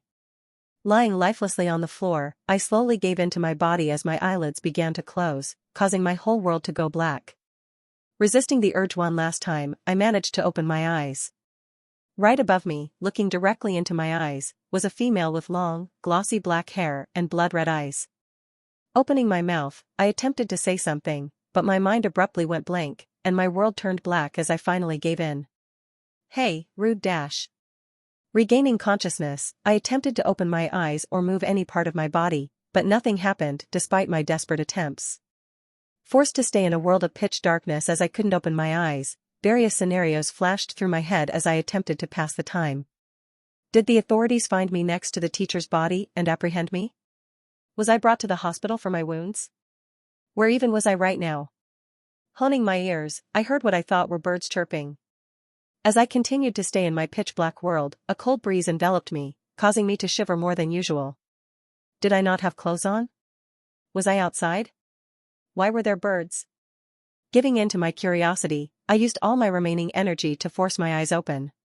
Almost immediately, the rays of the bright morning sun appeared in my vision, causing me to close my eyes again due to the brightness. I guess I'll have to wait. As I patiently waited for my energy to recover, I recalled my sudden breakdown yesterday. What was the reason for it? Was I so just physically exhausted that I collapsed, or did I run out of mana and suffer from mana exhaustion? But then, how come I didn't feel it until the last second? Until moments before my collapse, I felt physically fine, and I was sure that my mana supply was not empty. Maybe the adrenaline from the fight had caused me to lose my sense of reason temporarily? Or was it something completely different? Realizing I had more than enough energy and could once again move my body, I decided to leave those questions for when I had recovered. Using my hands to press against the floor to lift myself up, I opened my eyes only to be greeted by the familiar scene of a forest. Looking around at the surrounding trees, a sense of familiarity emanated from my eyes, causing me to recall that this was near the exact area where the Academy's secret entrance was. Moving my hands to my right shoulder, where my wing used to be, I felt the hard surface of a bandage instead of my shirt. In fact, my entire back and chest were covered by these bandages, which were painted a light red from all my blood. Snapping me out of my thoughts, a familiar voice spoke from behind me, causing me to fall back down onto the forest floor. Long time no see, Ren. Turning my head, I saw Ruby dressed in some jeans and a crop top with her long hair tied into a ponytail. It had been a long time. But there was something much more important weighing on my mind. What did she know? Did she know I had wings? Did she know I was the figure in the cloak? Turning my head to Ruby, I immediately spoke with a tone of urgency. Astrid sent me to eat dash. Oh, I know, the student council president told us that even before attack, so why don't you just shut up about that stuff? Astrid told them that Irene was going to get me and the teachers? So, she thinks I was there because Irene asked me to go? That wing you had yesterday was pretty cool, though. Where did you get it from? Is it a store nearby? Yeah. She was more curious about the wing than how I was able to kill the teacher. Standing up, I put on my shirt, which lay beside me, and leaned against a tree while sneaking glances at Ruby to survey her. Was she purposely playing dumb? Meeting eyes with Ruby, she flashed me a quick smile before running over to my tree. Well, since you're fine, let's explore the festival. Grabbing my shirt, Ruby didn't wait for my response as she dragged me behind her while walking out of the forest and towards the looming Colosseum. Just as we were about to leave the forest, I felt a sudden pressure on my shoulder, causing me to wince in pain. There on my shoulder sat a little black cat, who stared at me for a moment before sitting with no regard for how it was hurting me. Well, whether it knew it or not, it helped me yesterday. Exiting the forest, my eyes were immediately overwhelmed as the streets of the academy were filled with thousands of tourists, students, and even teachers. Clasping my head in pain as the overload of information gave me a headache, Ruby stared at me with a concerned expression before searching her backpack. After a moment, her hand emerged from her bag with a pair of dark black sunglasses. Too bright for you? Nodding my head, I graciously accepted the sunglasses and immediately put them on. With the lens of the sunglasses blocking my eyes, the amount of information I was taking in was much less and more manageable for my brain. As the two of us continued to walk toward the Colosseum, Ruby abruptly stopped in front of one of the booths, staring at a figurine. Noticing that it was a religious booth due to the church symbols on it, I glanced at the figure, which was a depiction of Saint Elena, an angel. Dressed in a pure white cloak with long blonde hair, the angel had two beautiful and divine white wings stretching from both her shoulders. Pointing at the wings, Ruby stifled in a laugh while asking, Is that your SI dash? Not funny. I think your brain might still be hurt from the fight because it is quite comedic. So, now we're resorting to calling me brain dead, really? When you go low, I go lower. When did I go low? Lying is a sin, you know? With that, Ruby turned away from the booth and continued in the direction of Colosseum. After finding the student section of Colosseum, the two of us headed in before quickly finding seats in the second row. Since today was only the first today, there would be no events with Liam's, but that didn't mean it wouldn't be interesting. Something about watching the future most powerful people in the world struggle in food eating contest made me laugh. The cat, which was resting in armrest of my seat, snapped me back to reality by jumping back on my shoulder and staring at my side profile. Perhaps I just forcing myself to laugh to avoid thinking about Ruby? As I stared at Ruby, who was belatedly enjoying the match, I was confused on why she kept silent and didn't ask a single question for the entire 2 hours we were at the Colosseum. Why did I lie about my wing? How did I have a wing? How did I kill the teacher? Why did I try to hide my identity? If I was in her situation, I would have bombarded the other party with questions until I received valid answers, yet Ruby seemed satisfied just sitting next to me. As the final contest ended for the day, I got up from my seat, following Ruby out of Colosseum. While I did want to leave this stressful situation, she was the one who teleported me out of the dormitory, saving me a lot of trouble by not letting the authorities discover me. At least, I owed her this much. What would I even say to them if they found me lying right next to the dead body of the teacher? While Ruby went to use the restroom, I waited outside the Colosseum, checking up on the news about the incident on my smartwatch. With the government's help, Celestial Academy had managed to keep the news from spreading outside the academy, so there were no articles about it. However, the academy's public chat room was crowded as different people were discussing the incident non-stop. I mean, who wouldn't be curious if they woke up one day just to see the entire royal dormitory destroyed? So far, the assumption that most people had came up with was that Ruby and the rest of the main cast had been the heroes of the incident and defeated the teacher Jin using the power of teamwork.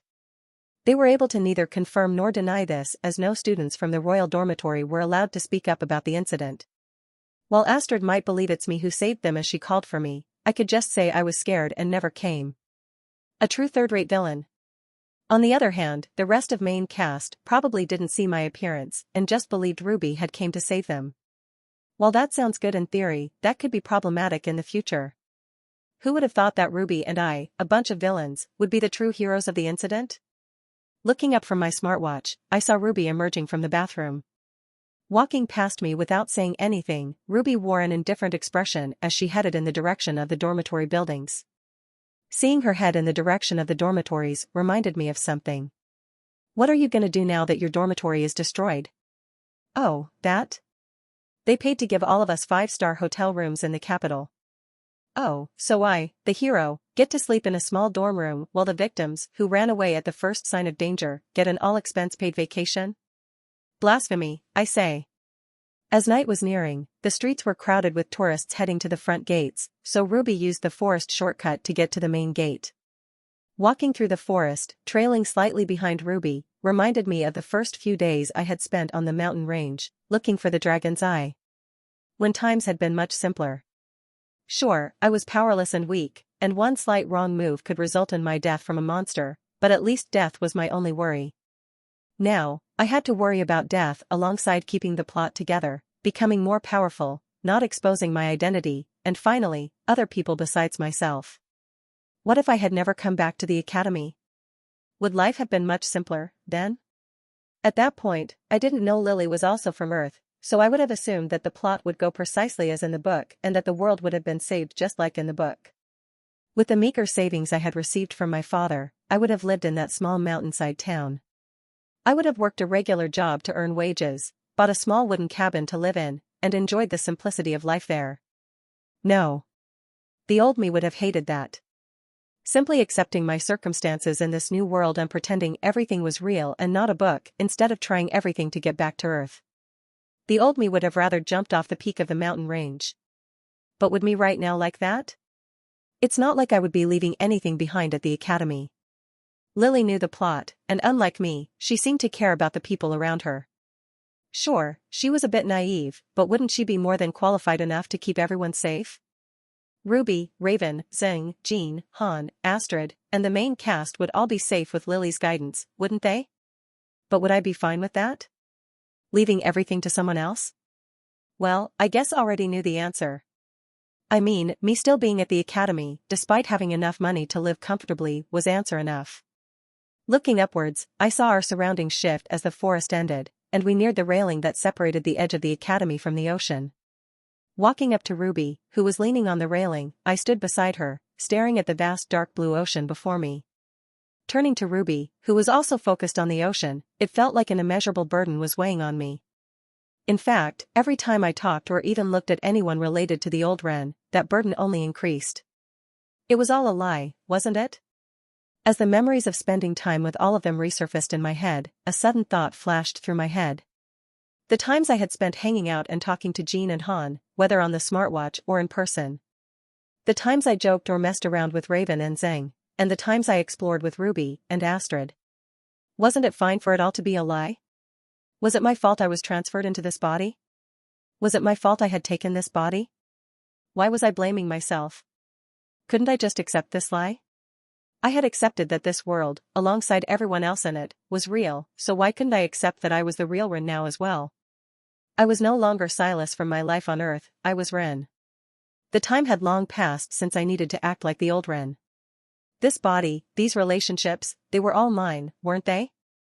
As Ruby noticed I was staring at her, I asked. Did you know me before we met at the hideout that day?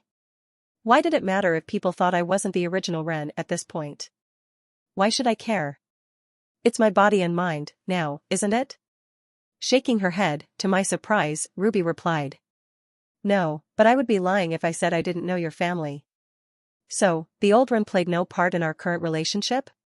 Why had I been worrying all this time and avoiding her, then? Without me even asking anything, Ruby continued. That's not why I came to the academy, though. Not why I befriended you or continued to talk to you. So, then, why? Turning to face me, Ruby got on her tippy toes to reach my height and put her hand over my mouth before replying. I've answered one of your questions, so now it's your turn. Nodding my head, I said, with her hand still covering my mouth.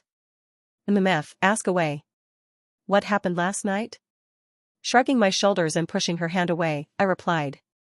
Nothing big, just killed some big-shot teacher. Made quick work of him. Oh really? Yeah, I think I heard that the top first years and the student council president couldn't even take him out. What a bunch of frauds, no. You know, you are calling me one of those frauds, right? You sure? The whole academy seems to be calling you a hero and their savior. Quite the villain boss you are. Oh? I heard some rumors flying around the academy that say you were actually the mastermind behind the whole attack. Really? *PFFT** really? How was I the mastermind behind the whole thing? Was my reputation that bad? I can't even blame Ren now. I've been in this world for more than 2 months, and it's even gotten worse. Is my suffering really that funny to you, Ruby? Maybe check your smartwatch next time when I message you. Sighing, I checked my smartwatch and finally turned off the D&D mode of my message apps, causing a flurry of messages to be released as my phone started ringing uncontrollably. Looking at Ruby, who was smirking, I pressed further. So, why did you come to the ACA dash? Oh, it's getting late, isn't it? Sorry, but the 5-star hotel has a curfew, so I must depart. Really had to emphasize the 5-star, didn't you? Oh, maybe, if you defeated the teacher and saved the top first years from dying, you could have gotten a hotel room. Real funny one, aren't you? Watching Ruby depart to the main gate of the academy, I turned around and headed back to my shabby and old and small and disgusting dorm room. Why do the real heroes always get treated the worst? Waking up the next morning, it felt like the gigantic burden weighing on me since the end of the cruise ship incident had lifted. It felt freeing. The festival would go on for the next couple of days, and there would be no classes. I had no reason to intervene in the plot during the festival, so basically, this time was all free for me. However, after the festival, the plot jumps right back into action as the travel club visits the Elven realm under Princess Alya's guidance. That would require a lot of my guidance if Lily did what I thought she would. Having spent the last week constantly investigating or worrying about the attack on the Colosseum, I had no intentions of doing anything for the time being. Unable to sleep due to the loud noise of the tourists outside my window, I got up and prepared to head out for the day. When I checked my smartwatch, I was surprised to see that Jean and Han had continued to use the group chat despite my not responding to either of them for at least a week. Han, Jean, we're meeting up by the Colosseum at 11, right? Jean, yeah, we'll figure out what to do once we're there. Ren, mind if I join in? Han, Ren? Jean, not if you don't tell us where the hell you've been for the past week. Han, yeah, you weren't even in class. Did you not get in trouble? Jean, if you found a way to skip class without being trouble and didn't tell us, you're dead, buddy. Ren, you won't believe me, but I spent the past week working on a special task force with the one and only student council president to protect the school. Jean, yo, bro, if you don't want to tell us, just say so. Han, you've had a week, and that's the best excuse you could come up with. Ren? See, you guys never believe me. Jean, alright, bro, whatever you say. See you at 11. Han, yeah, we'll see you at 11.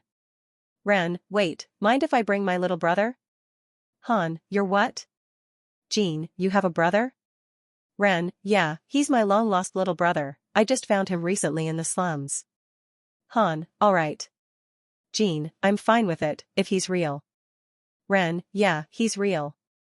I'll see you too. As students of the academy, we were allowed a tourist ticket without paying, so I could bring one person into the academy for free. Who else but him? Leaving the academy and entering the capital, I headed straight for headquarters as it was already almost 11. As I entered the capital's slums, I noticed the cake shop with the underground hideout for the teacher had been shut down. The windows were broken, and I could see countless homeless people inside stealing the chairs or anything else of value. That tunnel could be quite the hideout, couldn't it? While the cake shop in itself was a decent investment as it could provide some daily income, the hideout below must have taken ages to create, and it would be the perfect place for me to train. It was so far underground that even if I used countless elemental slashes, no one would notice. The royal family investigators would just think of it as a normal cake shop and not investigate it, so they wouldn't even find the tunnel, meaning the shop would be very cheap. And Raven and Zhang would be pretty happy if I bought a cake shop, wouldn't they? Reminding myself to check the newspaper for the future listing of the cake shop after the royal family repossessed it, I continued on my way to the headquarters. Without knocking or anything, I unlocked the headquarters doors with my key and entered inside. Raven, lying on the couch next to the television, was still fast asleep despite it being almost afternoon. On the other hand, Zhang lay slumped over in the chair once again, a plate of ice cream in front of him. Quite the evil Jin he was, eating strawberry ice cream. Sighing at my worker's laziness, I walked up to the couch with Raven sitting on it and swiftly and cleanly removed the blanket from him. With my enhanced eyesight, I saw Raven's eyes open for a short moment, meaning he was awake, yet he still pretended to be asleep. Oh, asleep, are you? Watching him and staying still, I made sounds to make it seem like I was moving around and picking things up until Raven, after a couple of seconds, burst upwards and screamed. No, I'm awake. Don't do anything, please. Staring me motionless right above him, Raven blinked for a second before sighing. You really have to come right in the morning, don't you? It's almost 11, what morning are you talking about? Just let me sleep. As Raven pulled up his blanket to cover his face, I replied. You're coming with me today. Whenever you say that, it always means something bad. You're coming with me to a festival, relax. Scaring the shit out of me, I heard a voice sound from behind me. What about me, boss? Turning around, I saw Zing sitting up on his chair with his horns out and continuing to eat his ice cream. When you do something about those horns, we can talk. But they look good. Yeah, they look so good that everyone just runs around screaming in horror when they see them.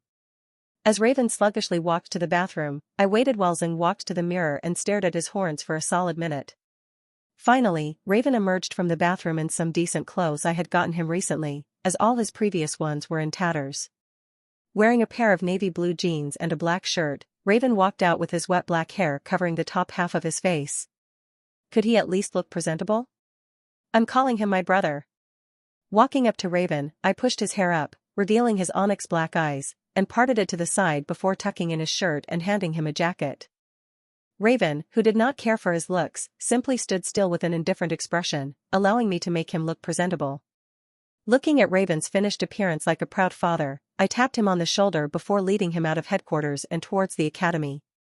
As we reached the academy gates, I presented the guard with my student ID, and he stared at Raven for a second before letting us through. I thought I did a good job. Rushing towards the Coliseum with Raven trailing behind me, we arrived a minute early, spotting Jean and Han a few feet away from us. Walking up to them, I pulled Raven beside me and said, Hey, you two, this is my brother, Raven. Nudging Raven like he was a baby, I said. Say hi, Raven. Slowly turning his face with an expression that even I couldn't decipher, Raven choked out the words. Hi, I'm Raven. Looking at me struggling to hold in my laughter, Han and Jean stared at us for a second before they both said. And nice to meet you, Raven. Well, where to guys? As the four of us walked through the festival, I had to keep a constant eye on Raven, who always seemed to wander off to some random booth. Stopping in front of one of those carnival booths where you had to land a ring on one of the 100 bottles across the floor, Han and Jean each gave it an attempt before failing. Exchanging a ring for one of the tickets I had received, I used my eyes to calculate the future trajectory of the ring before adjusting it so it perfectly overlapped with the bottle's lid. Tapping Raven, who was watching countless people fail the game, on the shoulder, I smirked and said, Watch this. As I began the throwing motion, my hand behind my shoulder, I moved forward at the perfect pace. Just as I was reaching the perfect place to release the ring, I felt a sudden pressure on my shoulder. The pressure messed up my entire throwing motion, as my ring went flying in the complete opposite direction and far away from the ring's bottles, and right at someone's head. ****. Pretending I didn't hear or see anything, I turned back around to Raven, who was smiling more than usual.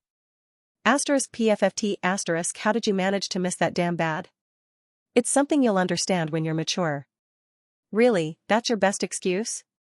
Turning to the source of my miss, I saw my cat silently sitting on my shoulder while licking its paw. When I had woken up, the cat was gone, presumably through the open window, and now it had just reappeared. It really just came and went as it pleased. As we were finished with the game, I turned around to look for Han and Jean, but after glancing around a bit, I found them trying to talk to some girls. Before, I dismissed girls because I didn't believe this was the real world with real people, but now, what was my excuse? Was I going to become just like Han and Jean?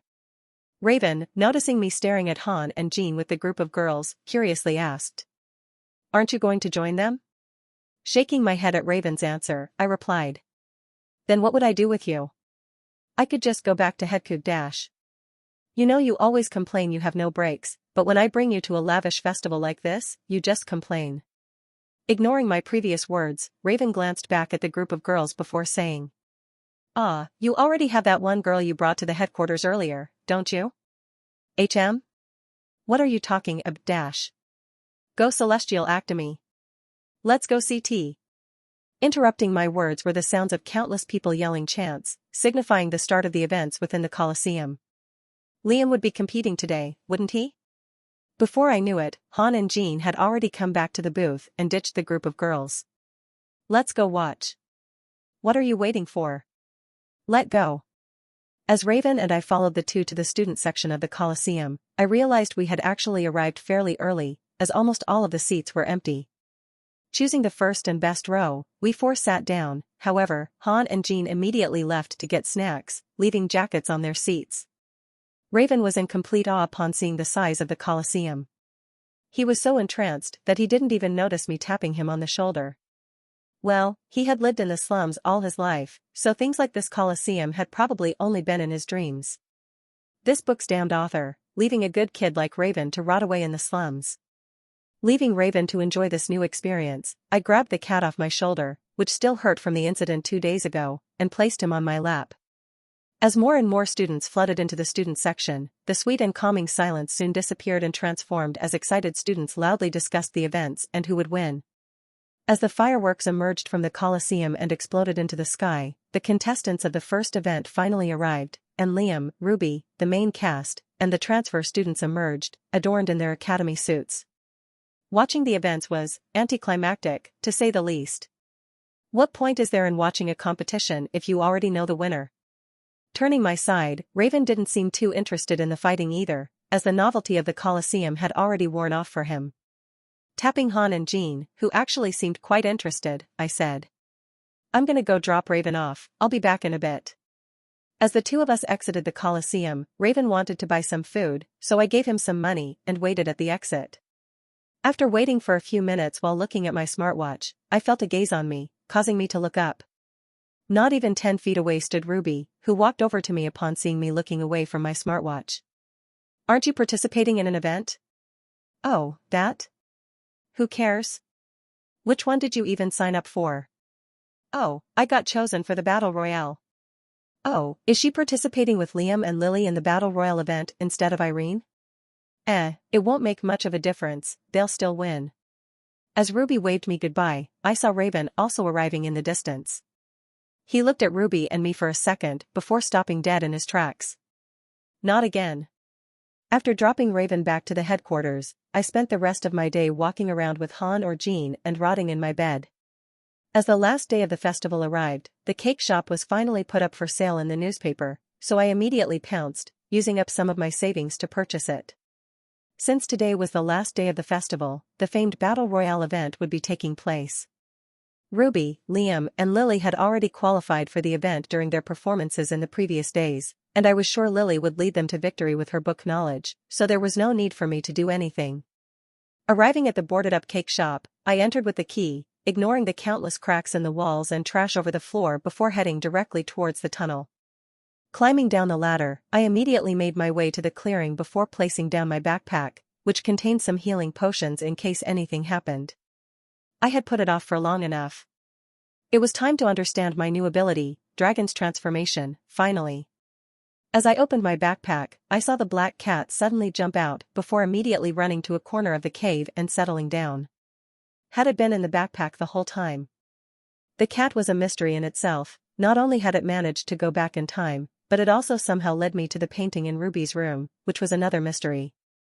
This cat was just a series of mysteries muddled together, but what should I do about it? Was I supposed to investigate and experiment on a goddamn cat? Step by step, I guess.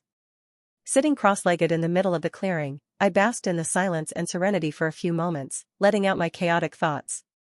Focusing my mind solely on my body, I specifically concentrated on the center of my body, where all my mana would gather. Feeling an unknown red-colored substance in the area where my mana was stored, I moved it around and examined it to get a rough shape. After a few minutes, I finally had a rough outline. Inside my chest, there was a modern yin-yang symbol, as the yin was my mana while the yang was the blood-red substance. The two were so close to touching, yet so far, as every time I attempted to move them together, they would repel against each other, breaking their shape, before quickly regathering to form the yin-yang symbol. Bracing myself for the upcoming pain, I knew what I had to do as I forced the blood-red substance near my mana, overpowering the repulsive force between the two. As the two opposites met, a sudden shockwave was sent through my body, causing me to fall back in pain for a few seconds. Regaining my composure, I once again examined my body and noticed that while the yin and yang symbol of the blood-red substance and mana was still there, a small purple particle was in the center of the symbol. Navigating the purple particle out of the center, making sure it didn't touch the mana or blood red substance, I let it sit near my heart while pondering. Now. The question was, what do I do with it? Leading the soul purple particle up from my chest and towards my shoulder, I stopped it right at the spot where my wings had appeared last time. Leaving the particle there, I patiently waited a couple of seconds, before feeling my back suddenly grow heavier. Sure enough, on my right shoulder, a wing had formed. However, rather than being a combination of pitch black and blood red, the black had been replaced by a light blue. So, I can either combine the blood red substance with my mana or corruption, and the colors change depending on that. Simply sitting still with the wing on my back, I patiently waited for whatever side effect this ability would cause. Just as my dragon's eye caused my eyes to bleed if I used it for too long. Am I really a masochist? I'm just asking for pain now. However, after a couple of minutes of just sitting there, I felt nothing. Flapping my wings and teleporting throughout the room, I also felt no side effects. In fact, it actually felt calming. Examining my body, I noticed that the purple particle in my shoulder had shrunk significantly, to the point where it could barely even be seen anymore. I guess this is the time limit. As the purple particles diminished and disappeared, I felt my thoughts blur and become convoluted, making me unable to focus on a single thing. It felt like my entire mind was in chaos as countless unrelated memories rushed through my head, overloading my brain. Clutching my head in pain, I dropped to the floor, immediately noticing that my wing had disappeared. Crawling over to my backpack, I grabbed a stack of healing scrolls worth over 10 gold coins, immediately ripping all of them in one motion. As the scrolls disappeared and turned into dust, a green aura began to surround me, easing the pain in my mind. However, when that aura disappeared, my mind immediately went back into chaos. Lying down on the floor, facing the ceiling, I simply gave into the pain as I attempted to close my eyes to fall asleep, only to be immediately woken up by the random and constant thoughts racing through my head. After who knows how long, I finally felt my mind return as I could actually control the thoughts appearing in my head. Sitting back up, I was in no rush to continue experimenting as I grabbed the meal I had gotten from one of the stands at the festival. Taking the container out of my backpack, I heard the sound of scratching on a hard surface, causing me to turn my head upwards, just to see the black cat, barely hanging onto the roof of the clearing with its claws.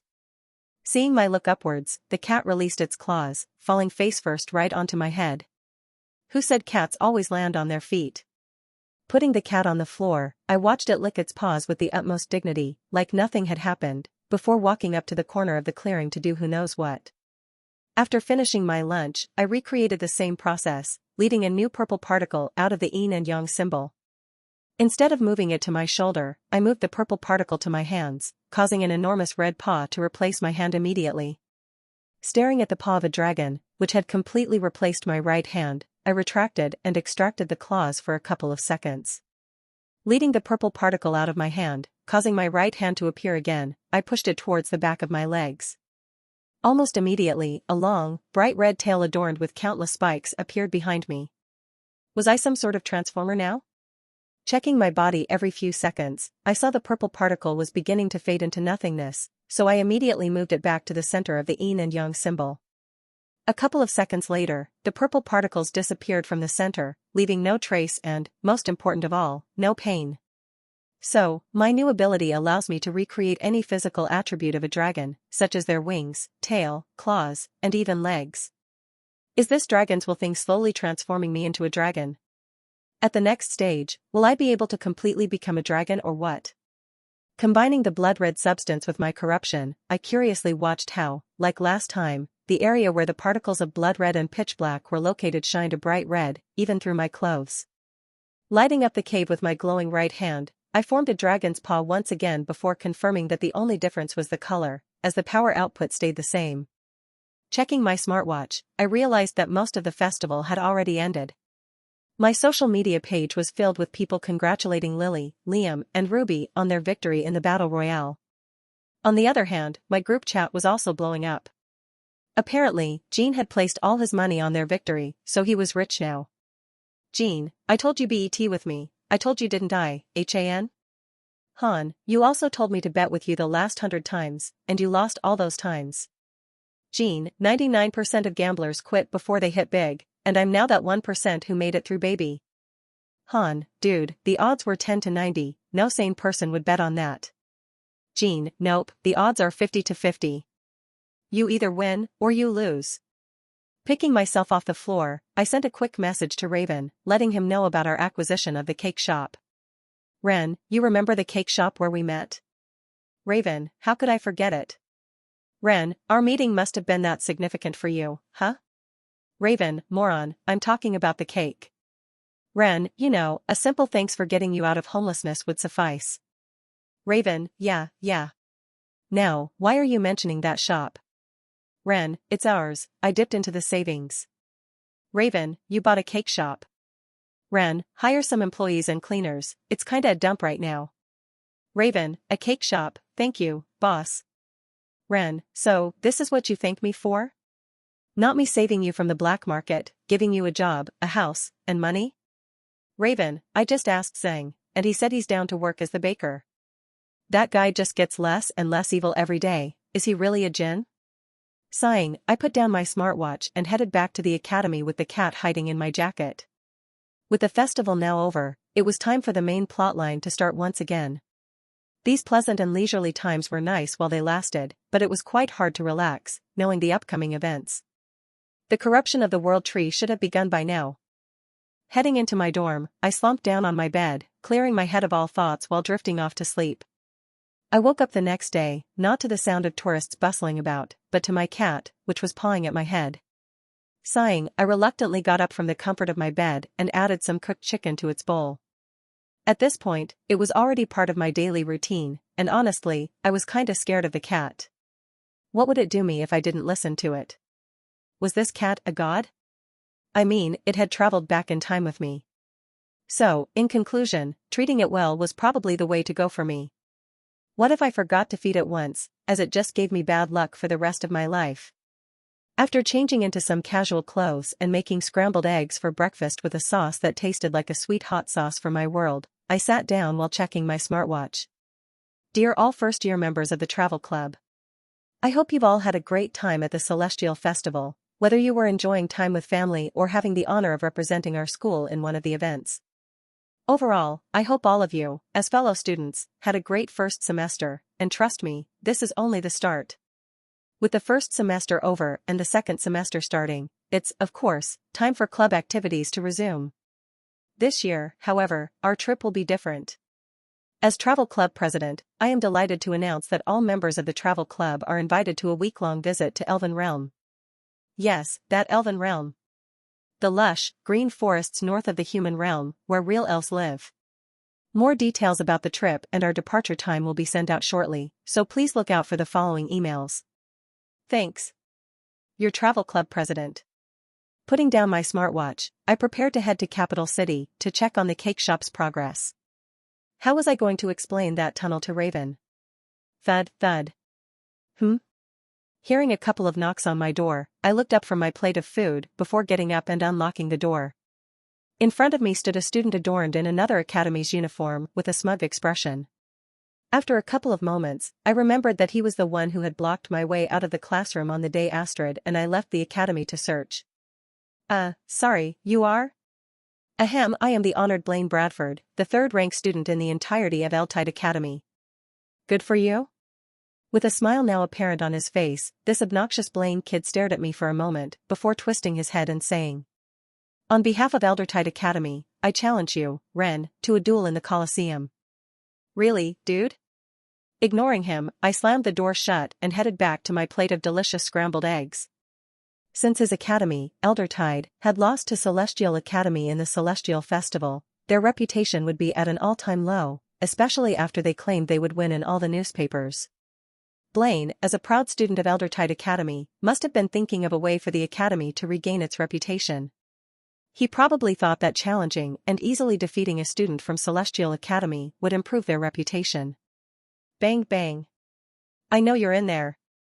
Ignoring the constant knocks on my door, I continued eating my scrambled eggs while my cat happily chowed down on the chicken. I could never let that thing discover steak. I would go broke just from feeding it. Bang bang. You have to accept, you can't deny. Sighing, I got up from my seat, placed my empty plate in the sink, and grabbed my school-issued daggers. Unfortunately, no matter how annoying this Blaine was, his words were right. If you were challenged to a duel, your choices were either to accept the duel or receive detention for a whole week. Since denying a direct duel request as a student would tarnish Celestial Academy's reputation as their students would seem scared and weak, the Academy imposed harsh punishments to persuade students not to deny these requests. Of course, with this rule in effect, students couldn't just challenge anyone they wanted to do a duel, they had to have a good reason. And, unfortunately, I had given Blaine that reason by throwing him out of the way when we first met. Opening the door, revealing the furious and confused figure of Blaine, I wasted no time as I grabbed his shoulder and forcibly dragged him out of the dorm building. Wait, what are you, dude? You said you wanted to duel? Let's go now. What the hell are you waiting for? This was your idea, wasn't it? Letting go of Blaine, causing him to stumble forward, I walked towards the looming Coliseum buildings, with Blaine following behind. Maybe when I had first transmigrated here, I would have purposely lost to make sure people didn't know anything was wrong with Ren, but who the hell cares about the old Ren anymore? I'm Ren, now, aren't I? I could do whatever the hell I wanted. And what I wanted to do was to defeat Blaine quickly so I could go to the capital and complete my original goal of the day. Walking up to the guard, who was waiting outside the Coliseum, I pointed to Blaine while saying, "We want to duel." Nodding his head like it was an everyday occurrence, the guard moved aside, letting Blaine and I pass through. Heading to the right, where the home team's side was located, I handed my daggers to another guard, who confirmed that they were weapons allowed in a duel. Wasting no time, I rushed to the tunnel that led out into the Coliseum and patiently waited for Blaine's arrival. Peering across the Coliseum and into the other tunnel, I finally noticed Blaine walking up with a broadsword in his hands. While he didn't have a grin on his face anymore, he still seemed rather confident as he was holding his sword leisurely while leaning against the wall. Seriously, where do third-rate villains get all this false confidence from? I mean, the first thing I did when I entered this body was humble myself. That mountain tyrant in that mountain range cave really did numbers to me. The referee, who was sitting on a chair in the middle of the Coliseum, noticed us a second later before announcing, "The duel between Ren from Celestial Academy and Blaine Bradford of Eldertide Academy will now commence." While you might think that duels would take longer to organize rather than just simply walking into the Coliseum and asking for a duel, the Academy had already prepared for dozens of duel requests today, making the process extremely fast. I mean, even the Academy knew that hundreds of third-rate villains like Blaine would be salty about their defeat and duel someone else to get over it. Grabbing my standard daggers, I walked out of the dark tunnel and into the middle of the Coliseum, where a makeshift duel arena was already set up. In the middle of the Coliseum sat an elevated platform where the duel would take place.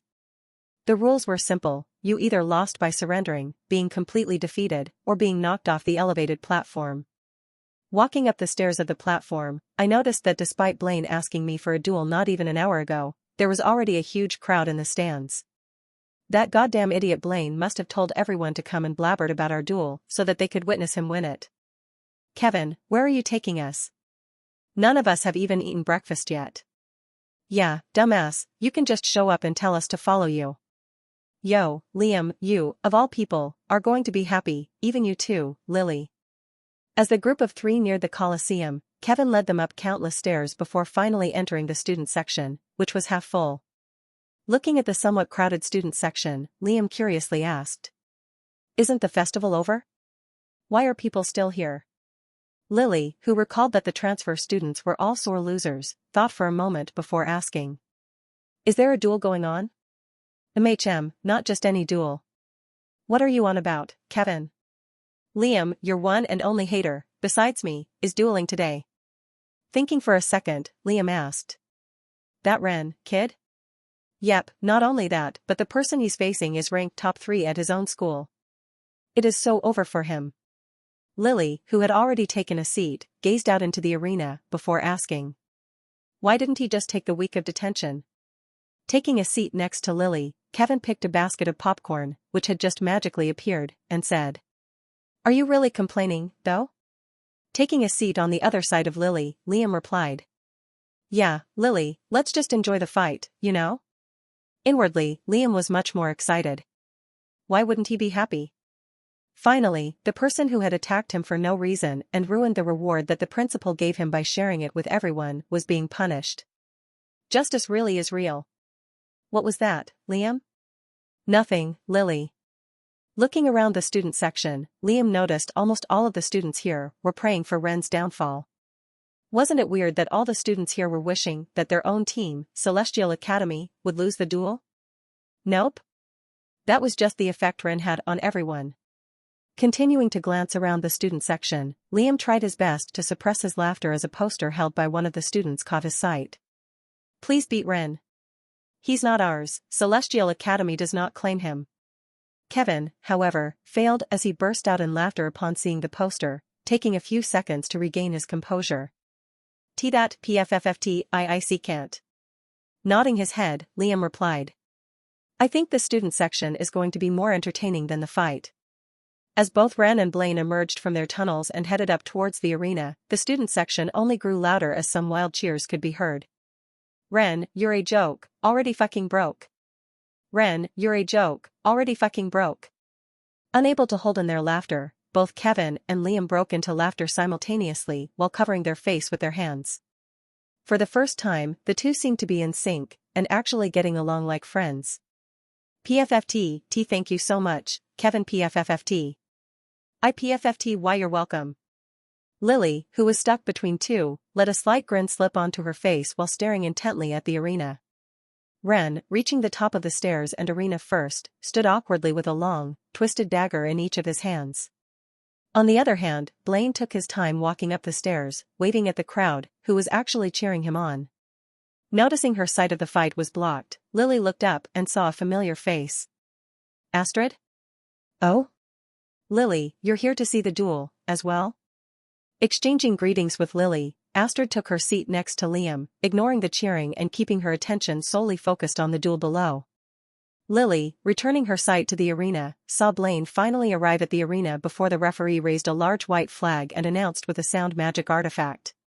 Duelers, please take your positions. Do any of you need clarification on the rules of the duel?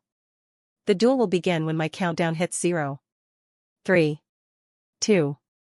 1, dash. Ren, who had already activated the usage period of dash before the countdown, immediately dashed forward as the word 0 slipped out of the referee's mouth. Tapping his right eye mid-dash, Ren slowed his perception of time.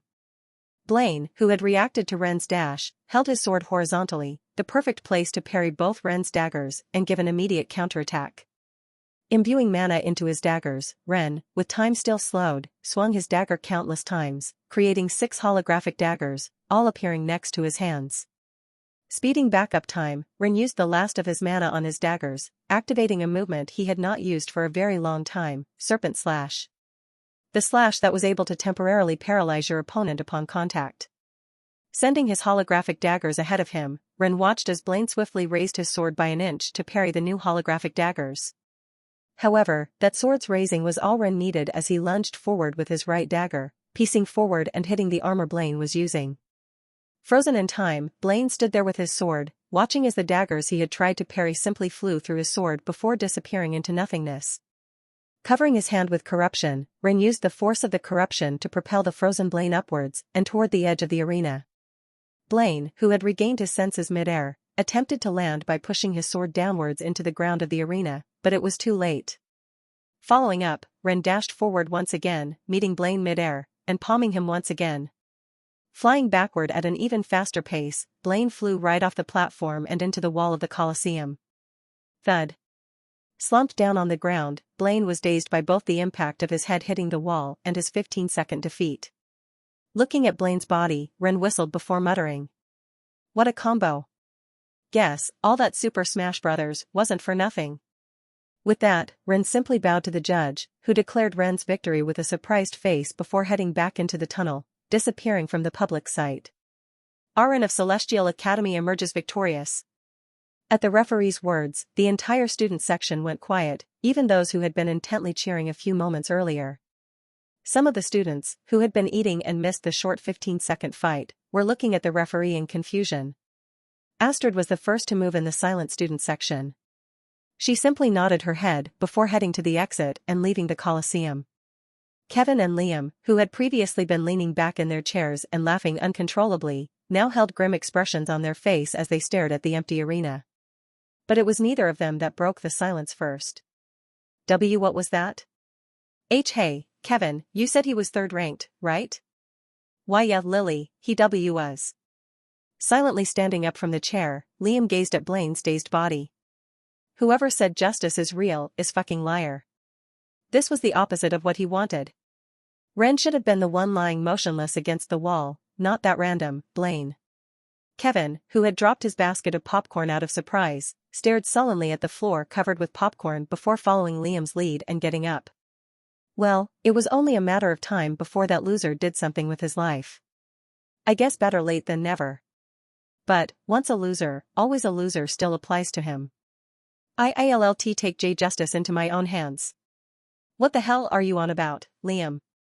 Amidst the two's argument, Lily stayed rooted to her seat. For any person, a development like this would be regular. After being disowned by one's family, one would definitely train non-stop to become more powerful and gather new skills. However, that wasn't Ren. A stubborn, cocky, self-centered, and spoiled brat. The word training wasn't even in Ren's dictionary. Did the book wrongly characterize him? Or was this the result of her changes to the story? Behind Lily, the students in this section came back to their senses as their conversation transformed from insulting Ren to accusing him of cheating. Hey dude, you didn't see any of the fight, I didn't see any of it. I'm not gonna say anything, but that referee might have been bribed. Of course, there were people who had logic in the student section who were able to recognize Ren's power, but they stayed silent, simply observing from a distance. While confirming that the cake shop was progressing regularly, I was surprised to see Raven and Zing both more enthusiastic, as they had already cleaned the entire shop. Alongside the fast progression of the cake shop, I was also surprised to hear that Zing could finally hide his horns. As your power as a djinn grows, you can better hide your qualities, so Zing is probably equivalent to a D-rank hero, like me, as he can hide his horns. Heading back to headquarters, I decided to organize my subspace before heading to the Elven Realm, as I was likely to return to the academy after my trip with a bunch of new artifacts. Looking at the dull metal sword stored in my painting subspace, I carefully held it in my hands for a second before confirming that there were no side effects. The blood-red sword had become a normal metal sword now. Heading out of the subspace with the sword in hand, I looked around for a second before spotting Zing, who was being taught how to interact with humans by Raven. Zing, what do you say when you meet someone new for the first time? Hello, fellow human, my name is Zing. May I ponder as to what your human name may be? Is this some kind of joke to you? Whatever could you mean by that, Raven, sir? What does the word ponder mean? I found it in a dictionary, and thought it sounded cool. This is useless. I'm a business owner, not some damn language teacher. As Raven stormed out of the kitchen, brushing by me, I turned and asked.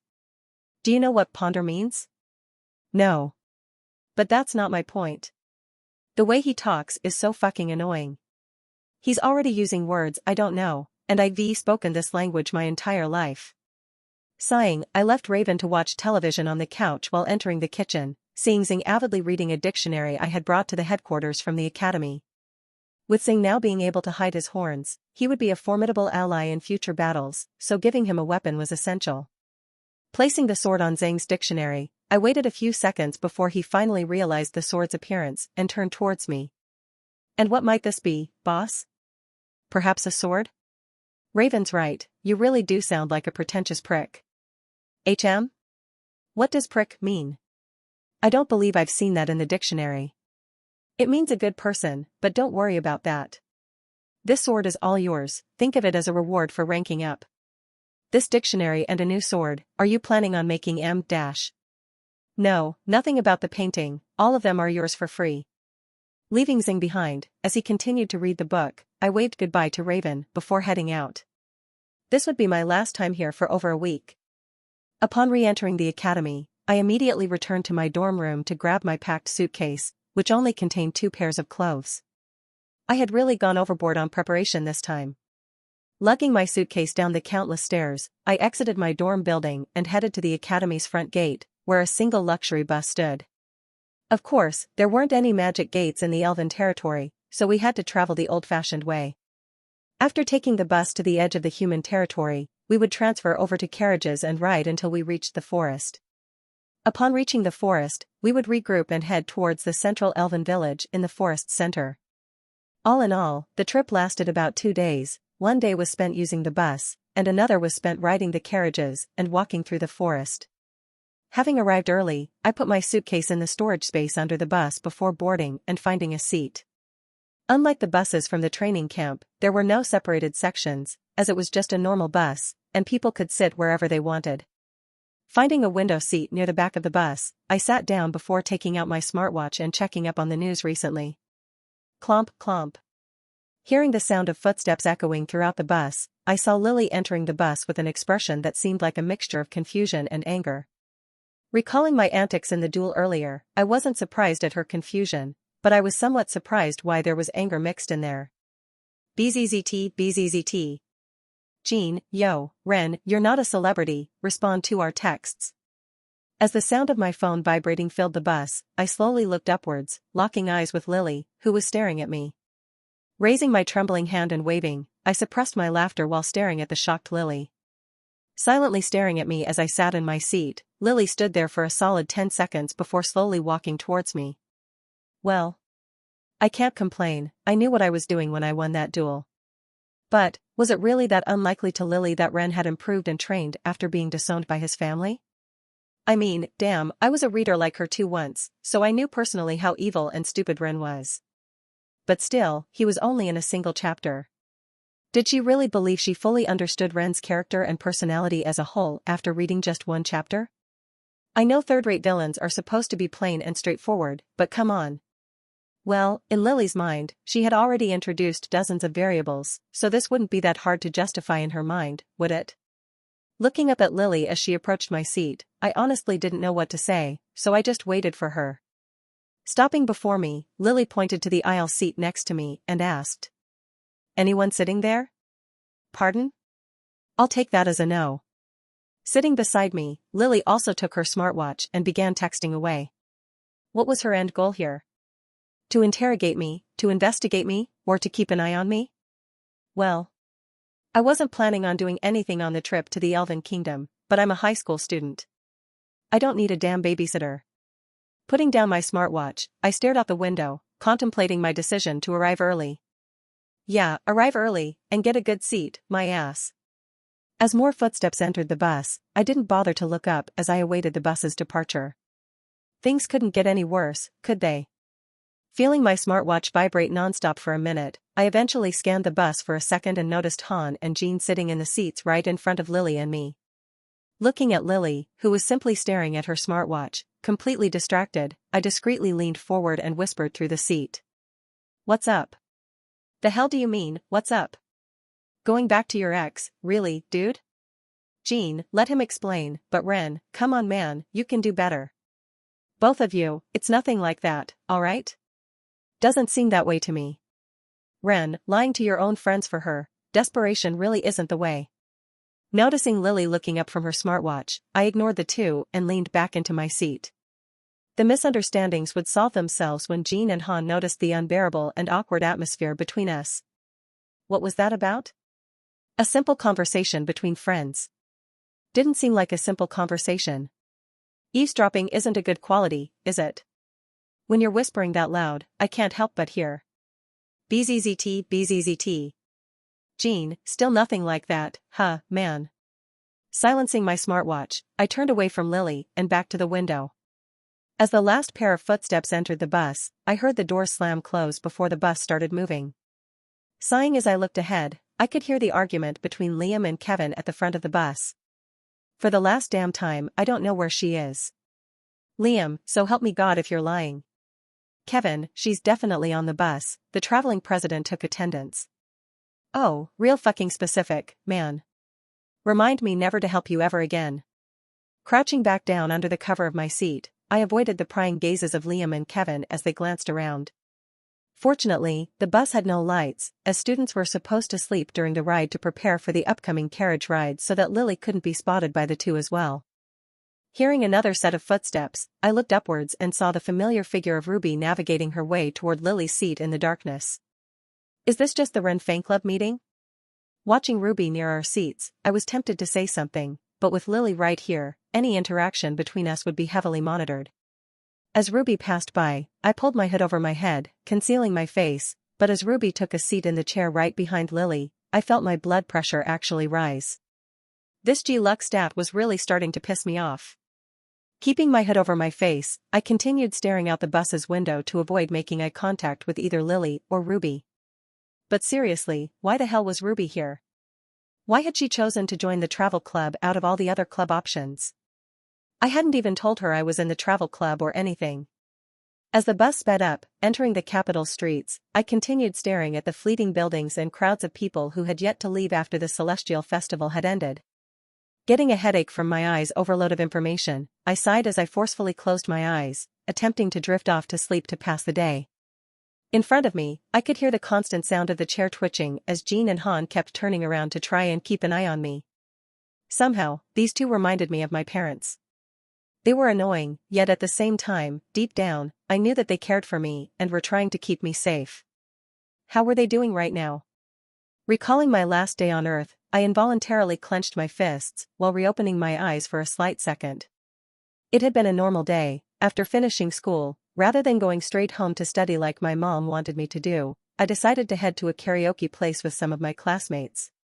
Come on, Silas, you never come with us. Yeah, your parents won't care if you stop studying one time. Hurry up, man. Are you coming or not? Slinging my backpack around my shoulder, I stared at my smartphone for a second, contemplating whether to ask my mother if I could go. Didn't this already happen countless times? Not even a month ago. Standing at the front door of my house, I finally gathered enough courage before unlocking the door with my house key. Hearing the door open, my mom walked from the kitchen to the front door and nodded to me, confirming my presence. Seeing her turn her back to head back to the kitchen, I clenched my fist before nervously asking. Mom, my friends are going out after school tomorrow, can I G-dash? Stopping mid-walk, my mom turned around to face me before replying. Don't be stupid, Silas. Let them go, it only benefits you. What do you mean, Mom? The more they go out, the less studying they do, which means their grades are worse. That means less competition for you and more college spots. But Mom, I want to go. Silas, you'll have all the free time in the world once you finish college and get a good job. You'll be giving up your advantage by going out with them right now. That's in over 6 years, Mom. Ignoring my complaints, my mom guided me from the front door to my room before handing me another packet of work to do. You'll thank yourself for listening to me when you're older. Hearing the door slam shut as my mom headed back to the kitchen, I furiously grabbed my pencil before forcing myself to solve the problems in front of me. Why was my mom the only one who didn't let their son go out? As my furious thoughts grew, I turned away from my sheet and stared out my window, seeing countless students younger than me walking around and enjoying the winter with their friends. As the winter snow fell, I could see countless middle schoolers and younger students throwing snowballs at each other or lying down, attempting to make snow angels. Knock, knock. Snapping me out of my thoughts, I heard my mom knock on my door for a second before cracking the door open. Standing in front of my door with a plate of takoyaki, my mom carefully slid the plate through the crack in the door and onto my desk. With a smile, she said, "Here's your favorite, Silas." Slowly shutting the door and leaving behind the plate, I could hear my mom's hurried footsteps back to the kitchen. Ignoring the plate, I pressed on with my problems. Snapping me back to the present, I heard the sound of a video playing from Lily's smartwatch. Ignoring the sound, I reopened my eyes and continued staring out the window. Thinking back on it, did I even like takoyaki? No. I was angry at my mom for not letting me out, so I had specifically asked for an expensive snack that took a long time to make. But, no matter how difficult the task or how expensive the ingredients were, my mother still delivered the plate to me every day. Yet, I left the plate of food untouched every time, purposely leaving it on my desk for my mother to see. I had thought my mother would be angry, and it would be the perfect revenge if my mother saw that the food she had worked so hard on was wasted. But I was wrong. With the same smile and content expression, she continued delivering the snack to my room daily, not even mentioning how I had left the plate untouched earlier. Did you enjoy the snack, Silas? Lying, I replied. Yes. With a smile, she would just move on from the topic, inquiring about my progress with my studies. Just how many hours had she wasted in that kitchen making a snack for me, just me to not eat it? How did she feel after spending all that time making the food and cleaning the kitchen just to see it untouched? Our family was low income and middle class, yet somehow, she still had the money every day to make the takoyaki, despite its expensive ingredients. The money that my father and mother worked so hard to gain was wasted on me because of a petty grudge I held. Even with a scholarship for my outstanding grades, my father still had to fork over more than a fourth of his income just for tuition, not including textbooks and study resources. A fact I had only come to realize after my entrance to this world. What kind of son was I? I was here criticizing Ren's father's parenting earlier, but was I even qualified to do that? Closing my eyes, I re-entered my flashback of my last day on Earth. Tapping my cell phone and checking the time, I approached my classmates before saying, "Yeah, you're right. It's just one time, she won't care that much." Looking around the new area, I followed my classmates' lead out of the school and towards the karaoke shop. Ignoring my classmates' laughs and discussions, I intently looked around, taking in every part of this new experience. Upon entering the shop, one of my classmates paid for a huge room before leading us in. Watching my fellow classmates sit down, order drinks, and eagerly look for songs on the iPad like this was an everyday thing, I felt a tinge of jealousy inside me. Why had I been holed up in my room, studying this whole time, while they had been enjoying life to the fullest? Laughing alongside my classmates as I watched my friends try their best to sing, all thoughts and doubts about returning home disappeared. When I was handed the iPad, I asked my classmate beside me for a recommendation before looking at the screen with the lyrics and trying my best to sing. "Haha, Silas, why is your voice so monotone? Show some emotion, will ya, haha." "Hey, ignore them, Silas, your singing was much better than whatever bat screech came out of Kang's mouth." "Kai, if we're talking about singing skills, then you're at the very dash." Picking up a melon cream drink before me, I saved its sweet taste while watching the next person in line sing. "Hey Silas, let's do a trio." "Yeah, me, you, and Kong." Putting down my melon drink, I headed to the front stage of the karaoke room where my two friends, Kong and Kai, were waiting. "BZZT, BZZT." Feeling a vibration from my phone in my pocket, I hesitated momentarily, thinking whether I should check the message. How was I going to explain this to my mom? What was she going to say? What was my punishment going to be? "Silas, get over here." Snapping me out of my thoughts, I felt my adrenaline surge as everyone in the room glanced at me from Kang's shout.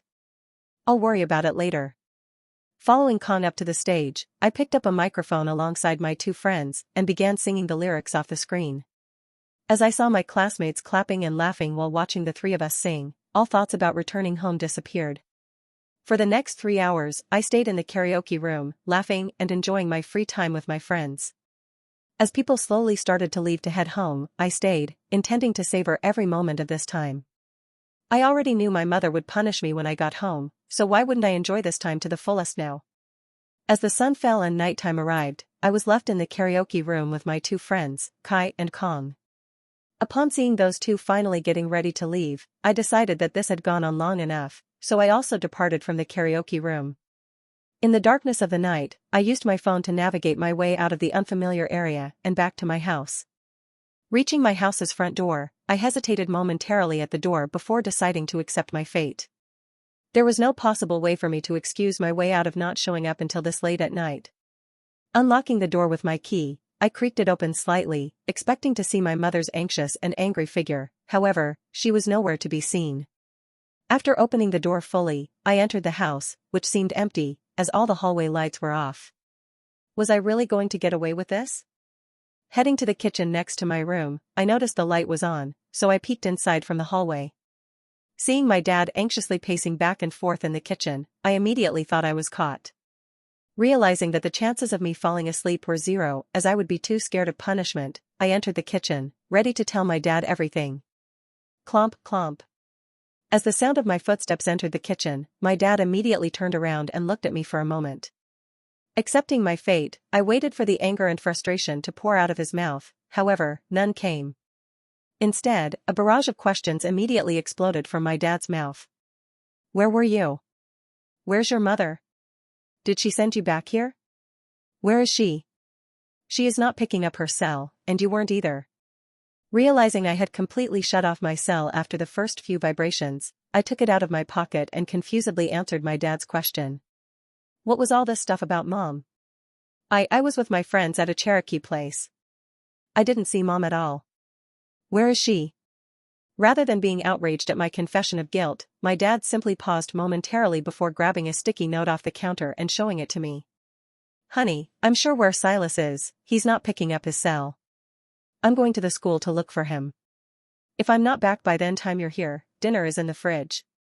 If Silas somehow arrives before me, please tell him that his takoyaki plate is in the fridge." It was 10 o'clock, where could she be right now? As thousands of thoughts rushed through my head, only one emerged. I have to find her, it was my fault, she left. She even took the time out of her already work-filled day to prepare my snack while I was enjoying Cherokee. A snack that she knew I didn't even eat. What if she had gotten into danger while looking for me? Regret. Tons of regret instantly flooded into my head. Why couldn't I take a single second to check my phone and let her know I was with friends? She spent her entire life, day in and day out, caring for me, cooking me, taking care of me, and helping me, yet I couldn't spare a second for her.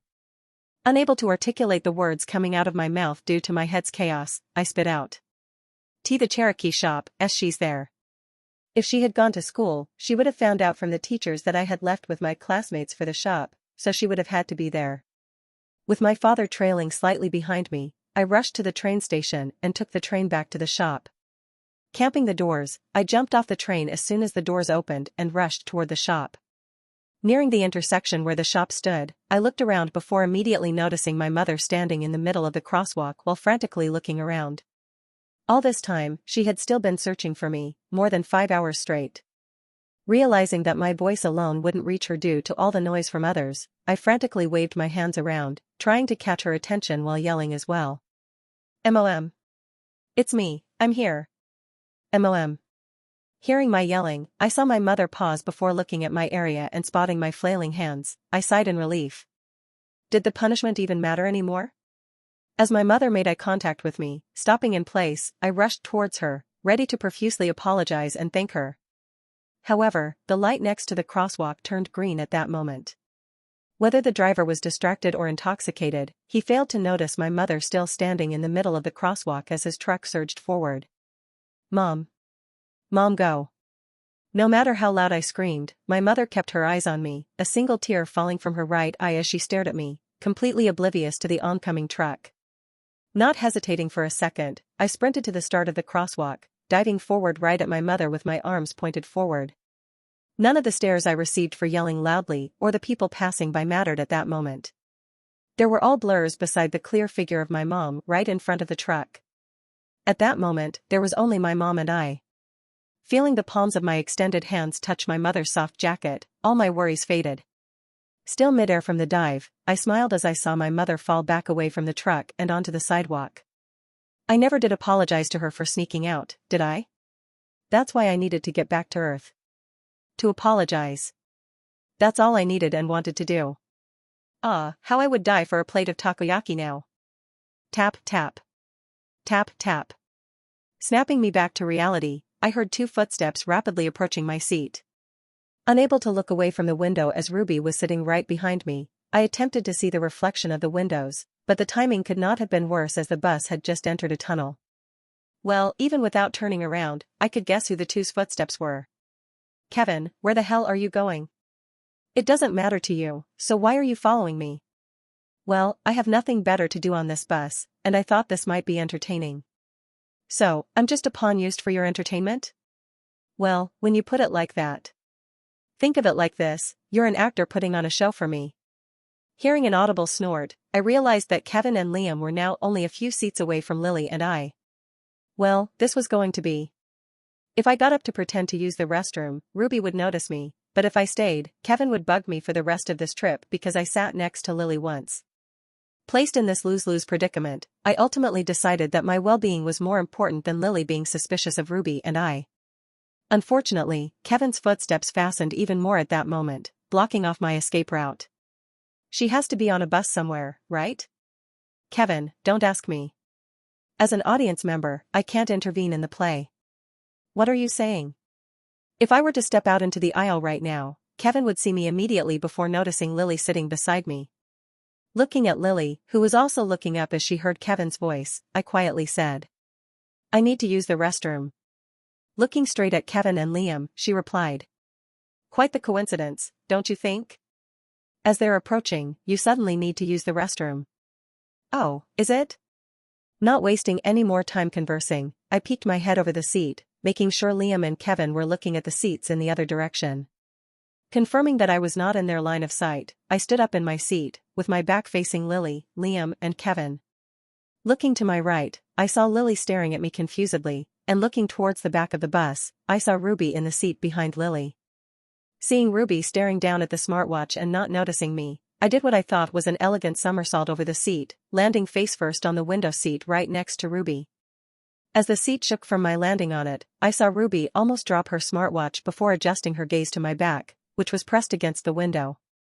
Quickly adjusting myself to sit normally with my back pressed against the chair, I turned to Ruby, who had just probably noticed it was me and not some random person.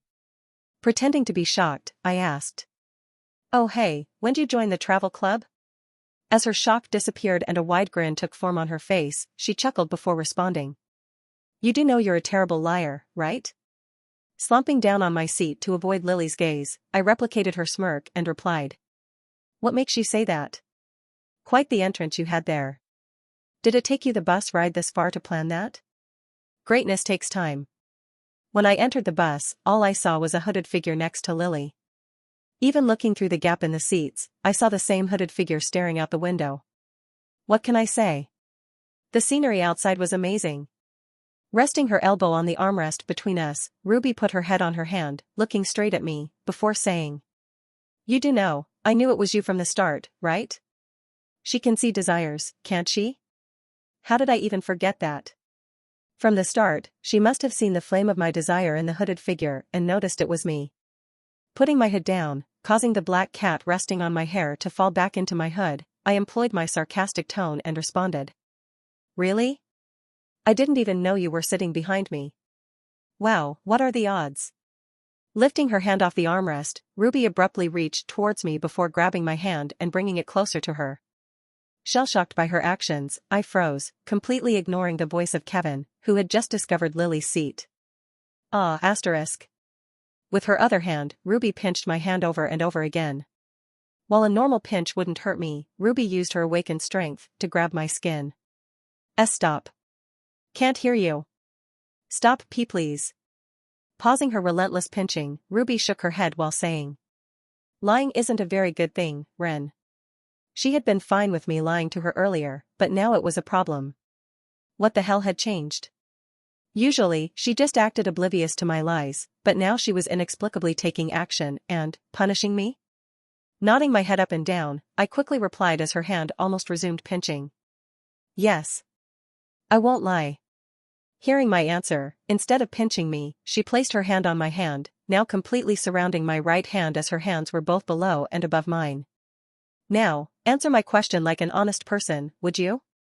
Feeling the soft sensation of her hands, I didn't dare to lie as I honestly replied, I was pretending not to see. No, I already know that. Why were you sitting next to Lily when you always used to avoid her?" "What?" She sat next to me, though. Making eye contact with me for a second, Ruby nodded her head before removing her hands. "Am I allowed to ask what the hell just happened?" Completely ignoring my confusion, Ruby changed the topic by asking, "So, enjoying the bus ride? I believe you said the scenery was interesting."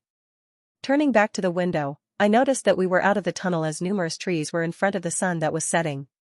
Wait, the sun was setting? It had already been 7 hours. Just how long had I been staring out that damn window? Was the scenery really that good? Asterisk. Laughing uncontrollably as I stared out the window with a confused expression, Ruby said, PFFT*, why you really weren't lying. Turning around to look at Ruby, I noticed 3 blank figures standing in aisles while staring intently at us.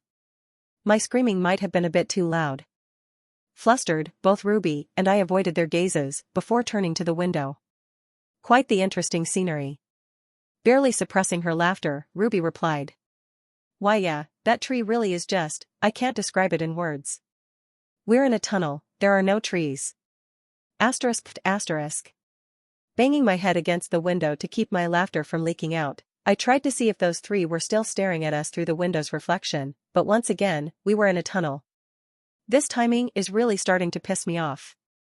Well, at least I could look at the tunnel outside without getting a headache. Why can't my damn luck choose a side? Be either good or bad, not both. Raising my right hand to my eye, I activated the dragon's eye and used the slowing of time to sneak a peek behind me without being noticed. Right next to me was Ruby, covering her face with the back of Lily's chair and her hands tightly gripping the armrest. In front of Ruby was Lily, who was looking back at us through the gap in the chairs with a confused and interested expression. Next to Lily was Kevin, who was completely oblivious to the situation. His gaze remained on Lily, despite all the noise we had made. Finally, Liam. He was just staring at me with a disgusted expression. Aren't I screwed if the protagonist of the book hates me? What the hell did I even do to him? I'm why he got that power-up on the cruise ship, he owes me his life. Speeding back up time, I continued staring at the window, but we were still in the tunnel. Seriously, how goddamn long is this tunnel? Regaining my composure, I braced myself as I turned around and casually took out my smartwatch, acting like the 3 main cast members weren't there. At a loss for words, the 3 of them stared at me while I was casually scrolling on my smartwatch. After a couple of moments, Liam and Kevin finally moved on as they turned to Lily. Why'd you sit all the way back here, Lily? Forced to answer Kevin's question, Lily reluctantly turned away from Ruby and I, allowing us to finally relax. I wanted to sleep, and it was quieter back here. Oh, okay. Laughing at Kevin's sullen face, Liam's expression transformed from disgust to cheer as he said. Kevin, it's actually over for you. She does not lick dash. Cutting Liam off mid-sentence, Lily, being her kind soul, pointed at the seats across the aisle and said. You guys can sit over there. What was that, Liam? Sorry, I couldn't hear you. Pity points, you know damn we dash. SHHH, Liam, didn't you hear? Lily said she wanted some peace and quiet. As the 2 of them took their seats, Ruby finally regained her composure as she removed her head from the back of Lily's seat and turned towards me. Is that why you moved? Nodding my head at Ruby's question, I employed a sarcastic tone and replied. No, I just really wanted to sit with Lily. Receiving no answer from Ruby, I turned back to her, only to see her giving me the cold shoulder and completely ignoring me. This was supposed to be a relaxing bus ride for me, wasn't it? After what seemed like ages, the bus finally slowed to a halt, putting an end to the awkward silence. Following Ruby out of the bus, I looked around at the beautiful scenery of the wildness around me. We had entered the elven realm and left the human realm. Using my enhanced eyesight, I spotted the carriages in the distance and our travel club president beside them. As the carriages stopped in front of us, I saw students split into groups of 4 before each carriage's entrance. Of course, my trusty buddies, Jean and Han, walked over to a carriage with me. Seeing our group, the travel club president narrowed his eyes before joining our group of 4. Were we really that untrustworthy? Looking at Ruby, who was glancing around, I was going to try to sneak her in with us, but before I could do anything, she was approached by Liam, Kevin, Alya, and Lily. Alya had received her own personal carriage from the Elven Kingdom, so their group could be as big as they wanted. Some sense of logic in my carriage would have been nice, but alas, it was expected. After all, in the main cast's eyes, Ruby had saved all of them from dying to the teacher's djinn attacks. Entering the carriage, I sat down next to the travel club president, facing Jean and Han, who were staring out the window. Even as nobles, Jean, Han, and Ren had never left the human realm, so everything here was a new experience. In contrast to the smooth bus ride, the carriage ride was much worse, as there was a bump almost every second. Looking out of the carriage window and ignoring the pain in my back, I enjoyed the beautiful nature around me. The carriage was moving much slower than the bus, so my brain could actually process everything my eyes saw without giving me a headache. The backdrop of the gigantic plains, which seemed to stretch forever under the resting orange sun, made for a painting-like scene. The rabbits hopping around, the beautiful white birds elegantly gliding through the sky, and the lush green grass at the bottom. In everyone's eyes, it was picturesque, perfect, and beautiful. However, even though I couldn't see it with my eyes, I knew something was wrong. In a couple of weeks, the problems would be visible, the vitality of everything was slowly decreasing. Underground, the roots of everything were slowly withering, eliminating the food source of all the animals here. The trees, the plants, the animals, and even the water of the lakes. In a matter of time, all of it would be gone, turned to waste. But that was just the start. The elven forest was in a much more precarious situation. After what seemed like ages, hundreds of trees that seemed to stretch up to the sky entered my sight. We had arrived at the elven forest. Like the plain before the forest, I couldn't see anything wrong even with my eyes, even when I knew there was a problem. After all, the problem was underground, and no matter how much I tried, I couldn't see through physical objects. Leaving the carriage first, I stared at the thousands of trees before me, feeling like an ant in a world of giants. Well, this ant was about to save the world. As the others exited their carriage, I turned away and caught a glance at Ruby, who was emerging from her carriage with a sheepish expression. Would Lily have taken advantage of the situation with Ruby alone to question her about our relationship? Whatever the case, I doubted Ruby would reveal that she and I were part of an evil organization. After everyone had exited their respective carriages, Alia stepped away from her group and headed into the forest. A few minutes later, Alia emerged from the forest with two elves on her right and left, each holding a spear alongside a bow. Elves were known for their bowmanship and affinity to spirits, so as a fellow bow user, I was curious to see how the normal elves used the bow. The elf on Alia's right glanced at us briefly, showing a disgusted expression, before sharply saying, "Follow me." Even if humans and elves were technically in cooperation, our relationship was still prickly. Elves tended to look down on everyone, believing they were the superior race, so their attitude was terrible. In other words, they were just a bunch of people with superiority complexes. This was also the first time humans had entered the elven forest in over 100 years, so most elves only knew about humans from rumors. Of course, those rumors weren't saying good things about humans, as the ones creating them had superiority complexes. Walking with Han and Jean, we looked around in awe as our group entered the forest. The trees were so tall that the sunlight was mostly blocked, but that poor lighting added to the forest's mystery, making it seem almost mythical. Taking my gaze off the forest and turning to my side, I activated my system menu out of curiosity. Menu User, Ren Montclair. Class, Proficient Assassin, Level 3, 7%. Stealth, C. Moderate Dagger Mastery, 11%. Arts, Eclipse Blade, 3/5. Stats. Rating, D+, Dream Not Yet Completed. Strength, E+. Agility, D+. Stamina, D. Magic Power, D+. Luck, GS, Conditional. Intelligence, E. Charm, F. Traits. Passive, Dragon's Will, 2/. Dragon Eyes, your eyesight is enhanced.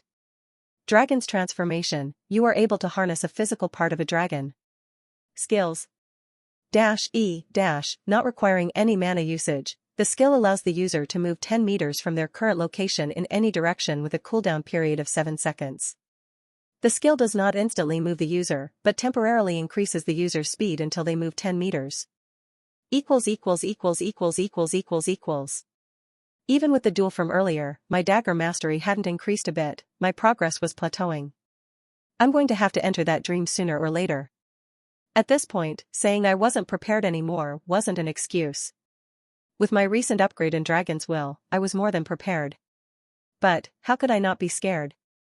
In my last dream, I faced off against an S-rank creature, and that was only my D-rank up dream. What the hell would I have to fight in my C-rank up a dream? A god, a demon, or a whole horde of S-rank creatures? Sighing, I looked upwards, seeing the elven guards ahead stop abruptly, before turning to each other. Peering past the guards and further into the forest, I found the cause as a stack of branches blocked our path ahead. Clearly, the stack of branches was not naturally made, so it was obvious that some other elves had set it up to annoy us and halt our progress. Were we really that hated by the elves? To be honest, I wasn't even mad at the part, though. I was more mad that those elves had actually thought that a stack of branches could stop us from advancing. Did they really think we were so weak that a simple stack of logs could stop us? Sighing, I watched as Liam effortlessly cleared the stack of logs with one sword strike, before turning to the elven guards. The rest of the trek to the forest center went without a hitch, as before long, I could spot the path open up to a gigantic clearing.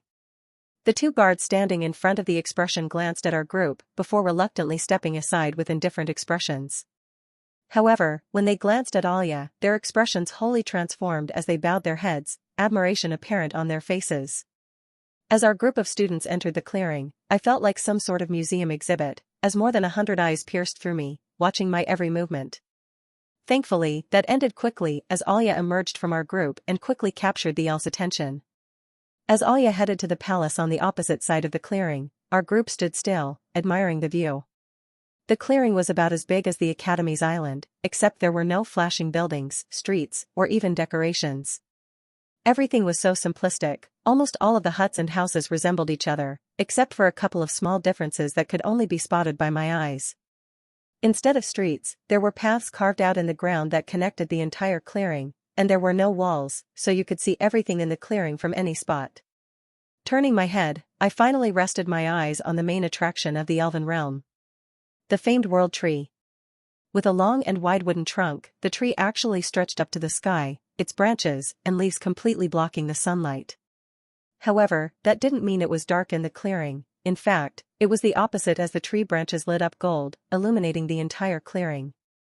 Despite the clearing being as big as the huge island of the Academy, the world tree somehow lit up the entire place, leaving no dark spots. It was actually doing a better job than the sun. Retracting my gaze from the world tree, I stared across the clearing at the elegant pure white palace that stood out amongst the simplistic houses. With a large fountain in front of it, the palace almost resembled the White House from Earth, as they were both completely white and gigantic. Seeing Alya exit the palace, I felt somewhat jealous that I would not be able to see its beautiful interior. Well, I'll get my chance later. Leading us to a row of huts, our group of students split into our carriage groups from earlier and stood in front of a hut.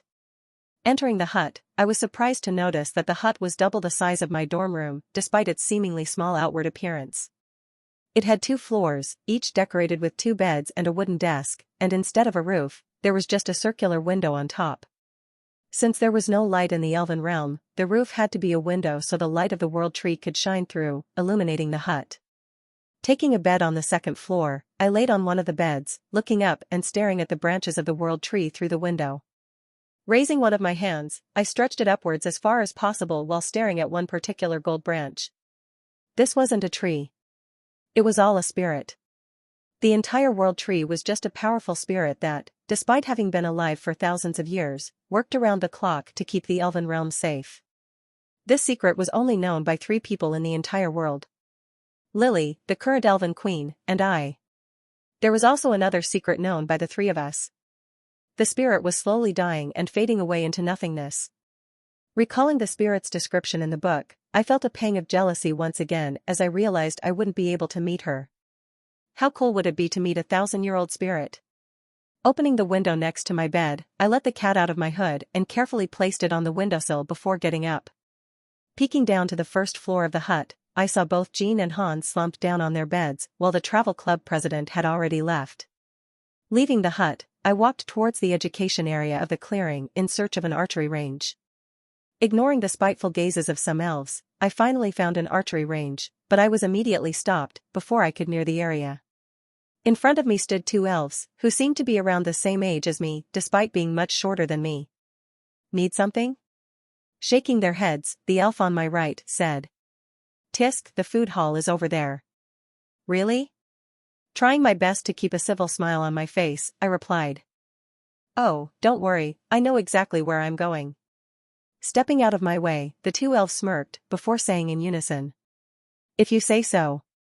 Confused, I stepped past them and continued towards the archery range. Why had they let me through so easily? I had expected a full-on confrontation. I mean, I had already manifested my corrupted daggers in my jacket pocket. Since there were no walls, I could see the archery range from even this distance as I saw countless elves practicing from the outside. In particular, the ones to the right side caught my eye. Their bows had a soft silver lining along the elegant white surface, and the bow's wood was perfectly carved to suit each person. Even their arrows looked like they took ages to craft, as each was painted soft white and had a golden tip. Looking at the stack of crummy practice bows to my side, I immediately manifested the corrupted bow and my maximum of 2 arrows. I could shoot the arrows, disperse them, and then remanifest them in my hand, so the number didn't matter. Noticing all the good spots were filled, I headed to the archery range's left side, where the quality was significantly worse. The targets had holes and stains, and even worse, the bow elf's form was disgusting, even to me, a beginner. As I manifested the arrows, I ensured the tips were soft enough so the targets wouldn't immediately collapse. Turning back around, I saw an open spot on the right side of the archery range as one of the elves slammed his bow on the ground before angrily walking away. Bad archery day, huh? Unnoticed by the other elves, who were so focused on aiming, I slipped into his spot before selecting the option for a 25-meter target. Knocking an arrow, I pulled back the black string before using my eyes to calculate the exact route my arrow should take. After finalizing my calculations, I released the string, allowing the arrow to fly forward so fast that unawakened people could not see it.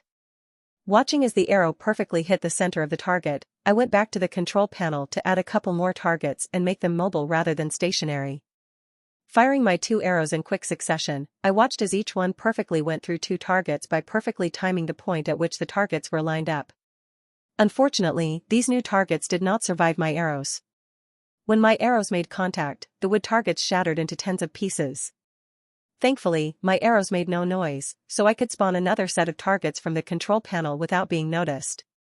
Changing the arrow size so that it was more aerodynamic and less wide, I knocked another arrow and allowed it to gracefully glide through the air, once again hitting the dead center of the target. Unfortunately, this single shooting process took well over 30 seconds, as I had to calculate the route necessary for my arrow perfectly. But there was nothing I could do about it. Ultimately, I was an assassin, not a sniper or marksman, so there were no shortcuts to improving my bow proficiency. To decrease the time needed for an arrow shot, I just needed to practice, and practice every single day. There was also no way to check my progress in the short term, as sometimes my shooting rate would be inexplicably faster before immediately dropping to below average. My main reason for coming to the arrow range today was not to shoot my bow, but to analyze how the elves around me used their bows and then incorporate their techniques.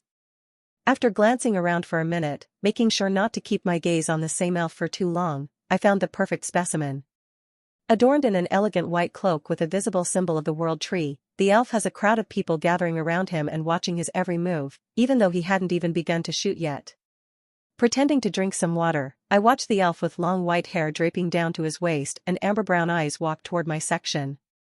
Following the lead of the other elves, who were no longer focused on shooting and instead on the white-haired elf, I stepped back and dropped my bow.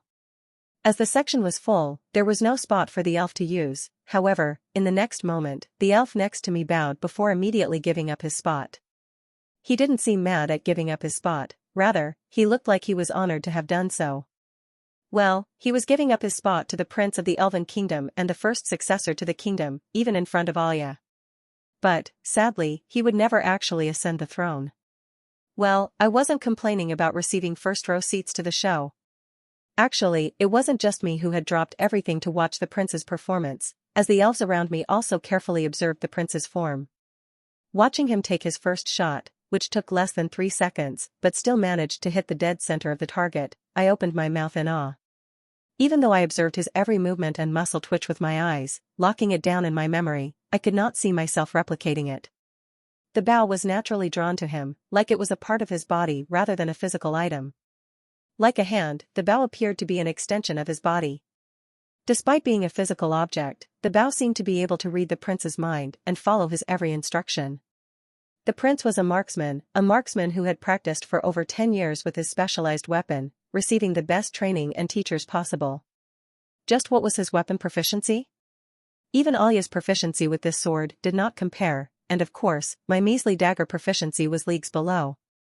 That 3-second shot of his did not even use any mana or incorporate any of the techniques he had learned through progress in his bow art or weapon proficiency, yet it was already perfect. My corrupted daggers could probably stop it, though, couldn't they? Snapping me out of my thoughts, I suddenly felt countless gazes on me before a soft and bright voice emerged. "Oh, and who might you be?" Showing proper etiquette, I bowed before gesturing to the Academy symbol on my jacket and replying. "A student of the Celestial Academy here on a visit." Scratching his chin, the prince warmly replied. "Oh, I did hear that a couple of visitors would be coming, but this soon? Well, no matter, I hope your time thus far has been pleasant in the kingdom. I'm Albiz, the first prince." Nodding my head, I was prepared for this conversation to end as the disgusted gazes of the other elves was starting to piss me off. However, the prince had other plans as he glanced at my control panel, easily spotting my pitch-black bow, which stood out amongst all the other pure white-colored bows. Oh? Did you, by any chance, come here to practice with your weapon? Why else would I be at an archery range?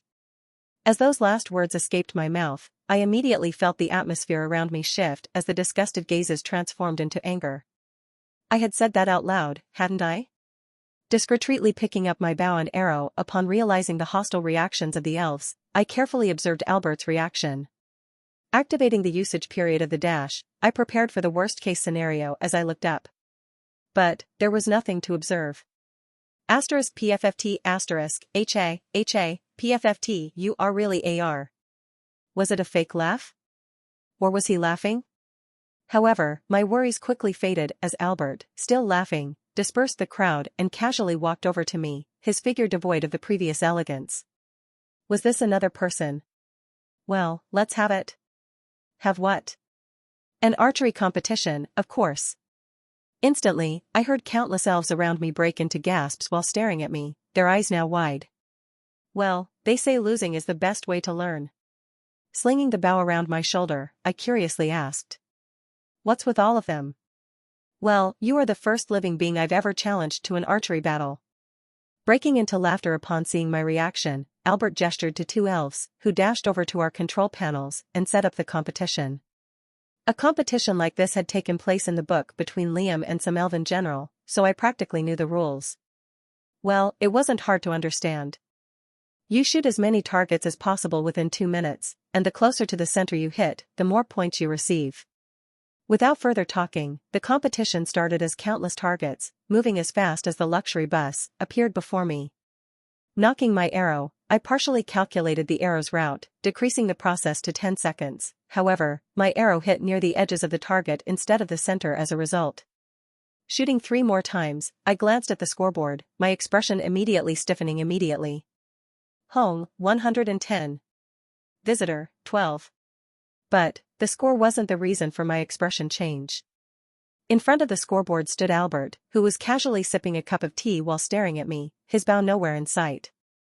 There were still 30 seconds left in the competition. After gaining a mere 10 more points in the last 30 seconds of the competition, I glanced at Albert's bow, which was lying a few meters away from me, and the corrupted bow in my hands. Why the hell couldn't my bow do that? Of course, I knew it was a skill difference, but blaming myself wouldn't do anything, so I needed to blame something else. Well, even if I couldn't copy Albert's technique, this trip wasn't completely useless as I now know what a real bow looks like. Engraving the image of Albert's bow, I dismissed the bow in my hands before remanifesting it to mimic Albert's bow completely, except for the color. Clap. Clap. Asterisk clap and. Hearing the thundering applause and sneers, I considered putting my new elegant bow to use. Getting angry at losing now wouldn't do anything. Anyway, my primary weapon was a dagger, so who cares about the bow? Not me, that's for sure. Raising his hand to silence the crowd, Albert approached me with a smirk, not a condescending one, but a genuine one. With his pure white cloak and long blonde hair rustling in the breeze of the wind, Albert picked his bow off the ground before turning to me. It was a good match. Are you fu ahem? It was indeed. Walking up next to me, Albert placed his hand on my shoulder and pat me on the back before returning to his original position. Either not noticing or pretending not to notice my foul and confused temper, Albert continued in his joyful tone. So, how was your academy's trip through the forest and into the kingdom? Dismissing the bow from out of Albert's sight, I slung my backpack around my back before replying. Nothing out of the ordinary, just a simple walk through the woods to get here. Rubbing his chin with his hand, Albert seemed to think briefly before asking again. Nothing abnormal? Is something abnormal happening inside the forest that I don't know about? Recalling the incident where some stacks of wood had blocked our path, I stayed quiet, simply shaking my head at Albert's question. It was not because I had lost miserably to him. I didn't want to add unnecessary variables to the event by divulging this information. If it were that important, Albus would ask the other students, like Liam, and receive his answer. As the crowd again encircled Albus once again, congratulating him on his win against me, I slipped out amongst the noise. Albert could be quite a useful resource in the future, just like Liam had Alia, but at the same time, the relationship was to be built slowly, didn't it? Tap, tap. However, as I walked farther and farther away from the training range, I heard the sound of rapid footsteps approaching me. Turning around, surprising Albert, who was rushing to kiss me, I asked. What is it now? Seeing that Albert wasn't the type of person to be offended if I didn't use a civil tone and no other elves were around, I dropped the act from earlier and spoke to him normally. Taking a second to regain his composure, Albert brushed back his hair, revealing his amber eyes, and replied. Did you have any plans after this? None in particular. Beaming with brightness, Albert nodded his head up and down before responding. How would you like to visit the royal palace? Being able to scout out the palace in advance would be nice, but what exactly was this prince planning? Challenging me to duel could be seen as him merely trying to test my skills, but inviting me to the royal palace was entirely different. In the book, even Alia had to convince the current elven queen to allow the main cast into the palace when we had first arrived. Once again, patting me on the back, Albert did not wait for my response as he said. No need for any thanks. I felt that the bow competition might have gone too far, so this is my way of making it up to you. Gone too far? Aren't you the one who scored 110 points in the first 30 seconds, and then drank tea for the other 1 minute and 30 seconds? Considering I had nothing better to do, and knowing the layout of the Elven Royal Palace would be nice for my plans, I nodded and followed Albert. Fortunately, Albert seemed to know a secret route to the palace, as the two of us were able to find it without being noticed.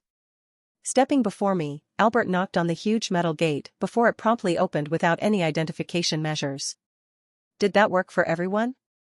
As the gates opened, the fount sitting right before the entrance to the house entered my view. Taller than the hut I was staying in, the fountain was unnatural. Water flew out at incredible speed, and despite all the water pressure, no water leaked out. A fountain can be a magical artifact. Taking a moment to look inside the fountain, I was surprised to see countless leaves from the world tree inside. Seeing my confusion, Albert smiled before replying. For the royal family, it's a sign of good luck and prosperity if the leaves of the world tree enter the fountain. Well, I was here, so their good luck had worked. Following Albert's gaze, I looked directly above the fountain and saw a large branch of a world tree covering the royal palace. As we went deeper into the palace courtyard, I was also surprised to see that there were close to no guards, rather, only a couple of chiefs and servants were running about. Well, in the Elf Kingdom, revolts and tension were uncommon, if not non-existent, so they didn't have to worry about security. But, recently, there must have been some tension rising about the elves, due to our presence in the clearing. Though, as we can see from the Academy's terrible security systems, guards don't do anything to protect, so I understood their lack of security. Finally, the two of us crossed through the massive courtyard as two massive double doors stood before us. Raising his hand, Albert's hand shone a light green before he touched his glowing hand to the door, causing it to open immediately. That was what it looked like to anyone else in the world, but I could see a completely different story with my eyes. For a split second, I saw a light green spirit in the shape of a ball appear in Albert's hand before it merged with his hand, causing it to turn light green. Could I ever get one of those? Pretending I didn't see the spirit, I entered the palace immediately and noticed the countless glass chandeliers hanging above my head. One earthquake and all of this would be gone. Stopping in front of me, Albert turned around and curiously asked. Well, what do you think? Extravagant, but not in a bad way. You know, saying it just looks nice also works, right? Now you're just putting words in my mouth. Am I? Your expression says otherwise. Erasing my expression of awe, I walked past Albert, examining the painting in front of me, and replied. What? Are you going to challenge me to another bow duel? For your sake, I won't. As Albert led me around the massive palace, occasionally stopping to explain parts of the elven history, I used the time to examine as much of the palace as I could, specifically looking for the secret entrances. But, there was none. Was my only way in here with a spirit like Albert? Looking out one of the windows on the top floor of the palace with Albert by my side, I felt somewhat weird, as the light had remained safe throughout the entire day. Even though it was almost 9 p.m., it was still as bright as it was in the afternoon. Is there no control remote for that thing? Flustered, Albert stepped back before asking.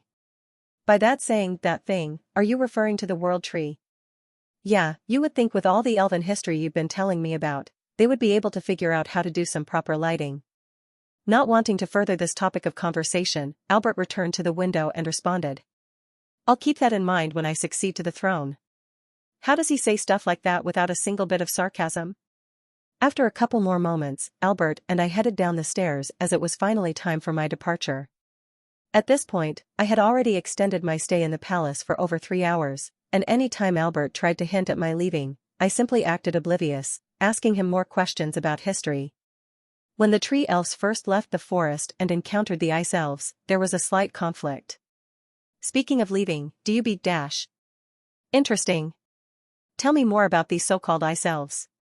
Having surveyed most of the mansion, I had the blueprint of it in my head, so I was content with leaving. Also, I learned quite a bit about Albus. Despite being terrifyingly strong, he was somewhat of a pushover. I was sure he would forcefully kick me out after the second out, yet he still let me stay for another. Leaving the palace and heading out of the gates, I dropped by the hut for a quick meal. As I entered the hut, I realized both Jean and Han were nowhere to be seen while the travel club president was eating at the table. I'll eat later. As I reopened the door and headed out, I used my eyesight to quickly scan the entire hearing before catching a glimpse of the two walking around with one of the elven local specialties in their hand. The specialty large resembled ice cream from my word, however, the main difference was that you could bite right into it as the surface was made to be warm. Could an awakened even receive a brain freeze? Wasting no more standing around, I decided to head out of the clearing to scout to see if they had arrived yet. The world tree doesn't just randomly corrupt after being fined for over 1,000 years, there has to be a cause for it. That cause is the dark elves. Like humans, elves can also become jinns, but the number of dark elves is much lower than that of jinns. It's almost impossible for them to meet a demon, as they're always stuck in this forest. But when there's a will, there's a way. As a result, only elves with the most hate and desire could transform into dark elves. Using their dark mana, they slowly began to corrupt the world tree, hoping to wipe out the entire elven population. And while their plan worked perfectly, for now, they would soon realize something very important. The world tree, or in this case the world tree spirit, cannot be ended from the outside world. To completely corruption the tree and take control of it, they must directly enter the tree and corrupt it from the inside. That's why the Elven Queen has yet to take action on these dark elves. So far, they do not pose a significant threat. But she was soon to be proven very wrong. Considering the importance of this mission, the demons had personally sent their own, a B rank at that, to help the C rank dark elves. Unlike humans and other species who simply die, when a demon meets its demise, all the jinns contracted with it instantly die, all the demon's blood-related family dies, and finally, the demon itself meets its end. Simply put, sending a demon out of the Darklands right now was a huge risk, but they had decided to do it anyway. Well, with Lily on their side, the Queen should know about the demon and not underestimate the power of the Dark Elves. But that was exactly what I wanted. There were 2 goals that I needed to be accomplished. The World Tree needed to be saved. And the spirit needed to be replaced. While the first part would likely happen naturally with Lily and the main cast's help, our paths diverged in the second part. Looking at the guards, who were standing outside the only entrance to the clearing, I let out a sigh. There was only one problem.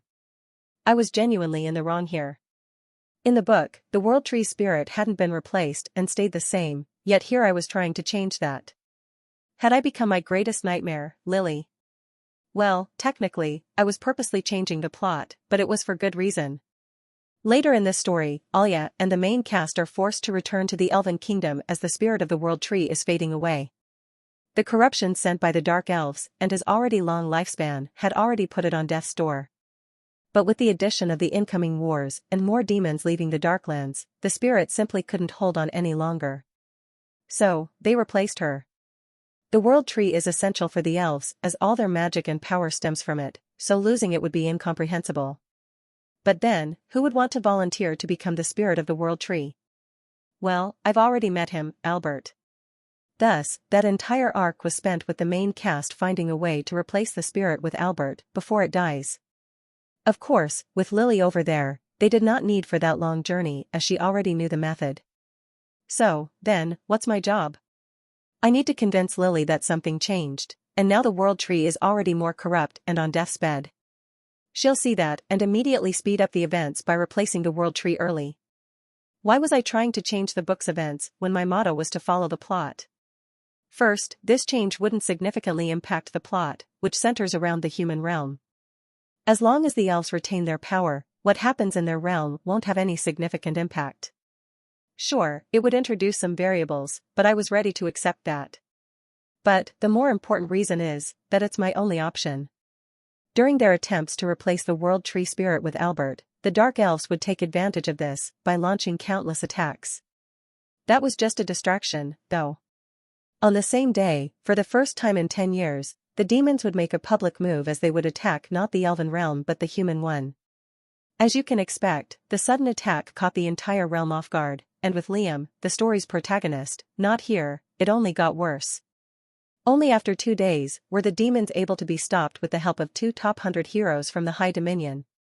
When Liam and the cast returned from the realm, completely oblivious to the events, they could only describe what they saw as a wasteland. Confusion and shock immediately enveloped them as they stared out the carriage window at the area of the demons' attack. A wasteland. Burned villages, trampled vegetation, no life to be seen in a 100-meter radius, and finally, the dead body of someone I knew very well. Han. What was his use in the story? Just like me, another character fated to die just to help the protagonist's personality advance. The village the demons attacked was the one that Han's family had control of. Liam's reaction to seeing a fellow academy student dead was to train even harder and become even stronger before the eventual counterattack. That was something that didn't require Han's death at all, though. Finally, my third reason was power. I knew I had to do something after seeing Albert's performance versus mine in that bow deal. Especially since I plan to complete my dream advancement to C rank soon, I need all the power I can get right now. You can never be too careful, I had learned that lesson too many times now. All I wanted was a fruit from the World Tree, which was very obtainable, considering my goal destination. Waiting in the bushes about 5 meters from the guards, I waited for the perfect moment when both of them were turned away before dashing ahead and out of sight. Now, once again surrounded by the tower trees, I moved the corruption inside my body to combine with my mana in the center. Manifesting 1 black and red wing attached to my right shoulder, I ignored the pain and flapped it 3 times. Instead of moving forward in any direction, I moved upwards, along the trunk of one of the trees. Sitting on a high branch of one of the trees, I kept my wing before using my eyes to scan the part of the forest I was in. Nothing.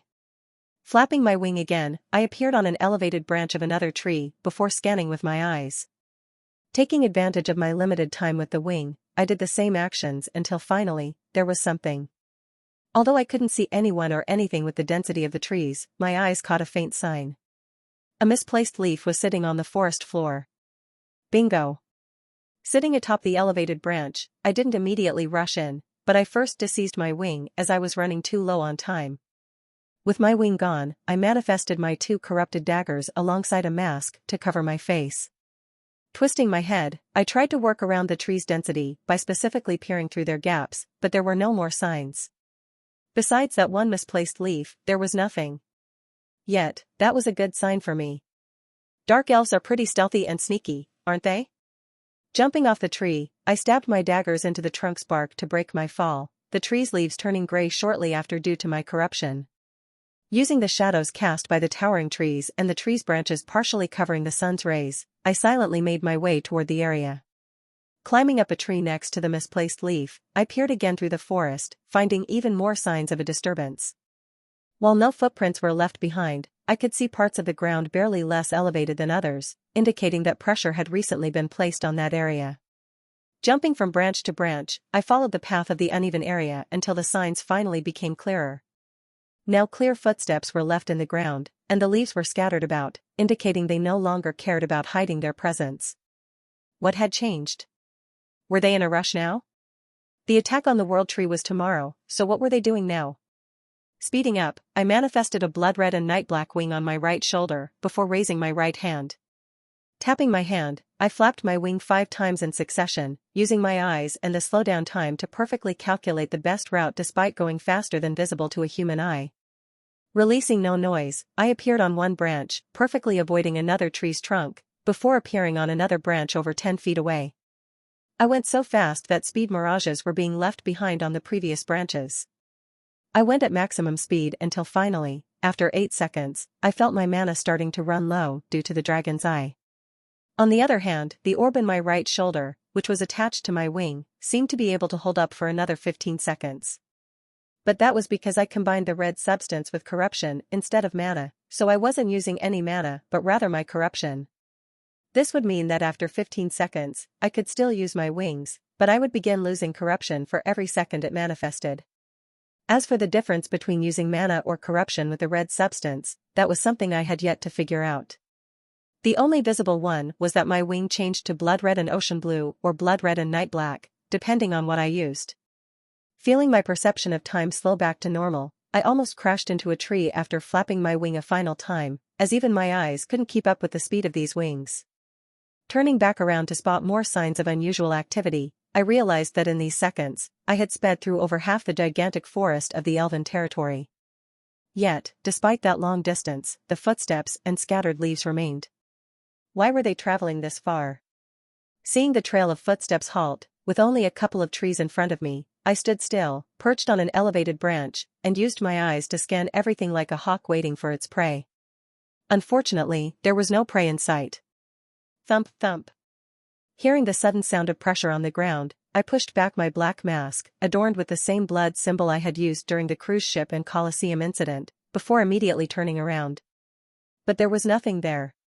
Using my eyes, I scanned the area below me for the source of the sound, but to my surprise, there was nothing. Nonetheless, sounds like that doesn't just magically appear and disappear. Every effect has a cause. After taking out my corrupted daggers, I equipped my cloak and prepared to use the shadow cage in case anything happened. With my hands enveloped with corruption and my mana a second away from colliding with the blood-red substance, I waited for any signs. Pure silence. Like a leaf in the wind, the sound had come before immediately vanishing.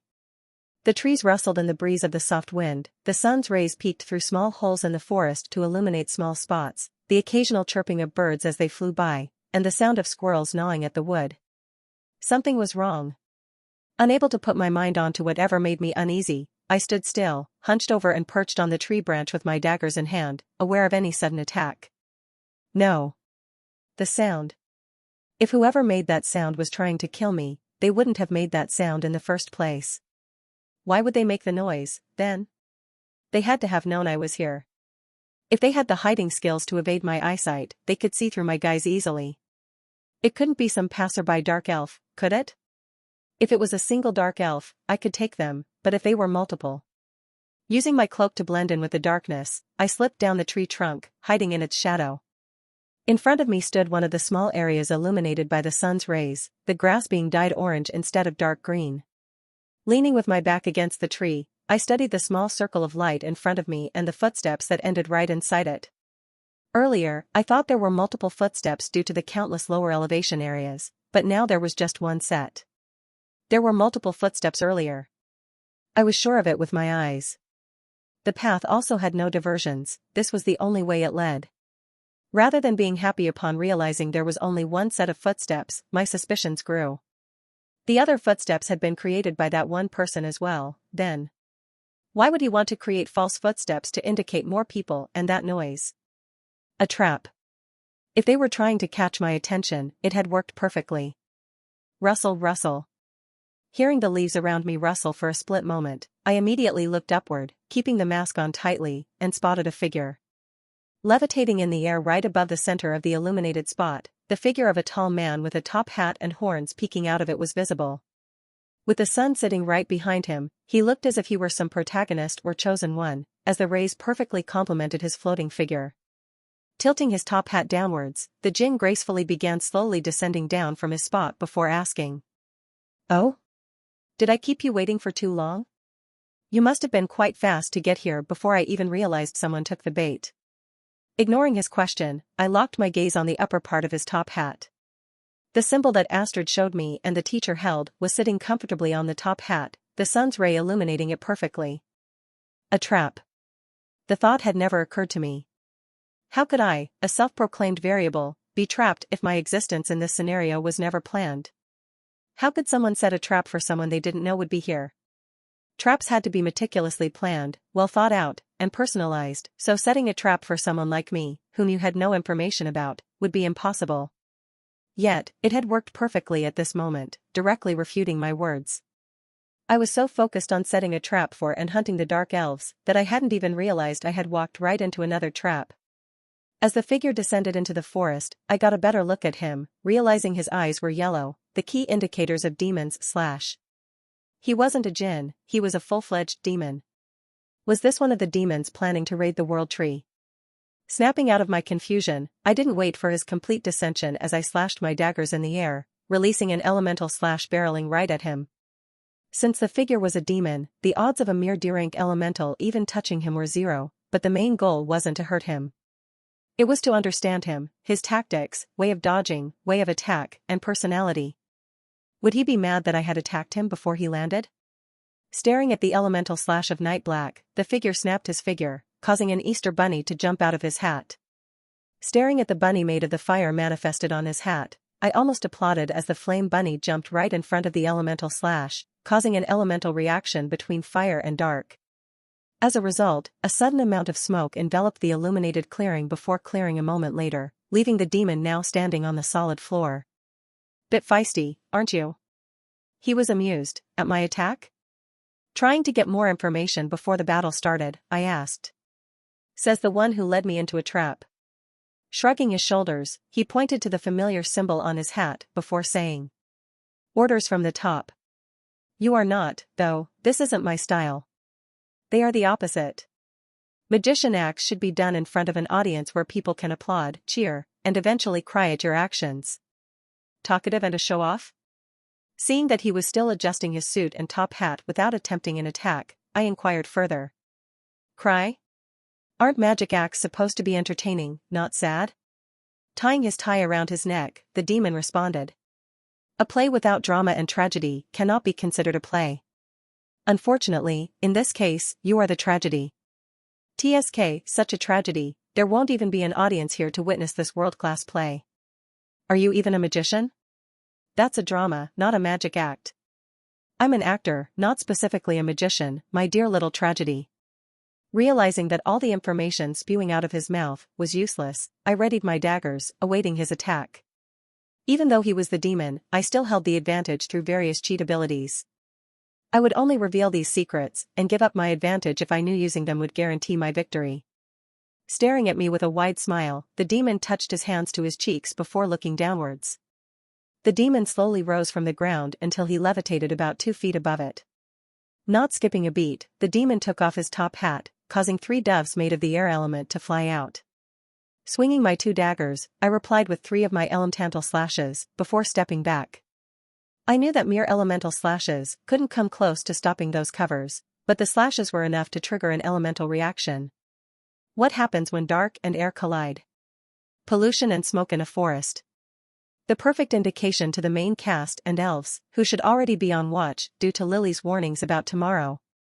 As smoke covered the clearing, blocking the sunlight and the demon's sight, I swiftly dismissed the 3 doves using my corrupted daggers and the new third movement I had obtained by upgrading my dagger proficiency. The cataclysmic burst.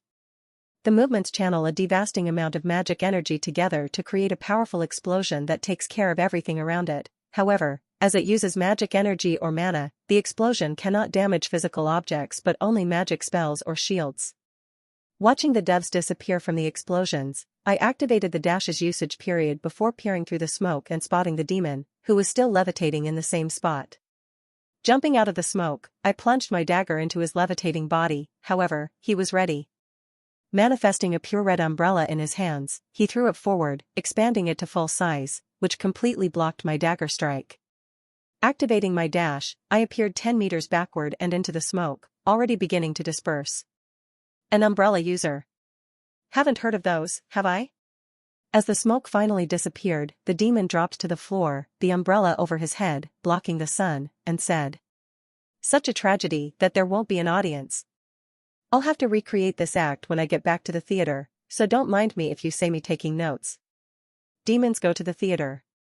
Who in the right mind would watch a demon perform? Seeing a moment to regain some mana, I stalled for time by further questioning. And who exactly is your audience eager to witness your plays? Shaking his head, the demon pointed into the forest while shaking his head and said, "Unfortunately, they're busy with the world tree. I don't know if you've heard of it. If you ask me, it's not all that. I mean, it's just a tree. My plays are much more interesting, yet everyone is obsessed with that damn tree." The attack had changed days from tomorrow to today. If this had happened over an hour ago, I would have thought Lily and company had already been prepared for an attack, even if it had happened a day early. But, now it had changed. The appearance of this demon and, most confusing, the appearance of the unknown organization. If there were only 3 demons in the book's battle, I was sure there would be at least 10 in the battle now. They had reinforcements. Enough reinforcements where they could spare a demon just to make some stupid trap and capture a single person. Ha ha. Snapping back to reality, I turned around to see the demon laughing hysterically in the middle of the illuminated area. Ha, so even you're more interested in that damn tree than my act when it's right in front of you. I'll have to teach you a lesson, won't I? Reaching into his pocket, the demon clenched his fist before reopening it, revealing countless cards between his fingers. Throwing the cards right at me like a shuriken, the demon turned away briefly, manifesting more cards and sending them right at me.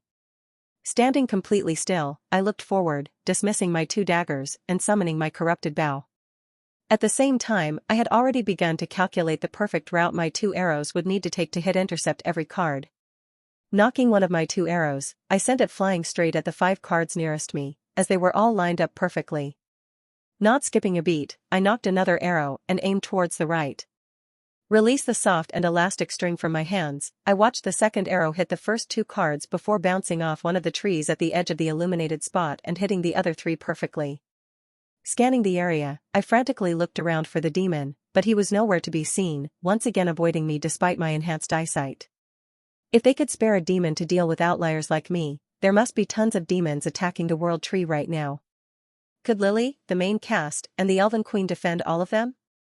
Or would they have underestimated the number of demons due to Lily's book knowledge and not been prepared, leading to their loss in the fight? In any case, I had to get back to the clearing as soon as possible. Thump thump. Instantly turning around to the source of the noise, I saw the demon perched on one of the trees like me earlier with an umbrella facing towards me, blocking his lower body. Knocking one of my arrows, I aimed at the demon and released the arrow, barreling right at him. Activating the dash's usage period, I prepared for his attempt to dodge by aiming my other arrow at his right side. But, he simply stood still. Keeping the arrow still knocked in my bow, I watched the demon stand unfazed in front of my streaking arrow. Holding my breath, I watched the arrow get nearer and nearer to the demon unit, and finally, it was right in front of him. Splunk, splunk. The arrow passed right through his body like he was a hologram before lodging itself in the tree behind him. A hologram. Under the pressure of my arrow, the tree's trunk instantly cracked, slanting to the right and on the verge of completely collapsing. Ignoring the tree, I gazed around the clearing before instantly finding the demon again, and another one. 3 demons were perched on a branch of a different tree, watching me as if I were a museum exhibit.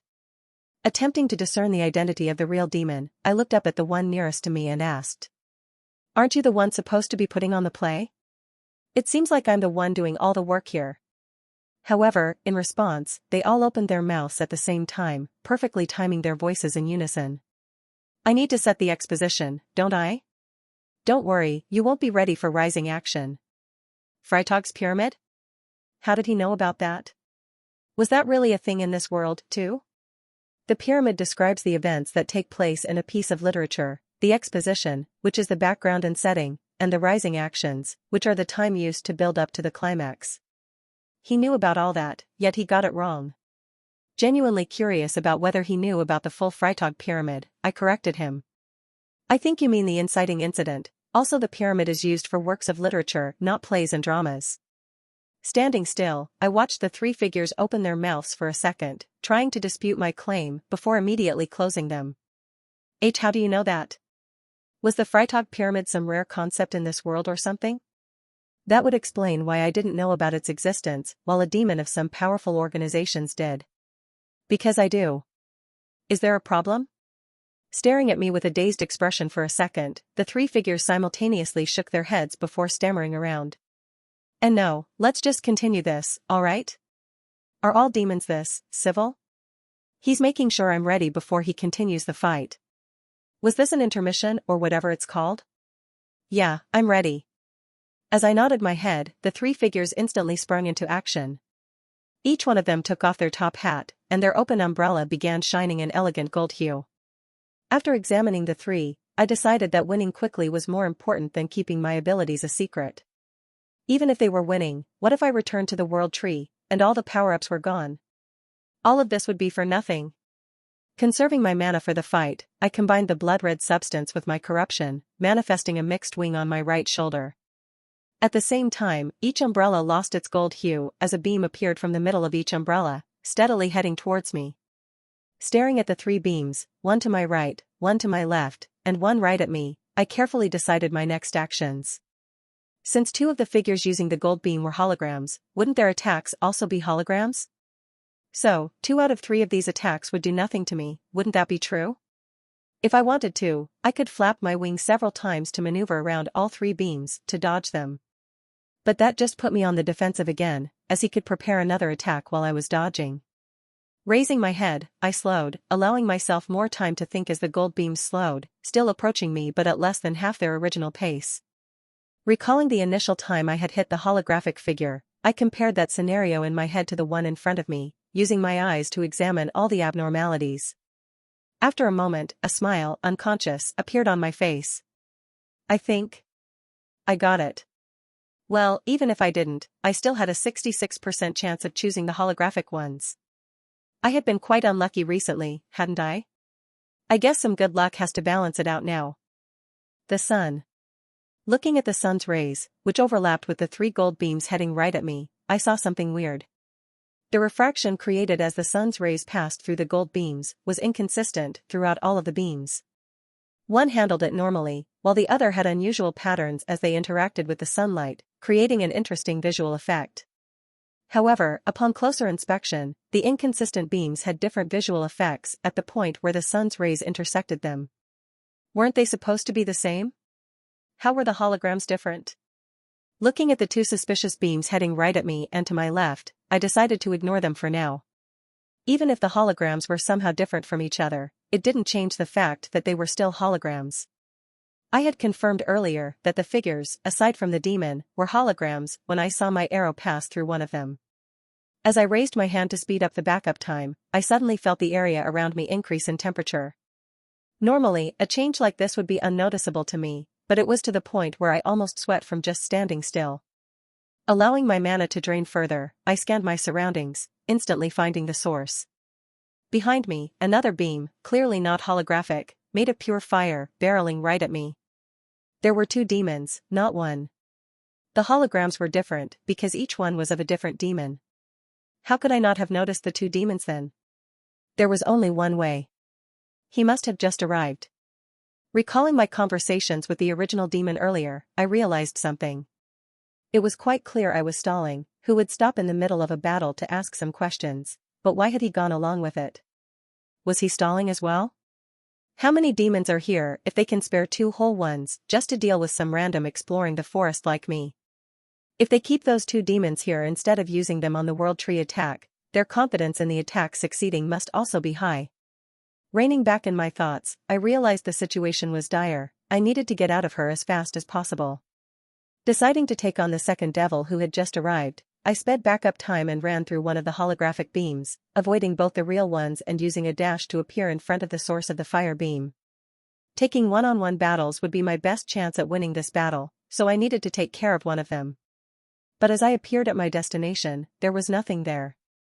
The start of the beam seemed to float above the ground, somehow still going further and further into the forest. A magical artifact, shaped like a button and shining bright red, was sitting on the ground below it. Hearing the grass rustling behind me, I immediately manifested my 2 daggers, spreading my mana and corruption around me and creating a small mana cage that only surrounded me before inputting the corruption. This shadow cage blended in perfectly with my black clothes, and due to its small size, it could not be seen by anyone besides me. A true playwright is always prepared for any actor's mistakes. It appears a mistake was made when you did not die just then. Looking down at the button on the floor with my wing ready to flap at the sudden movement, I replied to the voice behind me. What about the holograms? Humans tend to believe the first answer they see without considering other options.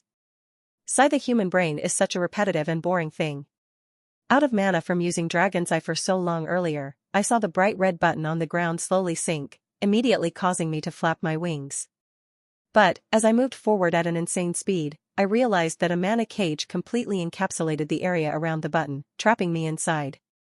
Looking at the mana cage with my eyes, I immediately noticed that its composition was completely different from the teacher's.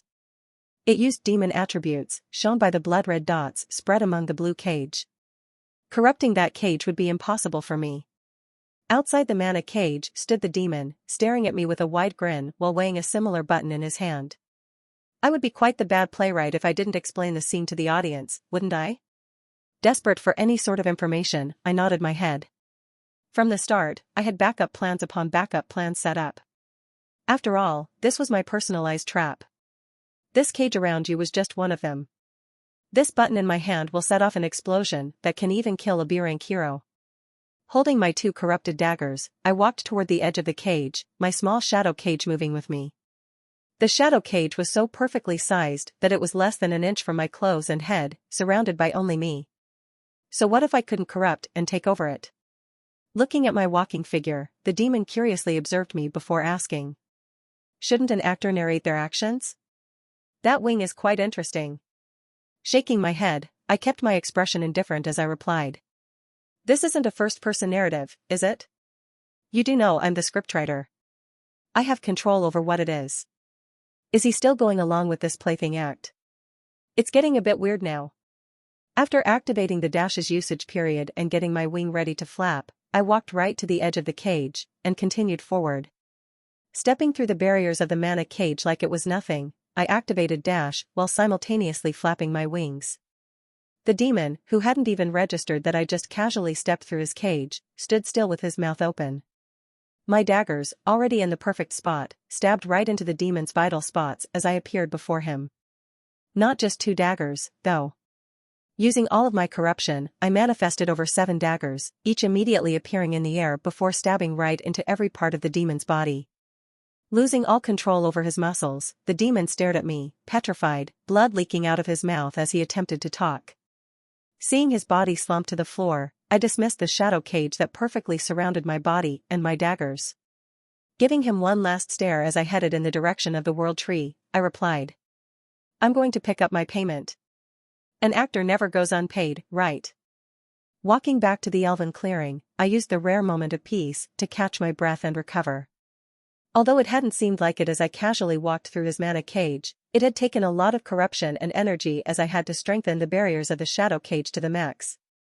Guess I'm back to 1 arrow. Seeing the familiar path leading to the world tree, I quickened to a jog while occasionally scanning my surroundings for any more outlying demons. Fortunately, there were none around, so after a couple more minutes of jogging, the entrance to the clearing was in sight.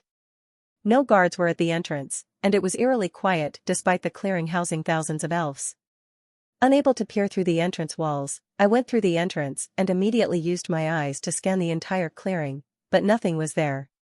Looking through the windows of some huts, I could spot some frantic-looking elves shuffling about and staying quiet the best they could, but there was no one outside the huts. Looking inside one of the windows, I made eye contact with one of the children before he immediately stepped back and hurried out of sight with a terrified expression. Oh right. I'm still wearing a mask, that's why, isn't it? No demons. No Lily, no main cast members, and no elven fighters were visible. All that stood in front of me were the abandoned streets and areas of the elven realm. In the entire clearing, which was as big as the capital city of the human realm, it was just me who stood outside in the empty streets.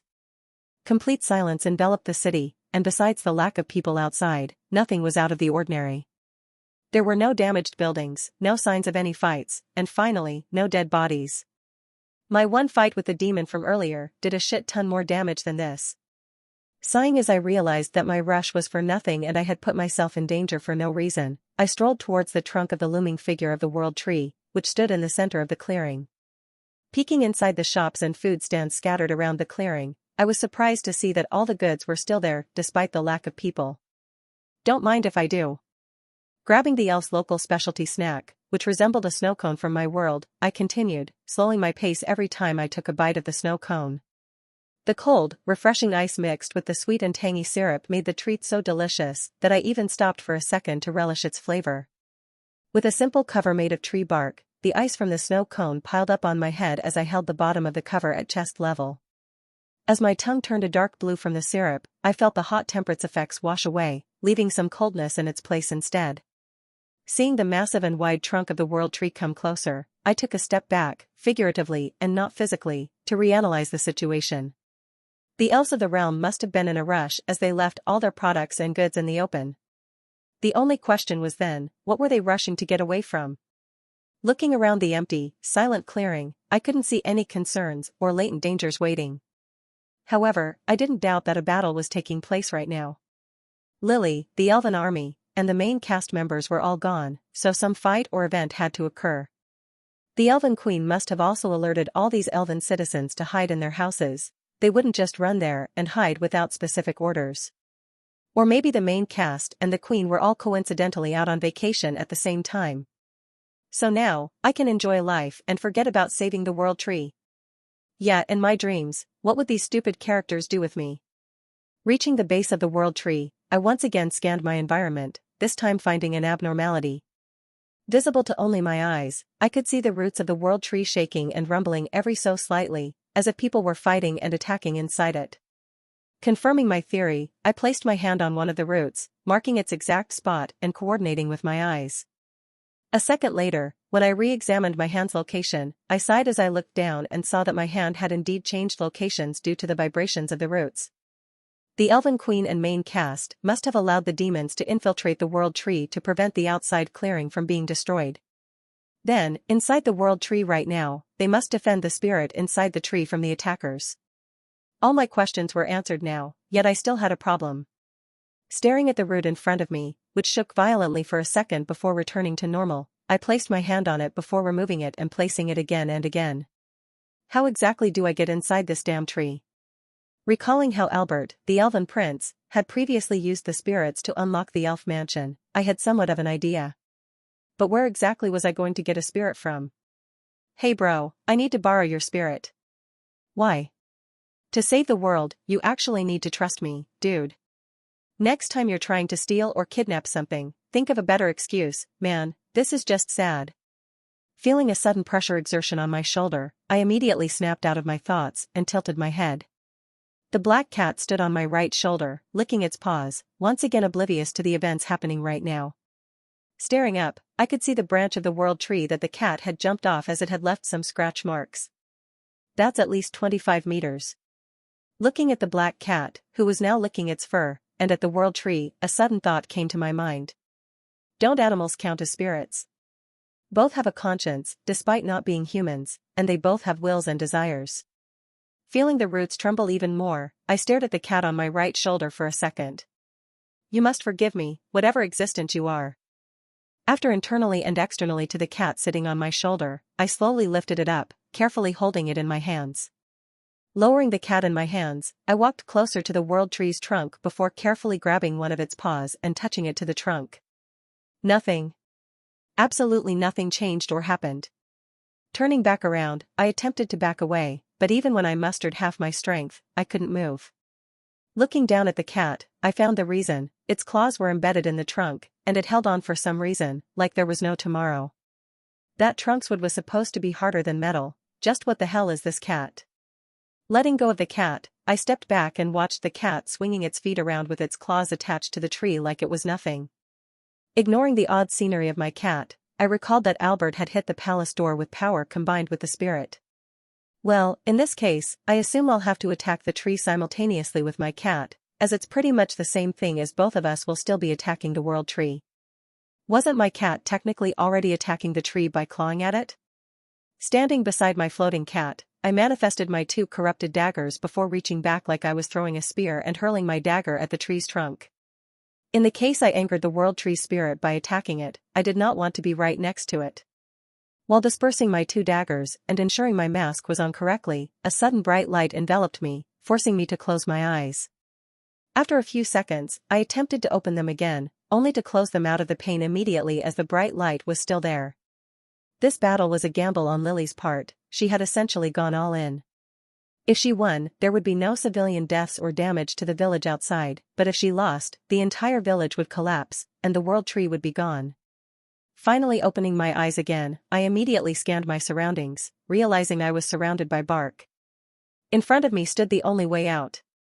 A path that seemed to lead me closer and closer to the center of the tree, where the spirit was held. Looking down, I saw my cat lying on the floor with its tummy upwards, so I swiftly scooped it up and placed it into my hood.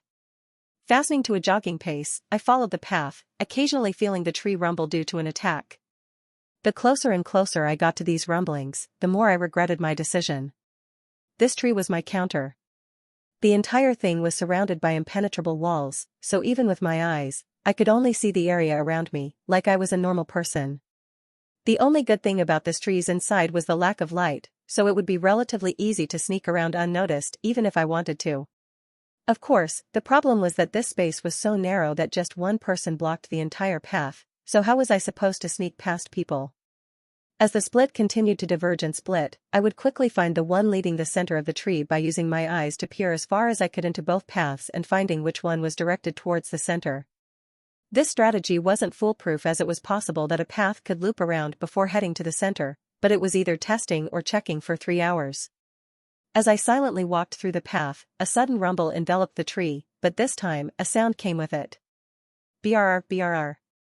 The spirit of the world tree, the demons were already there. Immediately sprinting down the path, still silent but now leaving footsteps as my feet touched the ground, I manifested my 2 daggers. Had Lily and the main cast lost the fight already? Peering down the path once again, I found myself proven wrong. Ahead of me on the path, I saw Lily, Albert, and the main cast, similar to me, sprinting towards the tree's center. The demons had somehow gotten to the center before they did, and the Elven Queen is occupied with a fight, so she can't help now.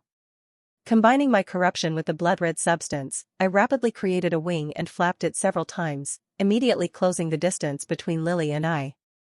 Then, I stopped for a second and repositioned myself before using the wing to appear right below the roof and then dashing forward over the heads of the main cast members.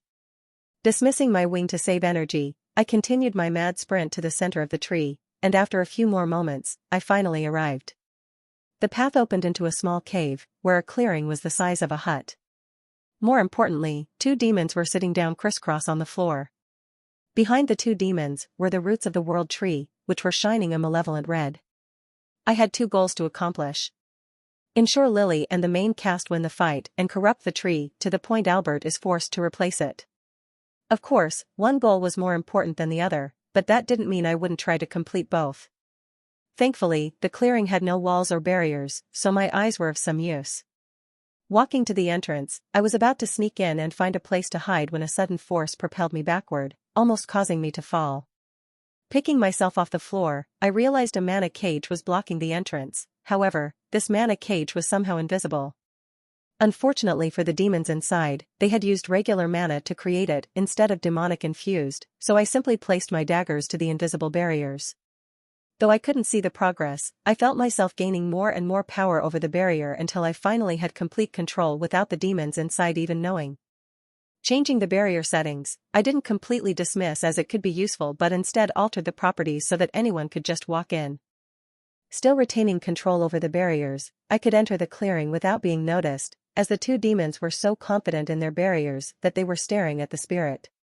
Suspended in the air and floating in the middle was a foggy figure that even I couldn't discern with my eyes. However, it was better than nothing, as all the demons could see with their normal eyes was just a bunch of fog gathered up that stretched from the floor to the roof. But just looking at it, I could feel the presence of a mystical entity. Just like how an A rank gave up an imposing aura, this mystical entity emitted the same thing, but it wasn't damaging. One could struggle even to move or stand up under the pressure of an A rank's aura, but with this entity's aura, which was indisputably stronger than an A rank, you had no physical effects. In fact, it was quite calming. I felt a sense of serenity wrap around my brain, removing all the stress and worries clashing in my head. With the Elven Queen fighting the majority of the demons someplace else, only 2 demons were stationed here, despite it being the most important point in the entire tree. With Albert's insane bow skills, I was confident that the main cast could defeat these 2 demons quickly. Below the foggy figure floating in the air were the 2 demons, one holding a cube-shaped device. Thud, thud. As the sound of the main cast and Albert's rapid footsteps finally made it into the clearing, the demons still showed no signs of life as they remained below the fog. One of the demons held a cube-shaped device with a small hole on the top, emitting black smoke that flew upwards toward the fog. As the black smoke slowly mixed with the cloud of fog in the middle of the room, my vision of the figure inside became less clear, and the pure white fog began to turn light gray. They were corrupting not the physical world tree but the spirit and manifestation of the world tree. Staring at the corrupted daggers in my hand, I wondered why they had only brought one cube-shaped device to corrupt the cube. If they had brought about 100, the world tree would have been gone by now. Looking away from the figure inside the partially gray fog, I focused on the device in the demon's hand, perfectly capturing all its outward details. Searching around the clearing, I finally found a vantage point to stand on before discreetly climbing onto a rough rock protruding from the walls. Using the higher vantage point, I peered into the cube's inner portion using the hole on the top that was emitting the black smoke. Using my eyes to memorize the exact details of the cube-shaped device, I stored the information in my head before shifting my gaze to the clearing's entrance. Thump thump. As the main cast and Albert walked through the mana cage, which was now under my control, I stepped back into the shadows, dismissed my daggers, and manifested the same device the demons were holding. Using the last of my corruption, I created a lid covering the top so the black smoke wouldn't leak out. Since the device had so many intricate details and was so complicated, I had to use every single bit of my corruption to replicate it, so it worked perfectly. Unfortunately, that left me with no weapons or corruption for my wings. All I had was my mana in my chest, the blood-red substance flowing in my body, and my cat sitting in my hood. Reaching into my jacket pocket, I felt the cold and fragile glass of the countless potions lined up, each filled with a dark blue substance. All my preparation was really just finding a shit ton of mana potions. What would Raven say when he saw our expenses for this month when I get back? All his hard work and time spent distributing scrolls, putting up advertisements, and hiring and interviewing people were used in a single day. Would he believe me if I said I was saving the world? He wouldn't, but Zing probably would. Letting out a final sigh as I imagined Raven trying to hand in his resignation papers, I made sure I was out of sight before watching Albert enter the clearing. At the same time, the demons continued staring at the device on the ground with their backs turned away, still having complete faith in their mana cage. Wasn't I just the best person? I had set up the perfect sneak attack for them. At this point, shouldn't I basically be a main cast member? I sure as hell have done more for them than Zach. What does that guy even do besides provide emotional support? Wait, aren't I the entire main cast and protagonist at this point? I'm the one saving the world, not Liam. Me, Raven, Zing, and the cat in my hoodie. We were the new and improved main cast. A savior from another world, a money-hungry kid from the black market, a villain who became a good guy, and finally, a random-ass cat that could be a god with time travel magic. We even sounded like a real main cast from a magic book, didn't we? There was only one thing missing: none of us had good intentions. My goal was to leave this world and return to mine, and the rest of the members just wanted money or were animals who just wanted food. Unlike the pure-hearted Liam, the naive Lily, the humble Alia, and the good-natured Zach, who just wanted to save people and better the world with their actions. We were just a bunch of anti-heroes out for fame and glory, weren't we? Well, who cares about the journey there? It's only the end goal that matters. Our groups were both saving the world, but my group was doing a lot better. For now, that main cast spot was ours. Scrapping those thoughts out of my head, I began unscrewing some of the mana potions in preparation while watching Albert knock his first arrow. An hour ago. Inside the White Palace, more specifically, the ballroom, the Liana, also known as the Elven Queen, sat at the front of the dining table. Beside her, on a smaller and less extravagant chair, sat Albert, who was staring at the cold food on the plate in front of him. On the other side of the table sat Lily, Alia, Liam, and Kevin, but besides the primary members of the main cast, there were also two other guests. Ruby, who Alia had invited due to her saving them during the dormitory attack, and Irene, who had been coerced into coming by Lily, were awkwardly sitting side by side, staring at the countless utensils in front of them. Breaking the awkward silence, Liana stood up from her chair, which very much resembled a throne, with its countless gemstones and size, and turned to her son, Albert. Ahem now that everyone's here. As Albert's face turned a rose red, and he inwardly cursed the damned person who had stayed for over 3 hours, the Queen continued. Everyone here should have already been informed about the situation tomorrow. However, that is not to say that the details are certain. For now, all we confirm is that an attack will occur on our realm. The details, time, and location are all variables for right now, so do not blindly trust what you have heard earlier. Seeing the humans nod their heads, Liana delved into the defense and military side of things. He issued them special badges and explained the positions in which their defense forces would be located. For 10 years, she had not even spoken to a human, but here she was now, trusting them with most of their military secrets. Glancing at her daughter, Alya, mid-explanation, Liana recalled how her daughter had pleaded with her to at least listen to her fellow humans' words. Unable to resist her daughter, Liana agreed and heeded their words, learning about the inevitable attack on their city. Obviously, Liana did not fully trust the humans' words despite Alya's constant vouching, as she knew of humanity's terrible nature, but in the end, she decided it was better to be safe than sorry. If the attack happened, they would be prepared and ready to fight with strategies already set up. But if it were the opposite, it would just result in a lot of wasted time and resources. It was a simple choice: either be prepared for and save countless lives during a battle or lose some resources that they could regain later. However, Liana had specifically left out the existence of the inside of the world tree alongside the world spirit.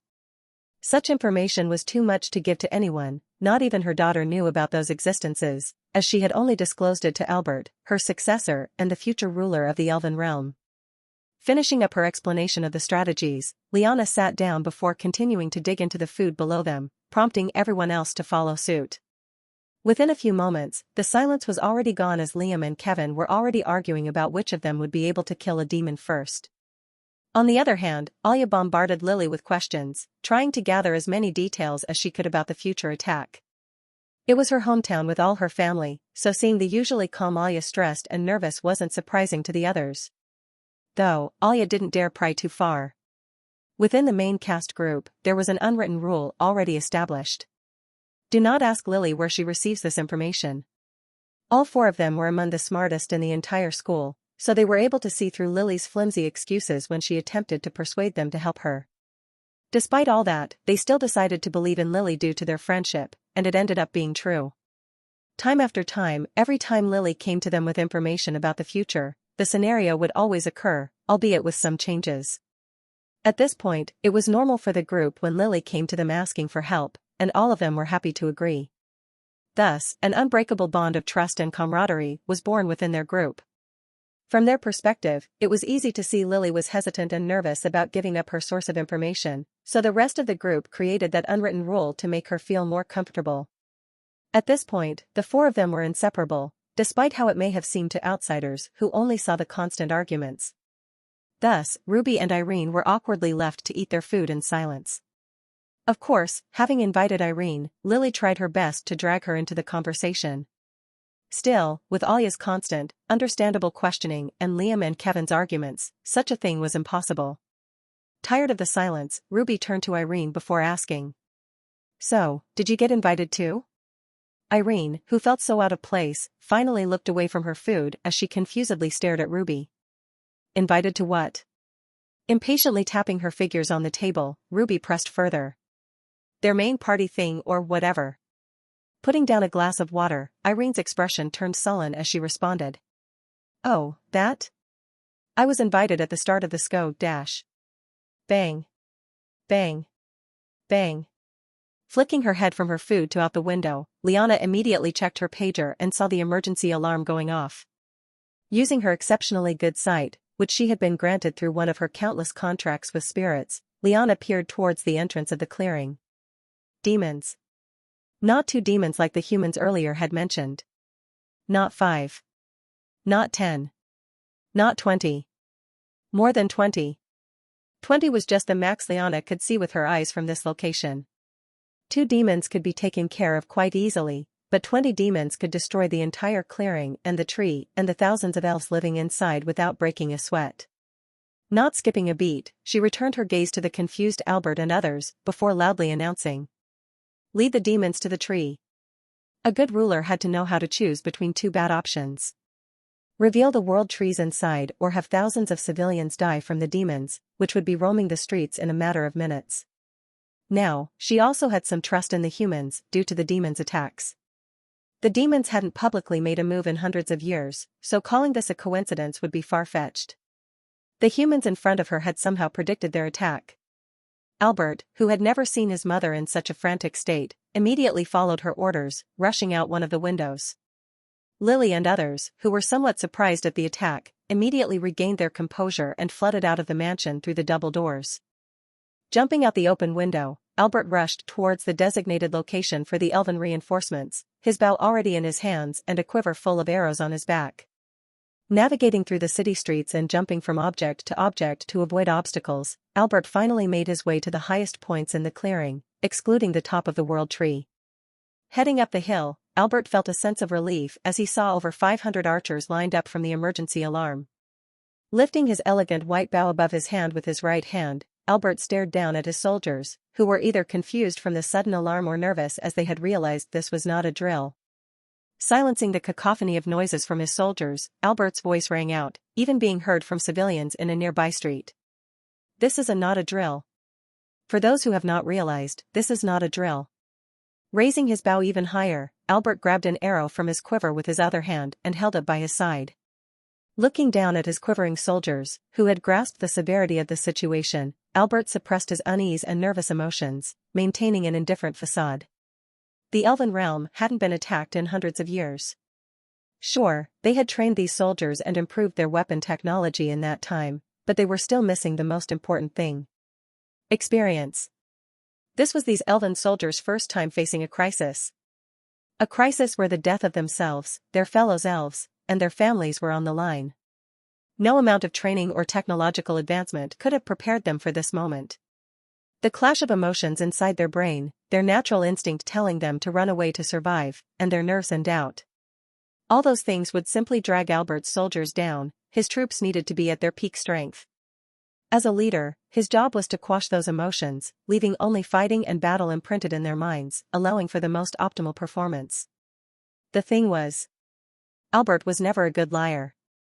Albert knew nothing about what was going on. Never in his life had he seen his mother that distressed, and she had even mentioned the tree, a secret that was only supposed to be known by the elven rulers. The implications of those words and her mother's expression were apparent to Albert. An unfathomable danger was approaching them. Would the elven realm fall today? How many of his fellow elves would die today? Was this battle even winnable? Would he survive this battle? How could he stand there and tell his elves that they and all their families would survive and to focus on the battle when he couldn't even convince himself of that much? Was he even qualified to be their leader? The future ruler of the Elven Kingdom, yet he could not even lead a single squadron of troops into battle. With his left hand raised, Albert placed an arrow in his upward-facing bow, carefully putting it against the bow's soft, elastic string. He was never a good liar, but he was an actor. Staring down at his troops, knowing damn well that there was a high chance that many of them could die today, Albert simply acted. Just as he had acted naive and kind to the human visitors, he could do the opposite. He acted as if he was oblivious to everything. His mother's odd behavior was pushed to the back of his mind. Who cared what danger was facing them? They were going to win this fight. It wasn't a thought or a question circulating in Albert's head. It was a concrete statement. Albert and the elves were going to kill whatever abominations were daring to attack their home and send them right to hell. One of them was dying today. Those abominations attacking them or Albert. As the emotions disappeared from Albert's head, leaving his pupils completely lifeless, he placed the arrow against the string before pulling the string back. With his hands on his bow, Albert turned his emotionless gaze to the shivering soldiers below him. I understand that you may all be worried, and there is a good reason for you to be worried. But worrying won't do anything. It will simply drag you down here. Focus on your weapons in front of you and win this battle. Responding to Albert's words, a single soldier spoke up from the crowd. What about our fam? Cutting him off mid-sentence, Albert locked his piercing gaze onto that soldier, speaking harshly. Win here, then. If you care so much about saving whoever, then win. You all want to survive, right? Lose, and you, alongside all your family, die. It's simple. What more do I have to explain to you all? Turning away from the soldier, who was still trembling, Albert refocused his attention on the bow above him. Even if they won, there was no guarantee that his soldiers and their families would survive, but all Albert had to do was convince them that there was indeed a guarantee, giving them a false sense of hope. And Albert had just done that. Even if they didn't know it, Albert's words were imprinted in their minds. After all, Albert was their prince and future ruler. Just like it was instinct for them to run, it was instinct for them to believe the words of their superiors unconditionally. Releasing the string of the bow and sending the arrow flying straight up at the fastest speed he could, Albert continued. Ready your bows. Knocking another arrow in his bow, now facing the incoming demons, Albert didn't turn around, not bothering to see if his soldiers were running or staying behind. As his earlier arrow began its descent, flying straight down at speed completely invisible to the regular eye and even some awakened eyes, Albert waited until the descending arrow was right in front of his face before shooting his second arrow. As Albert's arrow collided with his earlier one, they both were propelled at speed invisible to a sea rank and below sight towards the entrance of the clearing. Shoot! As Albert's two arrows reached the entrance, perfectly hitting the first demon who dared to enter the clearing, a barrage of over 1,000 arrows flew over Albert's head, heading in the same direction. Many elves could shoot up to 3 arrows simultaneously with their constant training, so Albert wasn't surprised or happy upon seeing 1,000 arrows flying over his head. Instead, he was shaken. He could now see the entrance of the clearing perfectly, where countless demons were already flooding into the clearing. The 2 guards stood in front of those charging demons, running as fast as they could away, but it was still too slow. His emotions emerged again for a short moment, causing him to clench his fists. However, in the next second, they disappeared. The loss of 2 people was a small price to pay for victory. Either lose 2 people and win the fight, or lose millions by being defeated. Just as the first set of arrows hit the ground, an urgent voice rang out throughout the entire clearing. Evacuate and find cover in your homes. This is not a drill. I repeat, this is not a drill. The elven evacuation drill had been set off, marking the start of their battle. Of course, Albert still remembered his mother's words throughout all of this. Lead them to the tree. Albert's plan was simple.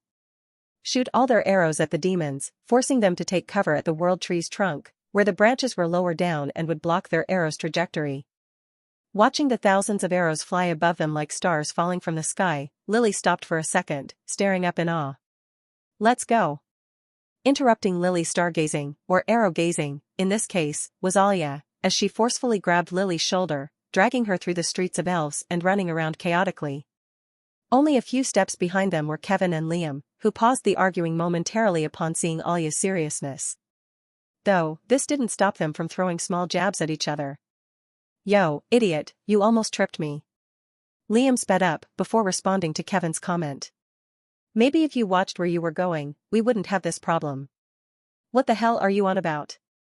You purposely walked in front of M-. Ignoring Kevin's reply, Liam sped up even more, catching up with Lily and Alia in the front, and began discussing. Even though the Elven Queen had only given orders to Albert, Alia was determined to help, and of course, the rest of the main cast didn't dare refuse but insisted on helping. Even though the 4 of them had no idea about the enemy they were facing, they were still heading toward the attackers, saving and helping elves evacuate on their way. Seeing the burning desire and determination in Alia's eyes, Lily reminded her.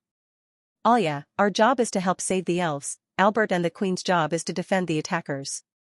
Even though Lily knew they could take out 2 demons she thought were attacking, she didn't want to take any unnecessary risk and instead left the job to the strongest characters. Forced by Lily to nod her head, Alia and the rest of the main cast rushed even faster toward the entrance to the clearing. Far behind the main cast were the 2 invitees, Ruby and Irene, who were still following the main cast, albeit from a far distance. Awkwardly turning to Ruby, Irene hesitated for a moment before asking. So what are we supposed to do?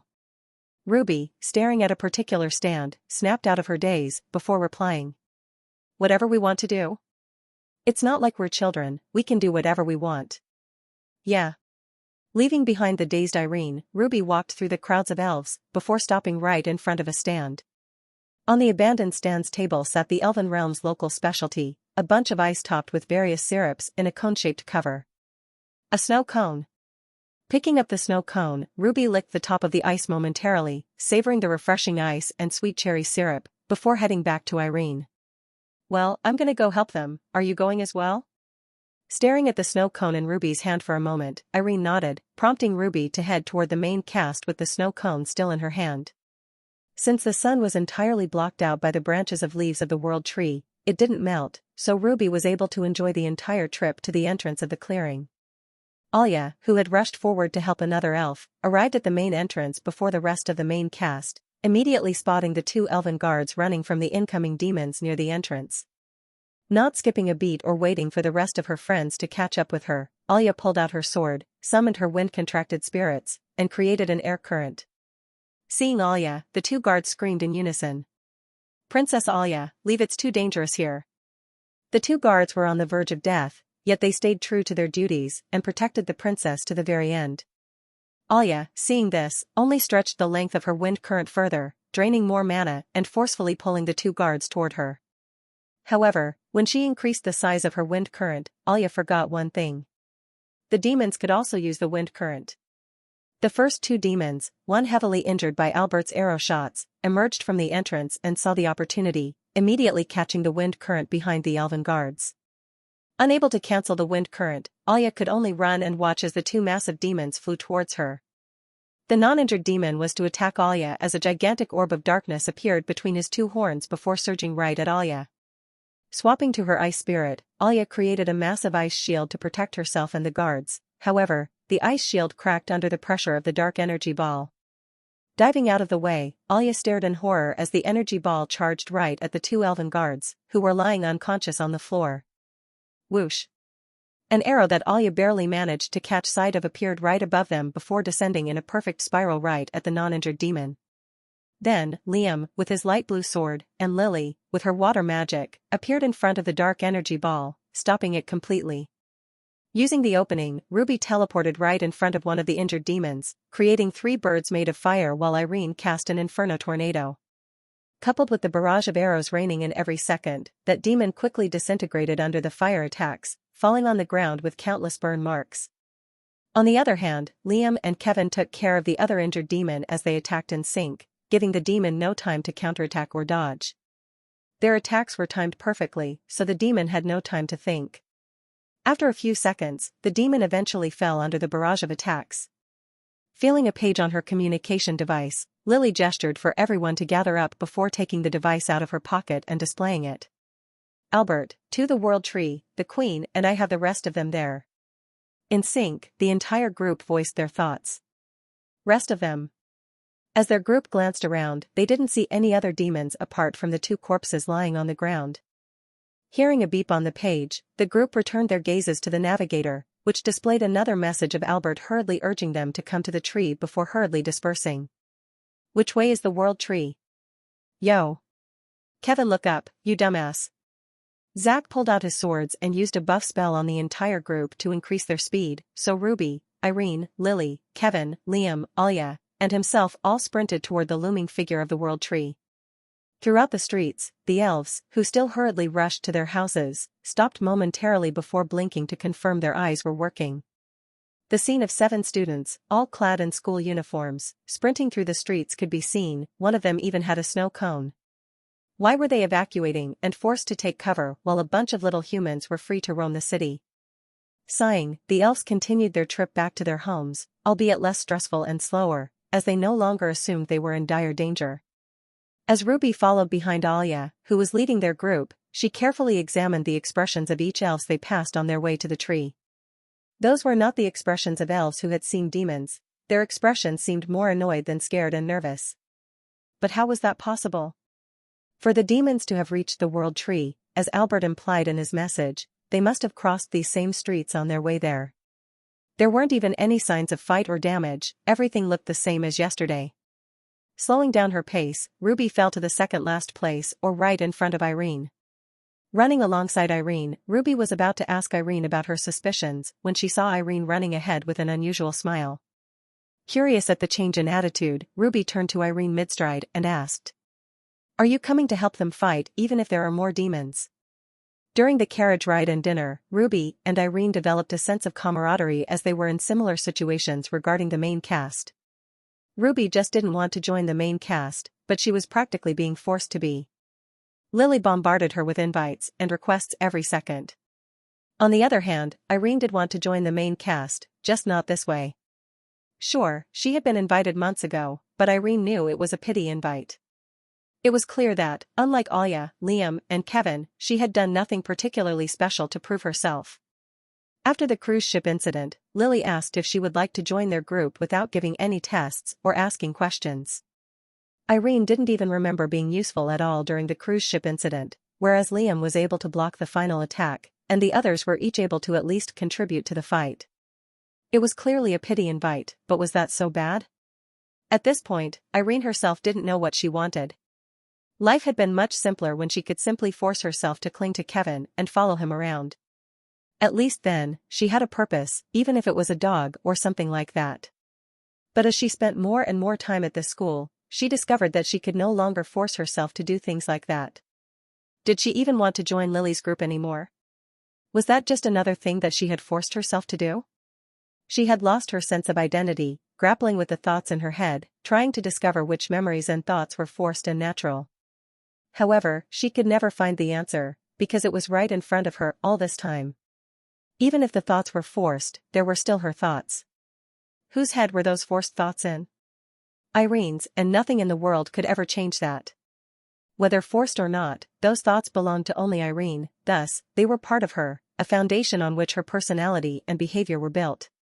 So, why did it matter if the thoughts were forced or not? Irene's thoughts were still there at the end of the day. After this realization, Irene was finally able to realize what she wanted. Using both her forced and natural thoughts, Irene concluded that she didn't want anything. Why did she have to want something? Why did she have to have a goal that she needed to complete? Why did she have some overarching goal that made all her decisions?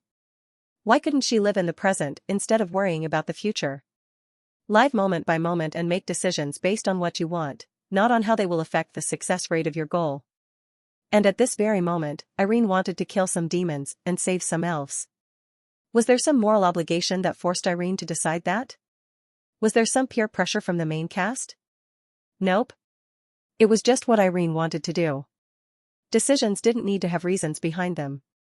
Why did she have to prove herself and defend her decision against anyone? At the end of the day, who cares? It's her life and her decisions.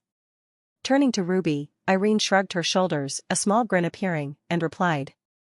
I guess I am. Seeing the unusually motivated Irene, Ruby dropped all thoughts of revealing her suspicions out of fear that it would dampen Irene's attitude. Friends. They were a weird thing for Ruby, but she was certain of one thing about friendship. She didn't want to lose it. The times she had spent chatting to Irene in the corner of the carriage while the rest of the main cast were off discussing antics about saving the world, the times she had spent playing hide and seek with Irene yesterday when the main cast was off talking to the Elven Queen, and countless other memories surfaced in Ruby's head. It brought a sense of serenity and peace to her always stressed and chaotic mind. A peace that she didn't want to lose. Replying to Irene, who had suddenly sped up, Ruby said. Well, someone looks joyful today. After saying that, Ruby used her teleportations to move past the rest of the main cast and catch up to Alya at the front. The odds of the pagers being stolen or hacked are 0, so if Ruby's suspicion is true, Albert or the Queen must be defeated. Or a betrayal, but Ruby highly doubted that. But then there was the fact that Ruby was a traitor herself. An evil villain boss turned good is now invited to a group of crazy students who are determined to save the world from any danger. Sighing and scratching her head, pondering how this all started in the first place, Ruby turned to Alya and asked. Say, Princess, how strong are the prince and queen? Looking straight ahead at the looming tree, Alya replied. One single arrow from the prince could destroy a B-rank beast and my mother, I don't even know. Since Ruby was already a part of their group in Alya's eyes, she had no qualms about sharing such important information, however, that didn't stop her from being curious. And why do you ask? My curiosity got the best of me. Heard the saying, curiosity kills the cat? Putting her hands on her head to form cat ears, Ruby replied. And do I look like a cat to you? Letting a slight laugh, Alya regained her composure before saying to herself. If only we had cats back at the academy, but of course, they have to be banned. What did you say? Interrupting their conversations, the trunk of the world tree came into sight, looking the same as it did yesterday, except for one thing. Albert was slumped against the tree, drenched in sweat, his bow and quiver resting next to him. Running past Ruby, Alya sped up for the next minute until she finally reached the exhausted Albert. Grabbing his hand and pulling him up, Alya asked. Where did all your troops go? Scratching the top of his head, Albert gave a smirk, which was clearly forced, and replied. Huh. I guess our mother is a better person than me. Here, I thought I was being a perfect ruler by lying to the soldiers earlier. Recalling the memory of his mother, Lyanna, frantically sending all the elven reinforcements away and telling them to evacuate with the citizens, Albert almost fell back onto the ground. He wasn't a true leader, he was a fraud, once again. Leaders didn't need to be emotionless and cold-hearted, well, they could be. There was only a requirement that a ruler needed to fulfill, and somehow Albert failed in that. Care about your subjects' lives. What an actor he was. After waiting for the rest of the group to catch up to Alia and him, Albert pointed at the world tree, and in the most serious tone he could muster, he said. In there is where we have to go. Seeing the group's confused expressions, Albert didn't even bother to explain but moved on to the next topic. Well, I'm sure you're wondering where all the demons are, huh? Well, they're in that tree as well. Breaking the silence, Kevin's annoying voice sounded once again. So you're telling me that we're going inside a tree that is filled with demons? Seeing Albert nod his head at his question, Kevin was just about to ask another question when Liam suddenly slapped him on the back. Ow. What the hell, man? Sighing, Liam said to Kevin. Oh, come on, man, you do this every time. You complain about how hard the task is, and how we're all going to die, and we're all stupid for doing this, but then you end up doing it anyway. Let's just skip the complaining part, alright? With a serious expression that did not fit his face in the slightest, Kevin turned to Liam and placed his hand on Liam's right shoulder. I'm about to risk my life to do this shit, and you're saying I can't even complain about it? The whole group went silent. For once. Kevin might be right. Shouldn't he be at least allowed to complain a bit? Opening his mouth in triumph and complaints already on the tip of his tongue, Kevin was about to speak when Albert, completely oblivious to Kevin's attitude, interrupted him. Alright, let's move on. I'm taking you to the world tree, and the 8 of us have one job, get to it and save it. Lily, who was also suspicious of the whole situation as she had come to the same realization as Ruby after seeing no elven civilians scared in the slightest, asked. Then, what about the demons? Patting Alia on the shoulder, Albert replied. That's our mother's job.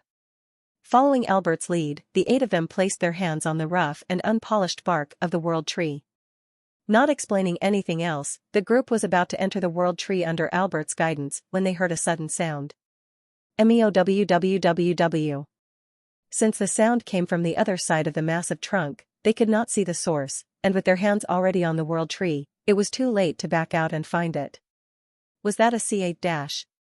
As their surroundings distorted, and the 8 of them appeared inside the world tree, in a completely different place than Ren, another sound caught them off guard.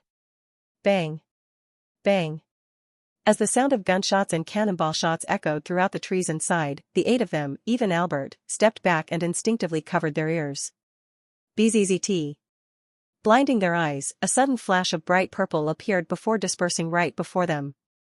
In front of them stood a lady dressed in all black, with 2 revolvers in each hand and a lighting purple current surrounding her entire body, making her look like some sort of mythical figure. Breaking the silence first was Alia as she rushed towards the figure with no weapons in her hands. Mom. Taking Alia into her embrace, Lyanna tilted her head upwards and stared at the rest of the group before asking. Let's save the thanks for later. Trust me, you 8 will be rewarded and revered at the very least. Bang. Releasing Alia from her embrace, Lyanna tilted her 2 revolvers up at the roof before asking. Best of luck to you all. My appreciation cannot be expressed in words, but may the world tree guide your path. Get back here alive, all of you. Or trust me, you'll regret it. Bzzzt. Just like that, Lyanna was gone before the students could even blink. Leaving behind only a single spark of purple for the students, a streak of lightning could be seen deeper into the tree, following Lyanna's back as she dashed back toward the dozens of demons.